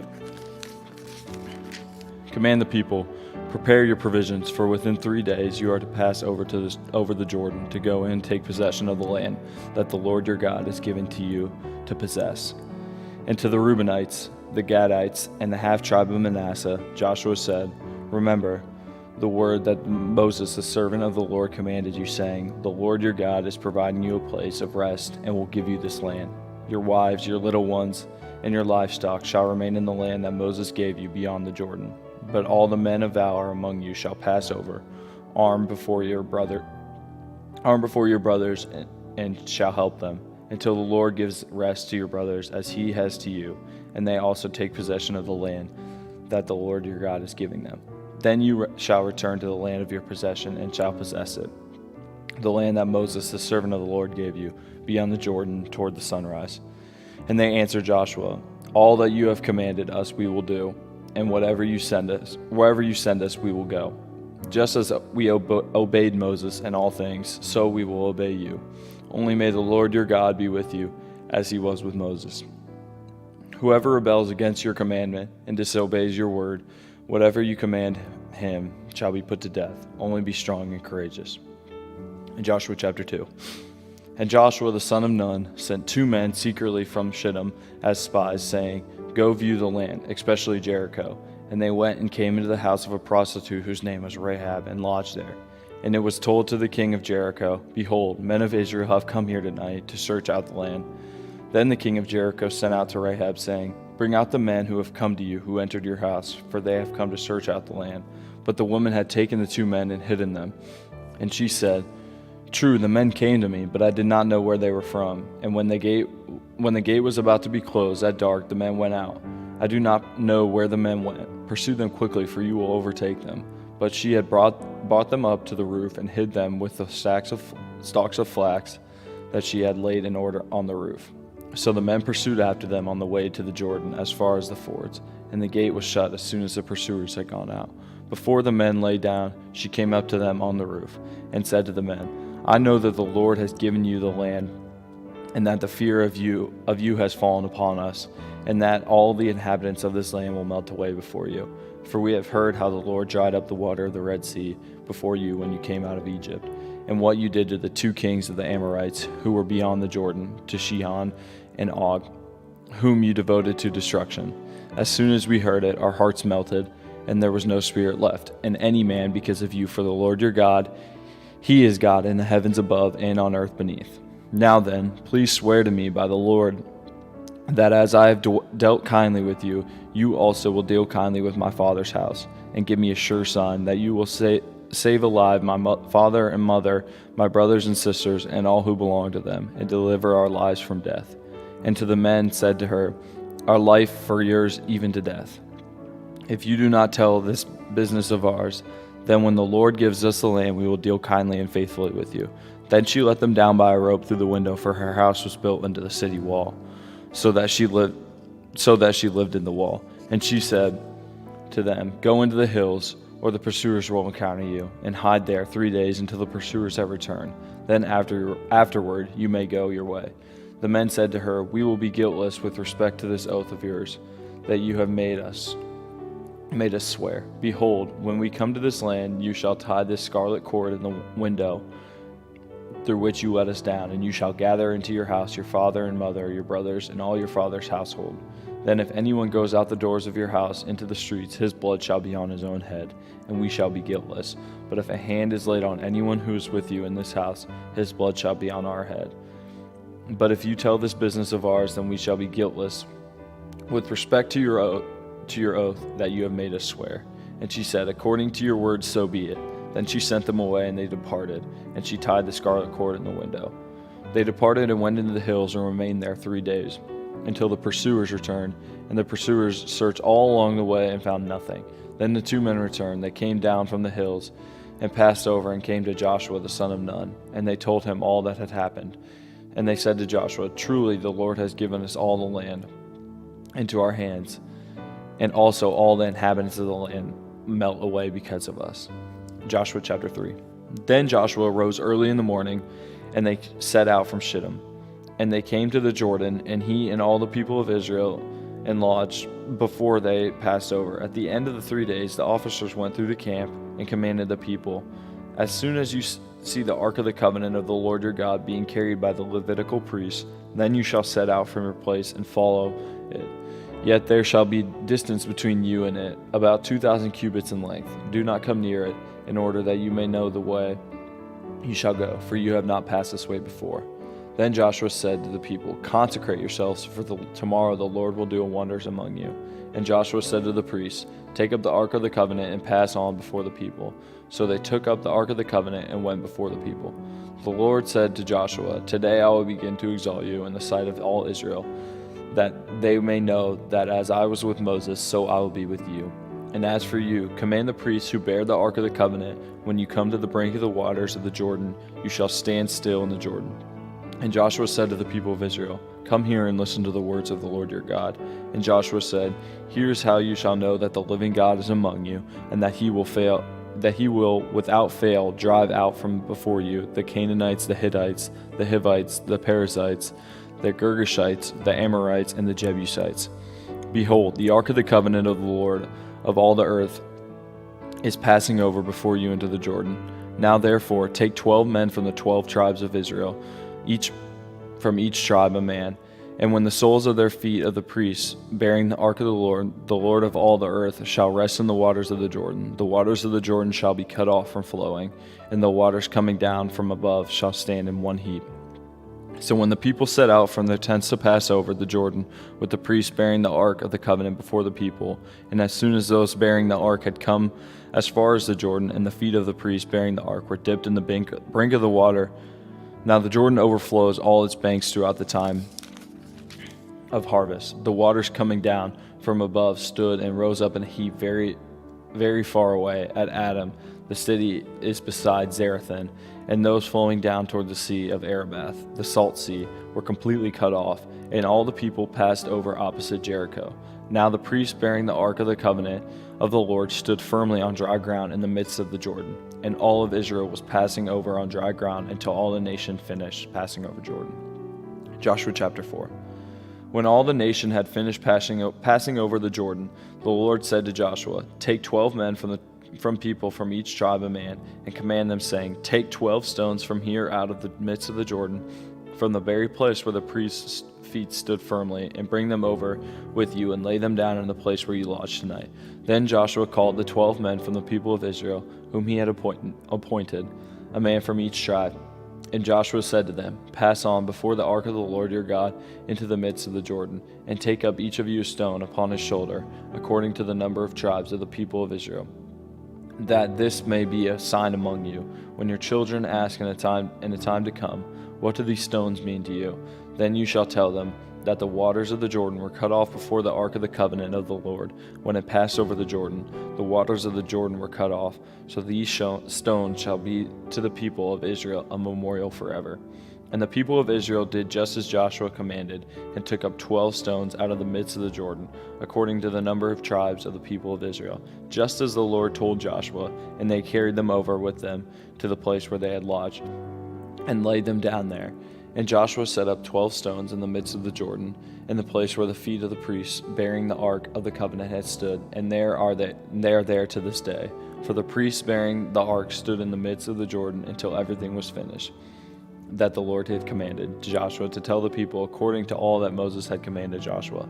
The people passed over in haste, and when all the people had finished passing over, the ark of the Lord and the priests passed over before the people. The sons of Reuben and the sons of Gad and the half-tribe of Manasseh passed over armed before the people of Israel, as Moses had told them. About 40,000 ready for war passed over before the Lord for battle on the plains of Jericho. On that day the Lord exalted Joshua in the sight of all Israel, and they stood in awe of him, just as they stood in awe of Moses all the days of his life. And the Lord said to Joshua, "Command the priests bearing the ark of the testimony to come up out of the Jordan."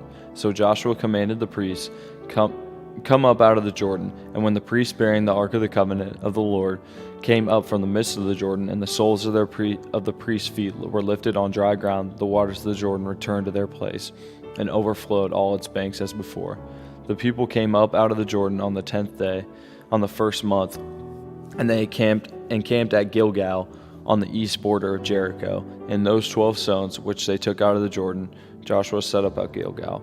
And he said to the people of Israel, "When your children ask their fathers in times to come, what do these stones mean? Then you shall let your children know, Israel passed over this Jordan on dry ground. For the Lord your God dried up the waters of the Jordan for you until you passed over, as the Lord your God did to the Red Sea, which he dried up for us until we passed over, so that all the peoples of the earth may know that the hand of the Lord is mighty, that you may fear the Lord your God forever." Joshua chapter 5. As soon as all the kings of the Amorites who were beyond the Jordan to the west, and all the kings of the Canaanites who were by the sea, heard that the Lord had dried up the waters of the Jordan for the people of Israel until they had crossed over, their hearts melted, and there was no longer any spirit in them because of the people of Israel. At that time the Lord said to Joshua, "Make flint knives and circumcise the sons of Israel a second time." So Joshua made flint knives and circumcised the sons of Israel at Gibeath Harloth. And this is the reason why Joshua circumcised them all. All the males of the people who came out of Egypt, all the men of war, had died in the wilderness on the way after they had come out of Egypt. Though all the people who came out had been circumcised, yet all the people who were born on the way in the wilderness after they had come out of Egypt, had not been circumcised. For the people of Israel walked 40 years in the wilderness until all the nation of men of war who came out of Egypt perished, because they did not obey the voice of the Lord. The Lord swore to them that he would not let them see the land that the Lord had sworn to their fathers to give us, a land flowing with milk and honey. So it was their children whom he raised up in their place that Joshua circumcised, for they were uncircumcised because they had not been circumcised on the way. When the circumcising of the whole nation was finished, they remained in their places in the camp until they were healed. And the Lord said to Joshua, "Today I have rolled away the reproach of Egypt from you." And so the name of this place is called Gilgal to this day. While the people of Israel were encamped at Gilgal, they kept the Passover on the 14th day of the month, in the evening on the plains of Jericho. And the day after the Passover, on that very day, they ate of the produce of the land, unleavened cakes and parched grain. And the manna ceased the day after they ate of the produce of the land, and there was no longer manna for the people of Israel, but they ate the fruit of the land of Canaan that year. When Joshua was by Jericho, he lifted up his eyes and looked, and behold, a man was standing before him with his sword drawn in his hand. And Joshua went to him and said to him, "Are you for us or for our adversaries?" And he said, "No, but I am the commander of the army of the Lord. Now I have come." And Joshua fell on his face to the earth and worshipped, and he said to him, "What does my Lord say to his servant?"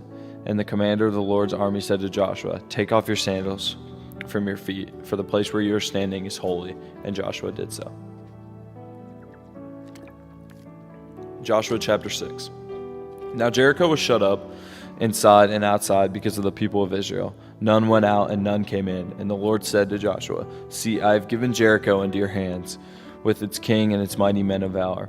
You shall march around the city, all the men of war going around the city once.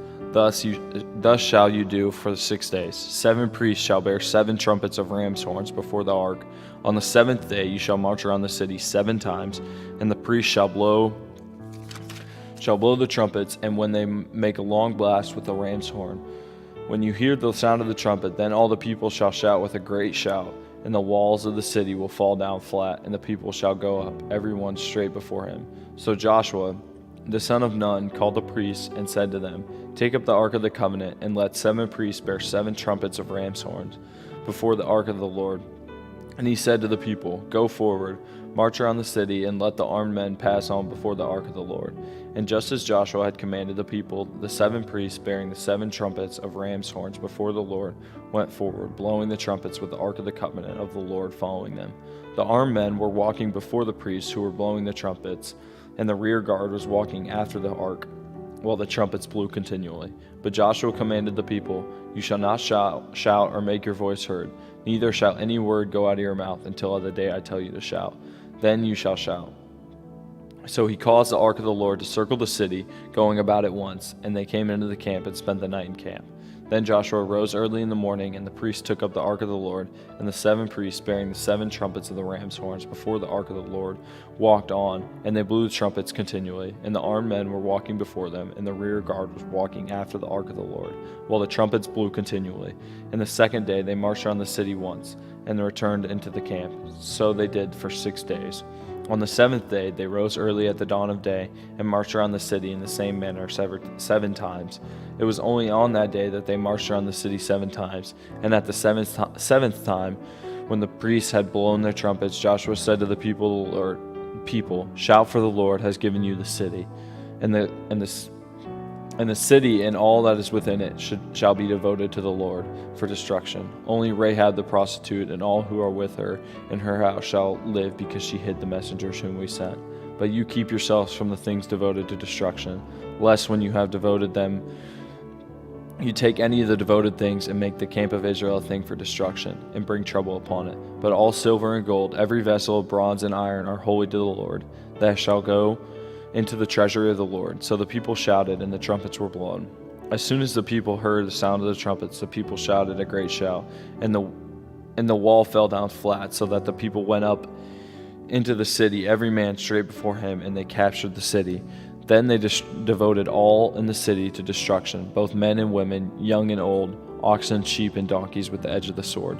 But to the two men who had spied out the land, Joshua said, "Go into the prostitute's house and bring out from there the woman and all those who belong to her, as you swore to her." So the young men who had been spies went in and brought out Rahab and her father and mother and brothers and all who belonged to her. And they brought all her relatives and put them outside the camp of Israel. And they burned the city with fire and everything in it. Only the silver and gold and the vessels of bronze and of iron they put into the treasury of the house of the Lord. But Rahab the prostitute and her father's household and all who belonged to her, Joshua saved alive. And she has lived in Israel to this day, because she hid the messengers whom Joshua sent to spy on Jericho.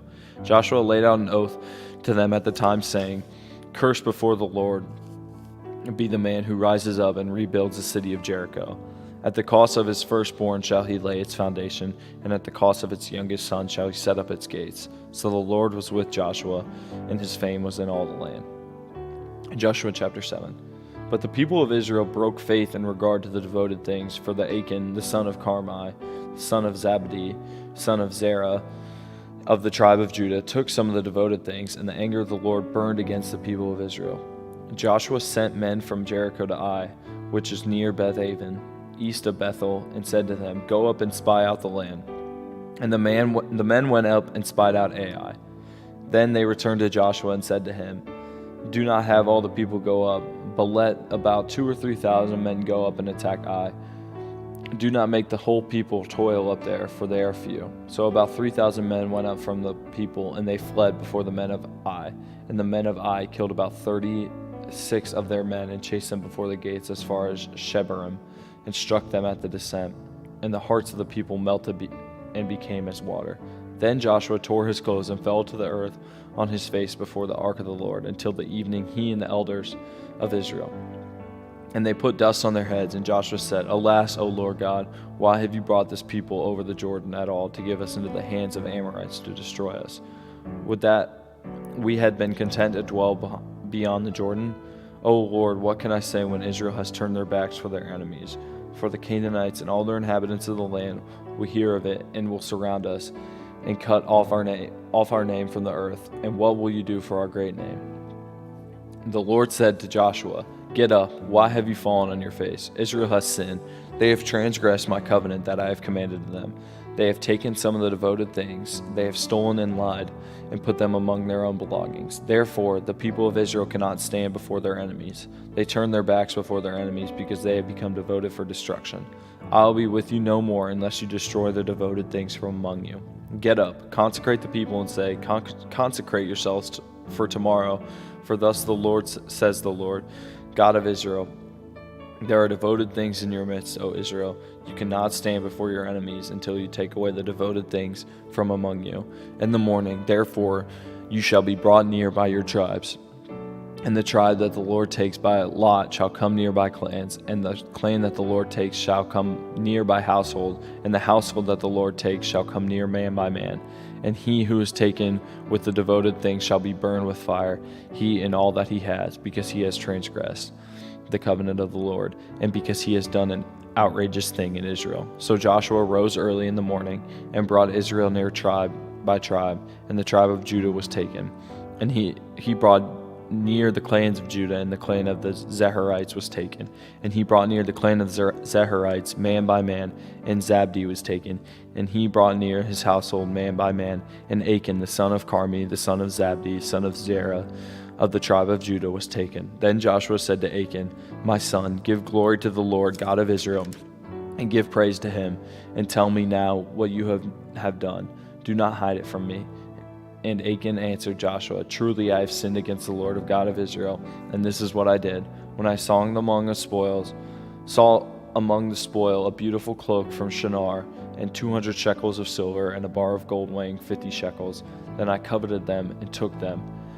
And see, they are hidden in the earth inside my tent with the silver underneath. So Joshua sent messengers, and they ran to the tent. And behold, it was all hidden in his tent with the silver underneath. And they took them out of the tent and brought them to Joshua and to all the people of Israel. And they laid them down before the Lord. And Joshua and all Israel with him took Achan the son of Zerah, and the silver and the cloak at the bar of gold. and his sons and his daughter, and his oxen and donkeys, and his sheep and his tent, and all that he had. And they brought them up to the valley of Achor. And Joshua said, "Why did you bring trouble on us? The Lord brings trouble on you today." And all Israel stoned him with stones. They burned them with fire and stoned them with stones. And they raised over him a great heap of stones that remains to this day. Then the Lord turned from his burning anger. Therefore, to this day, the name of the place that is called the Valley of Achor.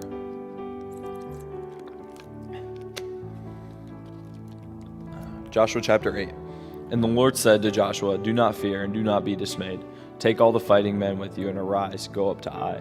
See, I have given into your hand the king of Ai and his people and his city and his land.